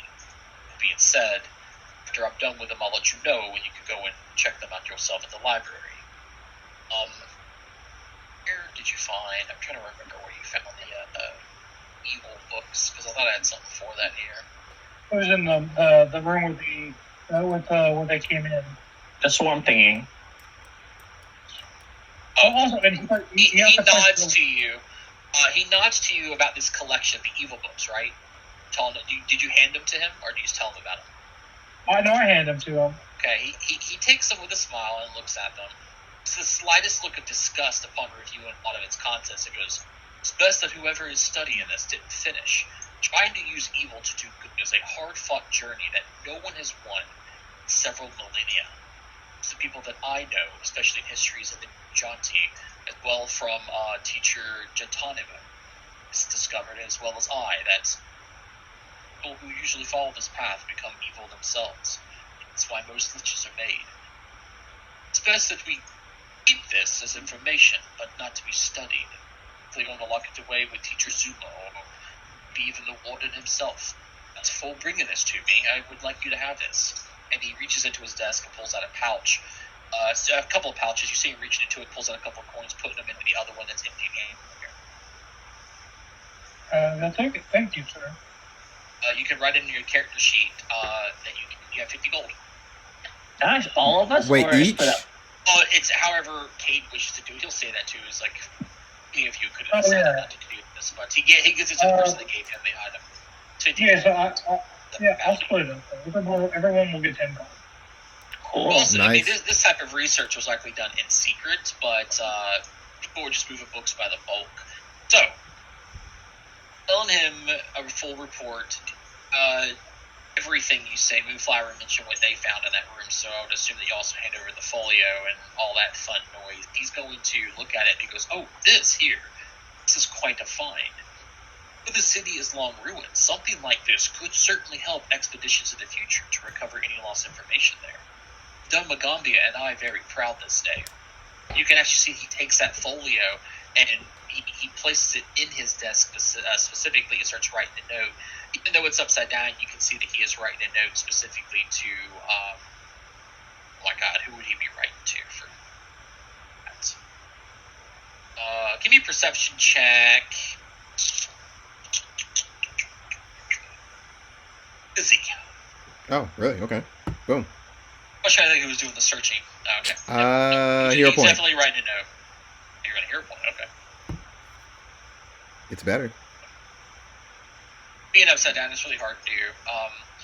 I was going to say if you succeeded, you would know. But you can see he's definitely writing something. He takes it and kind of places it on top of that folio and shuts the thing.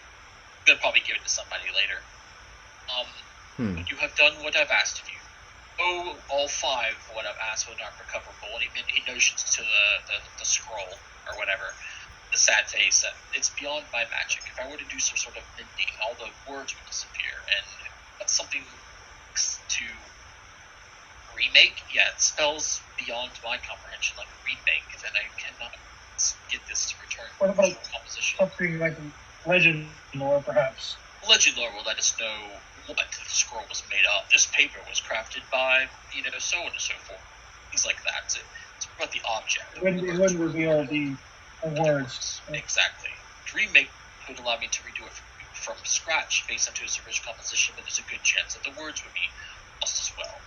I don't know how many more of these scrolls exist in the world, but I have to announce. Either way, you have done well for me on this task, and I appreciate all the help that you have. Mariah, you have made it. And he sees you into the door. Hi, Professor Art. Nice seeing you guys again. Were you able to find the book that I was asking for at the library? Yes. Where is it? I forgot. What was the name of the book again? We've been gone for hours, and then you got the name of the book. What were you doing the entire time? You know what? No, it's fine.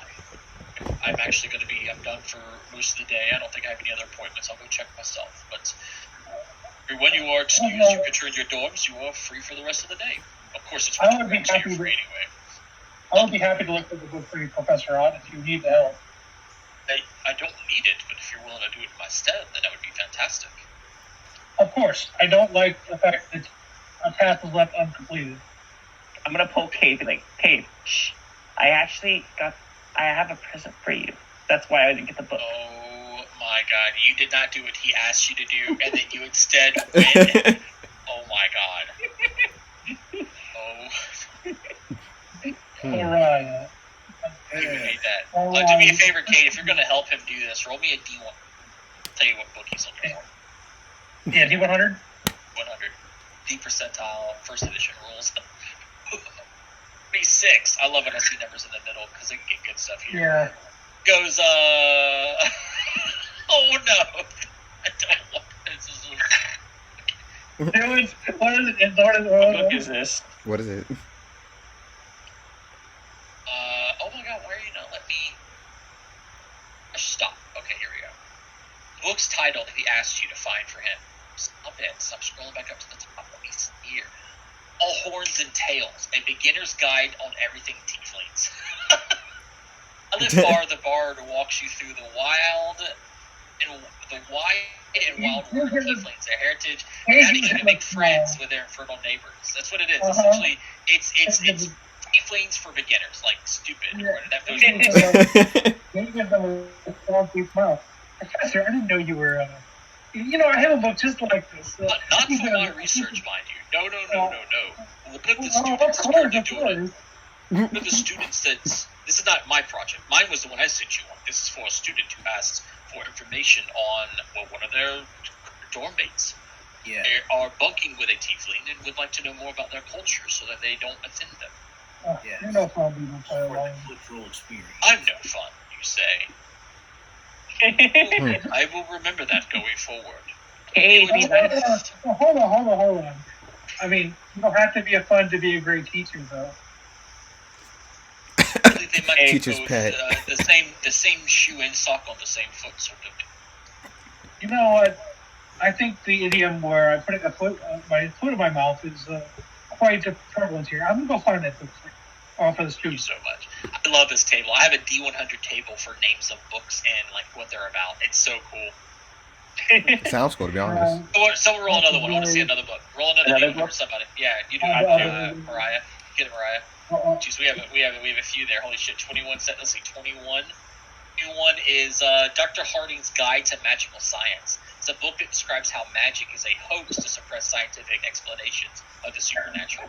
That sounds like some conspiracy shit. This is conspiracy shit. 77 is called Verdant Home, a slim book where the words are mangled by travel into a realm. Seems to tell a story of a family in an impossible home. That's a home between worlds, is what it is. 75, that's close. The history of the First Era, a historical document on the day-to-day life and the material plane back before Eridan. That's what that book's about. Oh, I went to the old age, with, dragons and cyclops and stuff. That's the First Era was before all that. Oh.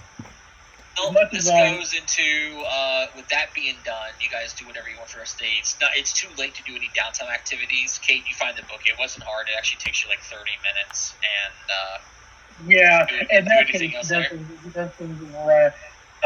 While I appreciate the gift, I really do. I love it. But you really should focus on the task that's given to you before you look for me a gift. Brian's going to do like a mischievous chuckle and be like, okay. I do love that your generosity, though. It is something I adore about you. Thank you. Hope your adventure was great today. What happened? Oh, I got to spend a lot of time in the library. We dealt with these bugs, and you should have seen it. I basically was like using my special unarmed strikes on these bugs and knocking them unconscious. It was really cool. I don't know. I know you missed it, but like, oh my god, invite me next time. Well, we kind of did, but teacher Oz sent you away for some reason. I know, it happens. No worries. Superhero girl showed up and she tried to give you a superhero name. I didn't really like it. It kissed me. Excuse me, Kate. And I found these scrolls, and I'm going to take some time to learn them as well. You're gonna split up that 50 gold, Kate, or are you gonna hoard it? Oh yeah, I thought everyone. Yeah, everybody got 10. Does Mariah get double because you got the Scarlet Princess and Mariah? Wink, No, wink. Mariah wasn't there.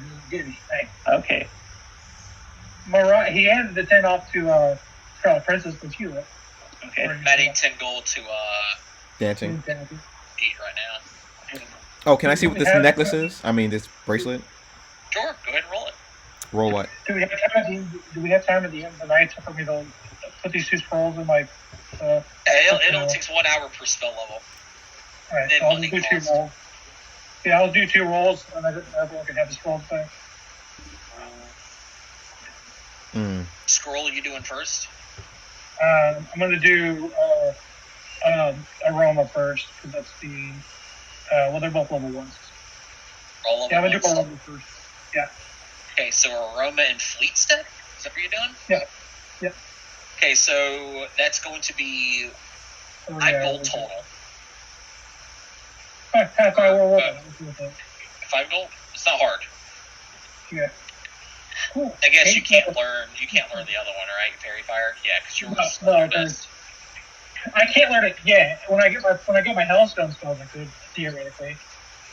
Right, so then that's your thing. You marked off your goal. Go ahead and roll your check, Mr. Liz.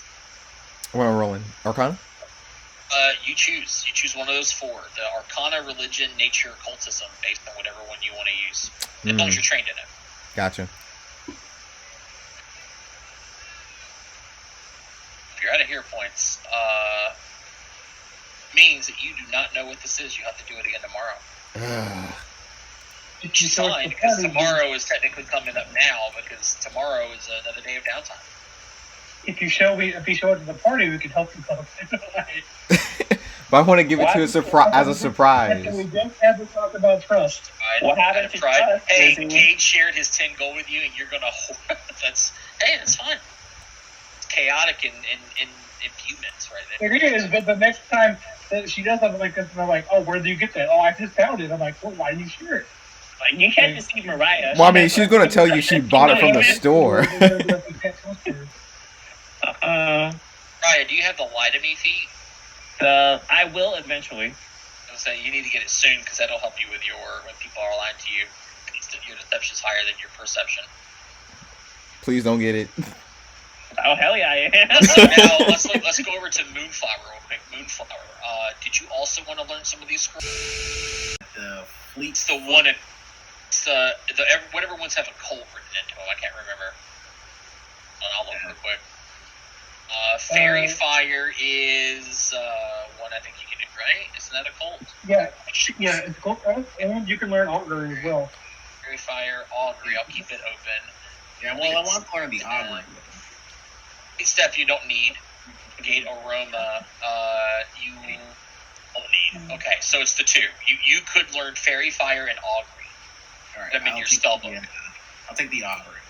Okay, so hold on 1 second. Let me look up 2 learning spells because I'm going to tell you how much it's going to cost you. So level 2 spells, so it should be 6 open. So you're doing Augury first, you said. This is going to be I think it's DC 18. Yep, DC 18 Occultism for you. Ooh, pretty good. All right, go ahead on your character sheet. Did you add the 10 gold already? Yes.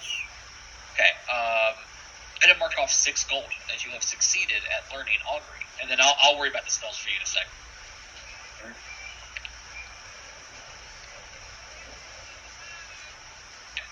Oh, 1 second too. Back over to your inventory. I just realized that I can do this. This would be easier to do. I love this. I got 4 level 1 spells and a level 2 spell right already. So now go ahead and do again same thing because now we can learn Fairy Fire for you. Right.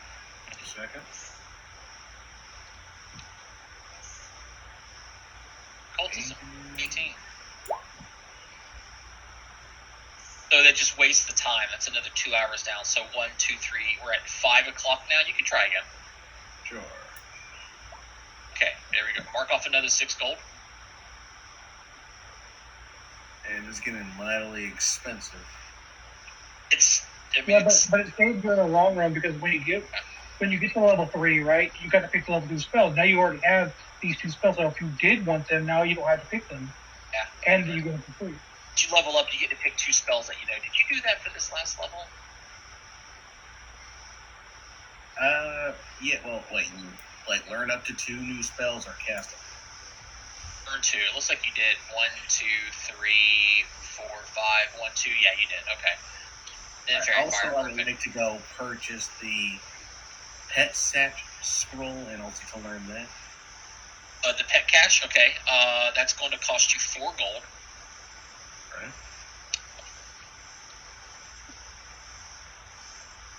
Make your occultism check. Okay, give me 1 second. Anyone else need the scroll of fairy fire? I can't cast it. It's primal. Yeah. But it's because it's primal. You guys are being druids. You guys can just prove it because it's not uncommon. Oh, so I didn't need to purchase it. Because you can write it into your witch. Is the way it works. I theoretically will need it later on. Look at my Halcyon spells. Now we're pushing into. Hold on. The C was 16 or 15. You got it on the second one there. Oh. It's another 2 gold. Oh, that's good. I want you to stay on your inventory for a second. Let me see about getting one more spell real quick. That'll be good. Ant Hall is a thing.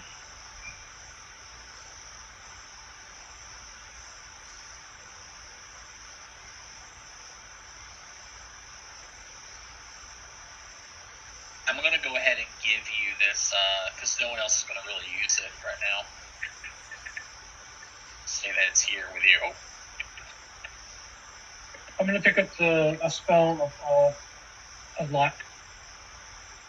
Scroll of Fairy Fire. There. You have those scrolls. We're going to go to your spells, and you can drag and drop a pet cache in there, but I don't know if pet cache was part of the advanced player's guide or not. Oh, let me see. I dragged and dropped it. I got you.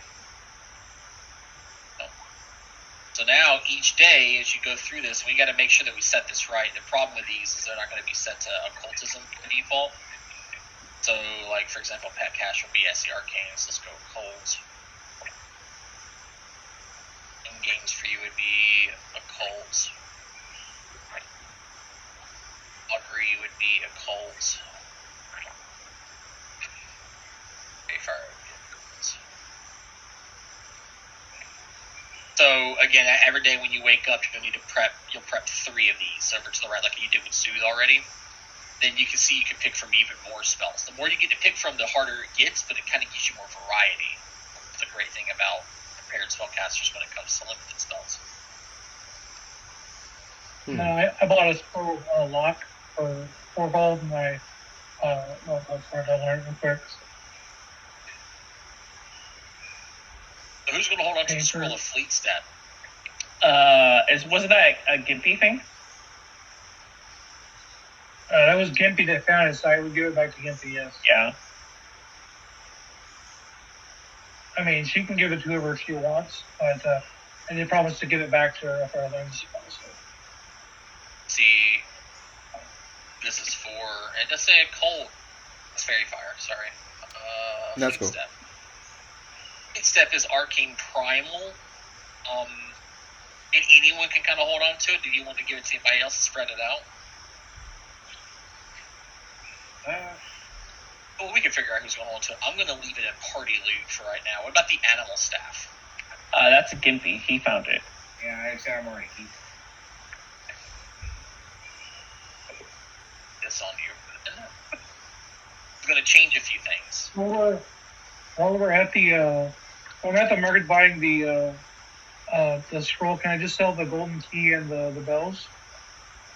Yeah, if you want to. Okay, so 45 gold. This is what we're going to do. everybody can add 9 gold to their Oh, nice. Look, I know it's a lot of gibberish. You don't worry about that, chat. Do you see how in your spells I put animal staff in there? Over to the right where it says daily uses, what we're going to do for this one is you're going to essentially put in there 1 of 1. It'd be always equal to the highest spell slot you have. So when you hit level 5, you'll have 3rd level spells. You'll make it 3 of 3. The start of the day, you choose to expend one of your spell slots to give it extra charges equal to the spell slot you expunged. You're a prepared spellcaster. So you can technically put it to 2. What that does for you is it's going to allow you to cast spells from the staff as if they were your own spells, only the spells that the staff has. So it's got the cantrip No Direction, the first level Magic Fang, which isn't going to help anyone in your party, really. And Summon Animal, which is going to be kind of useful, but... I mean, the Magic Fang might help me. What about for Darkness and Flight? Yeah, it could help with Darkness and Flight, that's right. Okay, so basically all I have to do for the staff is basically exhaust one of my spell slots into the staff so that I'm able to use the magic effect. No, you don't have to. By default, it's going to already have one. If you want more, then you can put more into it. Only if you want to cast more of these spells. You probably don't need to do that for right now. Don't worry about it too much. Pretty sure one's good for right now. I mean, like, does it have like a daily recharge or is it something like every day when you descend it, it's going to get a charge. It's going to get a charge equal to your highest spell slot. Okay. So next level is going to end up having 2 targets. Mm-hmm. Alright. And you can sacrifice your charges, a spell level of any level to give it that amount of charges. Would you add 9 gold to Mooncat as well? So we sold this stuff. Which was the total?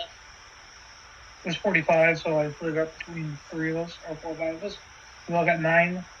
Do I get 9 more? I'm going to add that to you, Moonflower. Yeah, everyone gets 9 more. Yay. So, 18 total, right? Money. Theoretically, actually, I should be getting...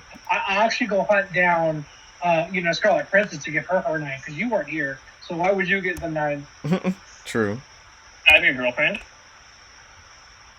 Yeah, I already spent money on you. But you didn't help us today. Moonflower, I'm going to tell you something so that you know you've gotten a very complicated situation here, and I feel bad. Yeah, I can honestly see this. So the staff is fine. That's going to be static. As long as you don't touch anything with the staff itself, and as you charge it, let me give you an example here. Let's say that I cast Magic Fang, go up to where it says Animal Staff, and put that to 0 or 1. Out the spell slots on that staff now. And every day you'll put it back to 1. Problem comes from your druid spells, because you have access to 2 common cantrips from the tree every day. Just like when you go down and look at your spells that you'll have to put the number 1 to when you prepare them, you're going to drag and drop new spells every day based on what you want your druid spellcast to be. Like right now you got Tinklefoot Stabilized Message. Of those 3, what 2 did you even have prepped? We don't know. You did prep them. And you can prep any of the primal cantrips. You want more damaging spells? You could. You could pick Electric Arc, pick Produce Flame, things like that. You can pick other spells. Not stuck to Message Stabilized Tanglefoot. Essentially, every day those will go away. Right. Message Stabilized Tanglefoot's gone. You wake up, you can pick 2 more primal cantrips. I mean, I don't want to sit here and put the entire list in. I just put these down as things that I would want to mostly use. Okay. I'm saying you can also, again, put Produce Flames and stuff too, and there's a few of them in there. Just remember that going forward, because it's going to get even more complicated as you level, because you picked Druid. I thought you were going to go Wizard to keep it all intelligence based, because it would be easier. Druid's going to be a little bit more complicated because you have access to every primal spell that are common. It's not a big deal. I am here to help. Spent a few hours. Sleep, you're fine. Yeah, you still technically have the day going on tomorrow for you. Don't have anything planned for the 23rd, but you guys know what the 24th is, right? Tournament. Star Day. Is exactly what it is. Tournament here. One of the most famous teachers currently on campus is Mafika Uwari. A human martial artist is what it says. That's funny. A young Tempest Sun mage. She's a Tempest Sun. If you guys didn't know that. Believes everyone must be prepared for a physical fight, no matter how great their magical prowess. He's recently returned from Tianzal, where his team fought in the fabled Phoenix tournament. They didn't win, but did well enough to earn international acclaim and no small amount of celebrity on campus. Wow. A throng of students are crowded around the edge of the cleared sparring space near the Leshy Gardens. As you guys can see, there's the sparring area over to the right. Shazir waves from an open spot near the front when he sees you on your approach, if you guys are indeed on approach. And you can see that he's sitting with Essie and Hybrid. Latter hasn't taken his eyes off the staging area of the tournament. He sees you when you're all looking around. There's this definite look of in your eyes. And Shazir's going to say, look, you haven't been to one of these yet, have you? And for quite a treat, he says, flashing a bright grin. Hybrid here hasn't stopped talking about it since the messages went out. Welcome, says a voice of a very confident man calling out to everyone currently present. Two-Star Day Tournament. I am Professor Mafika. I can't pronounce his last name to save my life. I'm assuming it's Uwari. We'll assume he says that. A few sharp whistles and cheers that issue out from nearby students, which causes Mafika to wave them off while blushing slightly.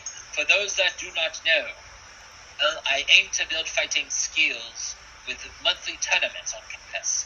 This, the first tournament since my return, have obtained the aid of the campus leshies to grow tough constructs made of living wood to ride in the fights. I gathered the idea from a friend I met in the Phoenix tournament. And you know who he's nodding about, right? Yep. So that you run into battle. Tournament is attended for initiates and attendants. Servants and more senior members. He made constructs. He made from. Who did he make it for? No, the idea of armor, like constructs, like. Oh yeah, he's your own character. Nice. Kazrak, yeah. Servants and more senior members of the Magambia are not permitted to participate this month. Each tournament will be slightly different, though this one is the first to be held at the Leshy Gardens in a very long time. I truly believe that it is long due. Have taken great pride to join me on this quest, and he motions towards the center fight area. You see a tall young woman wearing a simple wooden mask of an attendant in the middle of this clearing.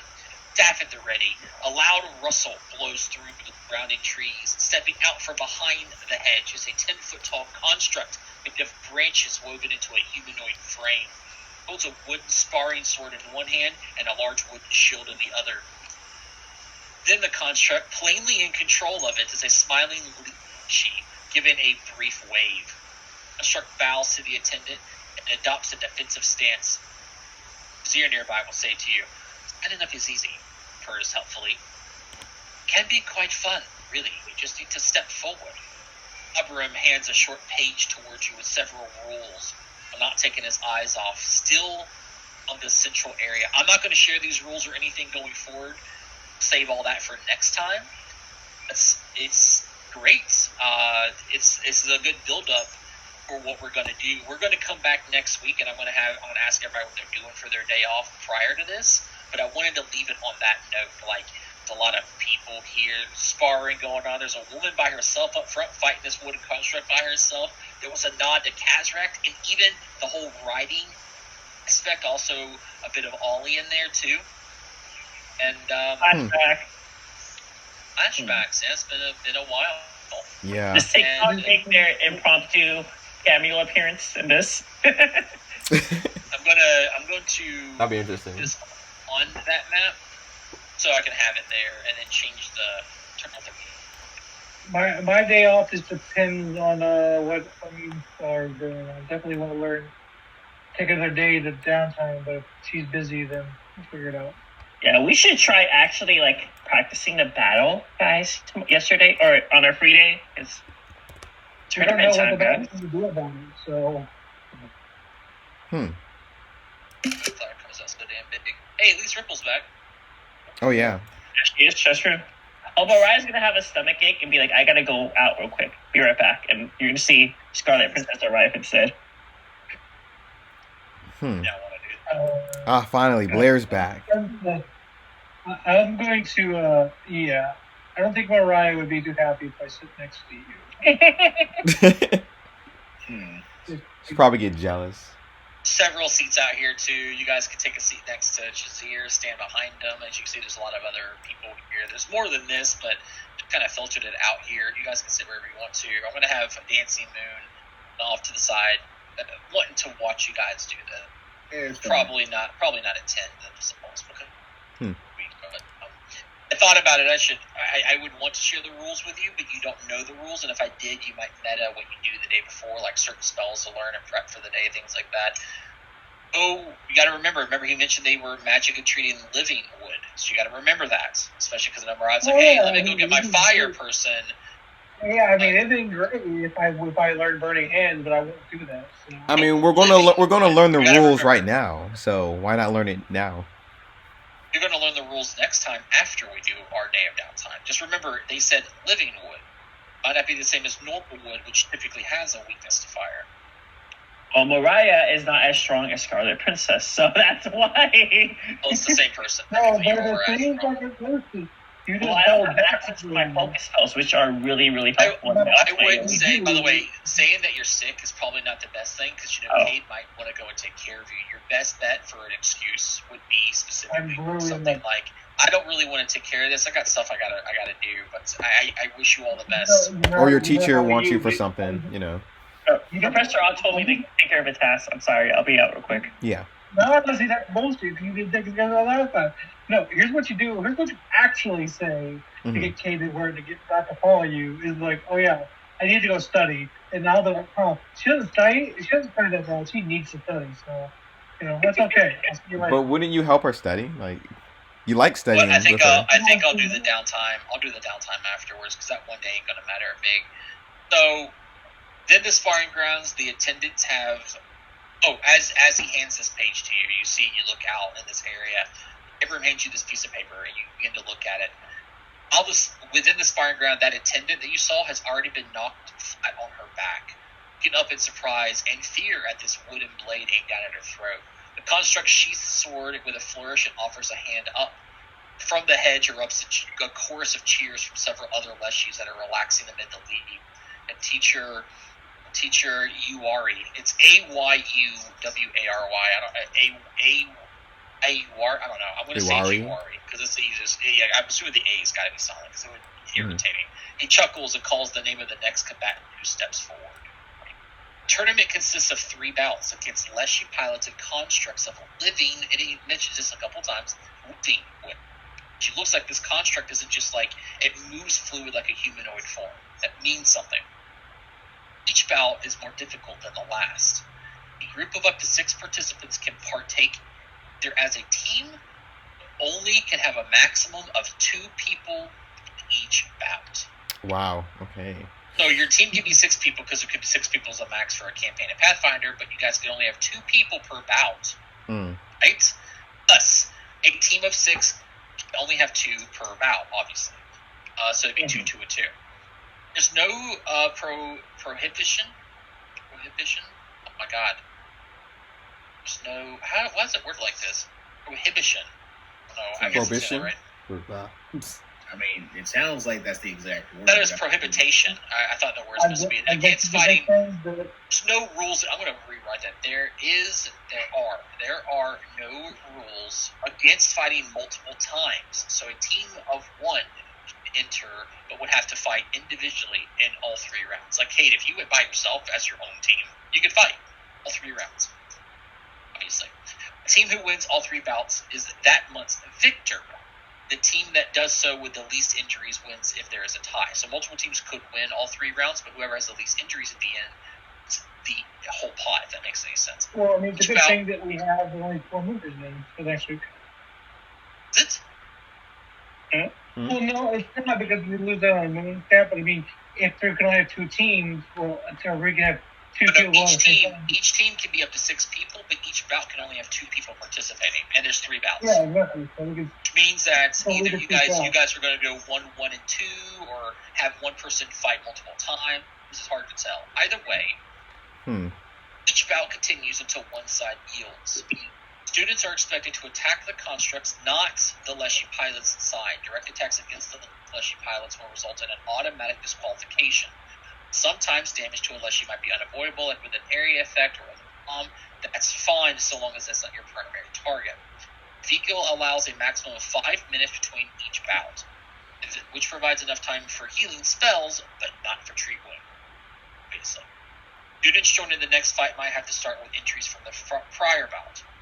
Leshies fully heal their constructs during this time because it takes prepare actions.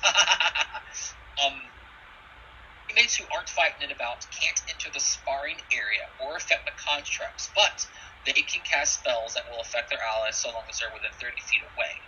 They could also potentially be hit and knocked unconscious. Particularly, you can cast spells like guidance, like that from a distance, but you got to know that if they see you do that, the Leshies may do the same from a distance. But it's likely that you don't want extra help against the enemy you're fighting, so try not to take help yourself, however it is allowed. If a student is knocked unconscious with no one to help, Mafika will stabilize you, so there's no chance of death. So don't worry about that too much. Those are the rules. The fun little rules. Ibram speaks up. If no one wins the final bout, Mafika will likely declare that to us. But before we win it, the Leshies will certainly call themselves the victors, and Unsufferable boasted about it for months. Adds after he sees that you've read the rules, and then you hear call out from the center stage. The next, remember he called out another name, and 2 people walked up. They went down in the first round. Abram, see, Arima, Mafika calls out to 3 of your doormates who take the center arena and converse with one another. So Hybrim, Essie, and coming around the side would be Marima. Those 3 are participating. Shizir is just like says nearby. He goes, "I wonder if they'll do well," he says, taking a bit of interest in the fight. Etsy stands solo in the first round and wins. But due to a spot of poor luck, one of Marima's strikes causes the construct to implode and burst of branches that knocks her and Hybrim unconscious in the second bout. Even the startled and exposed Leshy to run back into the bushes, but the team. So Hybrim, Essie, and Marima, some of y'all's fellow friends, did not win 3, but they did make it to the second bout, so that's something. Interesting. I guess we can figure out how you guys want to split up, if you're even going to participate. There's no sign-ups, you just walk up and decide. That thing. Did we hear what the reward was for winning, or no? You don't know what the reward is going to be. Well, the title for, champions for this month. That's the one. Okay. I guess. I have the randomest idea ever. So, how long do you get in between bouts? 5 minutes? 5 minutes max. So, it takes a minute to transform into Scarlet Princess. So, can Mariah fight, in a bout, and then she transform another minute and come back as Scarlet Princess? Could that be possible, or no? You gotta have There's no reason for you to do that. You can fight in many number of rounds that you want to. True. And technically, Scarlet Princess can fight in all 3 bouts. So that would only matter if, you can only participate once. That's not the case here. Only a max of 2 people can participate at a time. Gotcha. Okay. I want to hear, how would you guys split yourselves up? Let's hear. Oh, hold on, real quick. Shazir, are you going to be taking part in the fights? Oh, no, I'm not. I'm a lover, not a fighter. Sorry. I'm here to cheer on Hybrim, but as you can see, that didn't turn out well. How about you cheer on me and my friends here? I'll make it worth your while. Of course I'm going to. I wasn't going to. Fair enough. See as he yawns. But the sun is so comfortable. You can take a little nap, but just make sure you tune back in when we get to the finals. Lady, our Scarlet Princess, would you do the honor of joining our squad once again? Absolutely. A hero is needed in this time. There's no heroes needed here. It's just people having fun. Alright, so let's put it this way. This would be the best way that we can do this. Is I'm going to go text, make easy to see, out, 1, yep. Moonflower, would you team up with me for this next round? Yeah. I'd take you with battle. You're not gonna pick me? I'd take me. Okay. Should we? To remember, something you got to remember. Mm. Guys you can be in multiple bouts, but you won't have much time to heal outside of medical Battle medicine. Battle medicine and magical healing, and That's one. bouts get harder. Yeah, the bouts get harder. Also, Moonflower can summon an animal, which can help me flank and do stuff like that. Like I should do sneak attack. That would be 3 of their actions to do that. Then. I'm just giving us options. With the other two, I can't do that. So it becomes more difficult. I could just recall knowledge and do that, or with a creature that I can always sneak attack. So I'm not saying it's always going to be applicable, but it's an option that I don't have with the other two. Plus, here we go. I have 3 bouts set up. How would you guys like to spread out? Well, the first one's the easiest, right? So it's the easiest of the 3, but you don't know how hard it is. I mean, I'll probably take number 2 and maybe number 3, unless we have a plan. So we're gonna go like me and you, number 2, right? Mm-hmm. And Mariah and Lizzie number 1. Okay. And then maybe Mariah and me on the 3rd one. Mariah, because I believe that her high damage capability is going to be great. Her high damage is going to need to recover for about 3. The issue is it's the spell casting. Because if you run out of spells in our second bouts, you're not going to have anything to assist her spell when that is true. But if I use my focus spell and each bout takes 5 minutes in between, I can refocus. That's 10 minutes, right? You can refocus the 5 minutes between bout 1 and 2, and then the 5 minutes between bout 2 and 3. So you'd have your focus point back for bout 3, but that's it. Okay, yeah. So I have a focus spell too, so I can refocus. My damage spell is healing and damaging, so it would really benefit us. Yeah, but what's Lizzie going to be able to do outside of her illusions for the bouts? Do you have any damaging stuff, Lizzie? Daze, gust of winds to knock the enemy prone, a sling. We're fighting contact.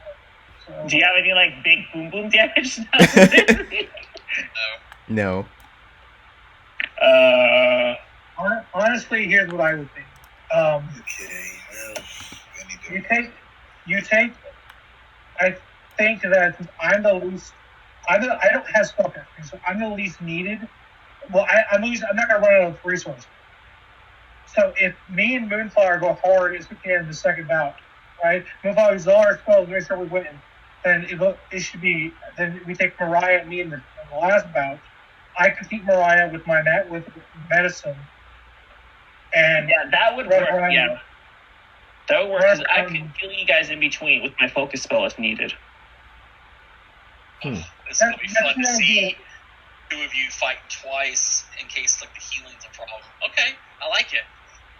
I mean, I thought it's harder. I'm not saying. That would be my idea because that way Moonflower can spend all her spells in the second bout to make sure we win.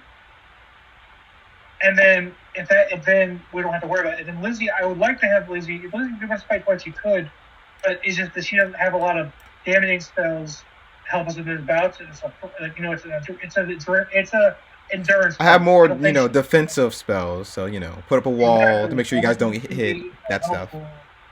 I don't think it's gonna be that close in the long run. As far as blowing out your spell slots, they totally would. As a fun little starting tournament, and then bad things happen like it's happened in every other game. I know, but but we don't know that, so like this is what we would imagine what we would take. Yeah. I mean, it's also not like you got yourselves a level freaking 20 caster down here. You know? Exactly. I mean, he's quite literally right here. He goes, "Oh, bad things are happening. Let me media swarm everything real quick." This is not Fist of Ruby Phoenix. Also, our classmates over here are like level 4, so you know. Flower, I'm assuming you're gonna have Ripple out. Well, he's gonna be at the stands, not next to me. So because it's like technically speaking, doesn't have to be. There's no reason to be. I mean, look, it's one of those like I don't want him to be in danger of this fight that he wouldn't necessarily need. Yeah, because actually, if it gets dropped, you still get disappeared, right? You can't heal it. Well, you can heal it, but you can't. Like if it goes to 0, it'll just pop and go away again, which makes you lose your familiar again. I mean, look, it's one of those. Look, I get it. Where strategically speaking, having him there would be, an asset for the purposes of flanking and whatnot. But thematically speaking, trying to actually minimize the danger since this is going to be Ripple number 3. But he comes back every day. As you guys have seen, much like every other round, is everyone goes to the center of the area, then the construct will come out of the hedges and then in a few feet of the person. So this thing does that. It comes out. So fucking adorable. I mean, you gotta look at this art. Look at this shit. This shit is so good. It's cute. It's Kazrak, like shield and armor and stuff. Like it's really if they had an axe, it'd be better. It's gotta be made of wood. But now you guys know what the wood plates were being made of and stuff. But so it comes out, takes a bow to you, takes a defensive stance. First bout of the tournament, participating challengers will face a single shield bearer construct. And this is what we'll end our session. Right here, just like this. Alright. Going into about 1 of 3 to see how you guys pair against these things. Wait, did I have time to even look at my necklace? Yeah, roll for it. And yes, you have time to get a whole day. Oh, yeah, the next day afterwards. Oh, yeah, you have no idea still. Could have done it this morning, but you guys kind of got out here first, but you could have tried to roll it that morning, too, if you wanted to. Oh, can I? Your party help you. Maybe we'll tell you what it is. And you want us to play with you, Lizzie. Lizzie's got too much pride now. So, Lizzie, this morning of Star Day, roll again. Okay, come on. Okay, so this is what's interesting. Is at that third day, you spent 3 days doing this, Lizzie. It's just a silver bracelet. Your character truly believes that now. 3 failures in a row leading to a critical failure. But that's not true, though, because I read ore on it. You did. You know that it's magical, yeah. But it could be that it was made with magic, and it's not magic itself. Just let you know that there's the object's magic. It could just be resident magic. No, it also could be a magic aura spell that I think you know, where you can make an object appear magical and it's not. Also, it was in a place that was been like discarded for many years. It could just be like resident magic that was left there. Mm-hmm. Whatever the effect is gone now. You looked up magic aura, by the way. You did it in the past, didn't you? Yes, I have. Magic aura is a spell that literally is casted on an object to give it an effect of magic to anyone who does detect magic or read aura. Could be that it's heightened to the fact where you don't identify it. So it's just. You usually do that kind of shit with the spell, but with books, you just do that. So you try to like steal his shit. You don't think everything's magical. And you steal like his mundane books, and you wouldn't find the one he's looking for. I have been up. I just realized what time it was, and I could not have been up this late. It's been a while. It's been a while, but it's been fun, to be honest. Yeah. It was a lot of fun today, for sure. Yeah. Good game. You guys are always fun to roleplay with. Oh, yeah. Definitely. Lizzie gets on my nerves, but she's also super funny, too. So. Lizzie gets on your nerves. You're coming into this, mask. You don't have to be a mask vigilante. You could have just been any other personality. Hero is perfect. No, that's something that you don't see often, and it's drawing more attention to you. The idea was to draw less attention, but that's what I thought. You are getting more attention. The fact that you're a hero. But well, I'm assuming that you guys eventually will figure out her personality. Let me give you an example. Right? Like if you wanted to go undercover, sure, going into a Walmart, you may dress up like the people who attend Walmart, but you wouldn't be that person who walks around with sweatpants that clearly have the shit stain down the center of it. Like that, those are the ones that people take pictures of. That picture hits the internet. The guy looking for you sees the picture, recognizes you, and then now you're in trouble. That's you're drawing a lot of attention to yourself. Everyone, that's cool. You could have just done anything. You could have been an emo person. You could have been an off-put. You could have been very quiet and aloof, coy, but being flashy. Which again, going for the princess aspect, it's fine because. As you guys have, I don't know if you guys have realized yet. There's two separate people. Making it a lot harder making it a lot harder for people to go. Oh, it's the same person. There's two separate people. And the problem with it though is because you're so outlandish with both people. Mariah is so attention heavy. This person is so attention heavy. It's a lot of attention for both parties. Well, the one that got me was like, oh, you're from the Tombu. I'm like, you don't look like you're from the Tombu. Your skin color and it is very much not the Tombu like. And that's why he was like, shit. And he was like, yeah, it's right here. He didn't even show the paper. He just like, yeah, from the Tombu. I forgot about the paper. Well, it's now everyone's seeing that. And you're from the Tombu, but everyone here's dark skinned. So it's like, all right. Adopted. or you're a half-breed, which could be the thing. Even then, it would be lighter colored skin, like one of your other members on the party. Exactly. But Hyper has dark skin, and he's from Nantombu, and he's a dwarf. But I'm keeping track of all these things. Every time you make a little slip, I have this little paper that I've got that I'm marking slots on. So you guys, this is a lot of fun. It's fun for me because now I get to play around it. Just to remember this. If you know who RuPaul is, Mikey? Yeah, the dressing. Imagine that you're RuPaul as your main personality, a very outspoken, very, very big personality.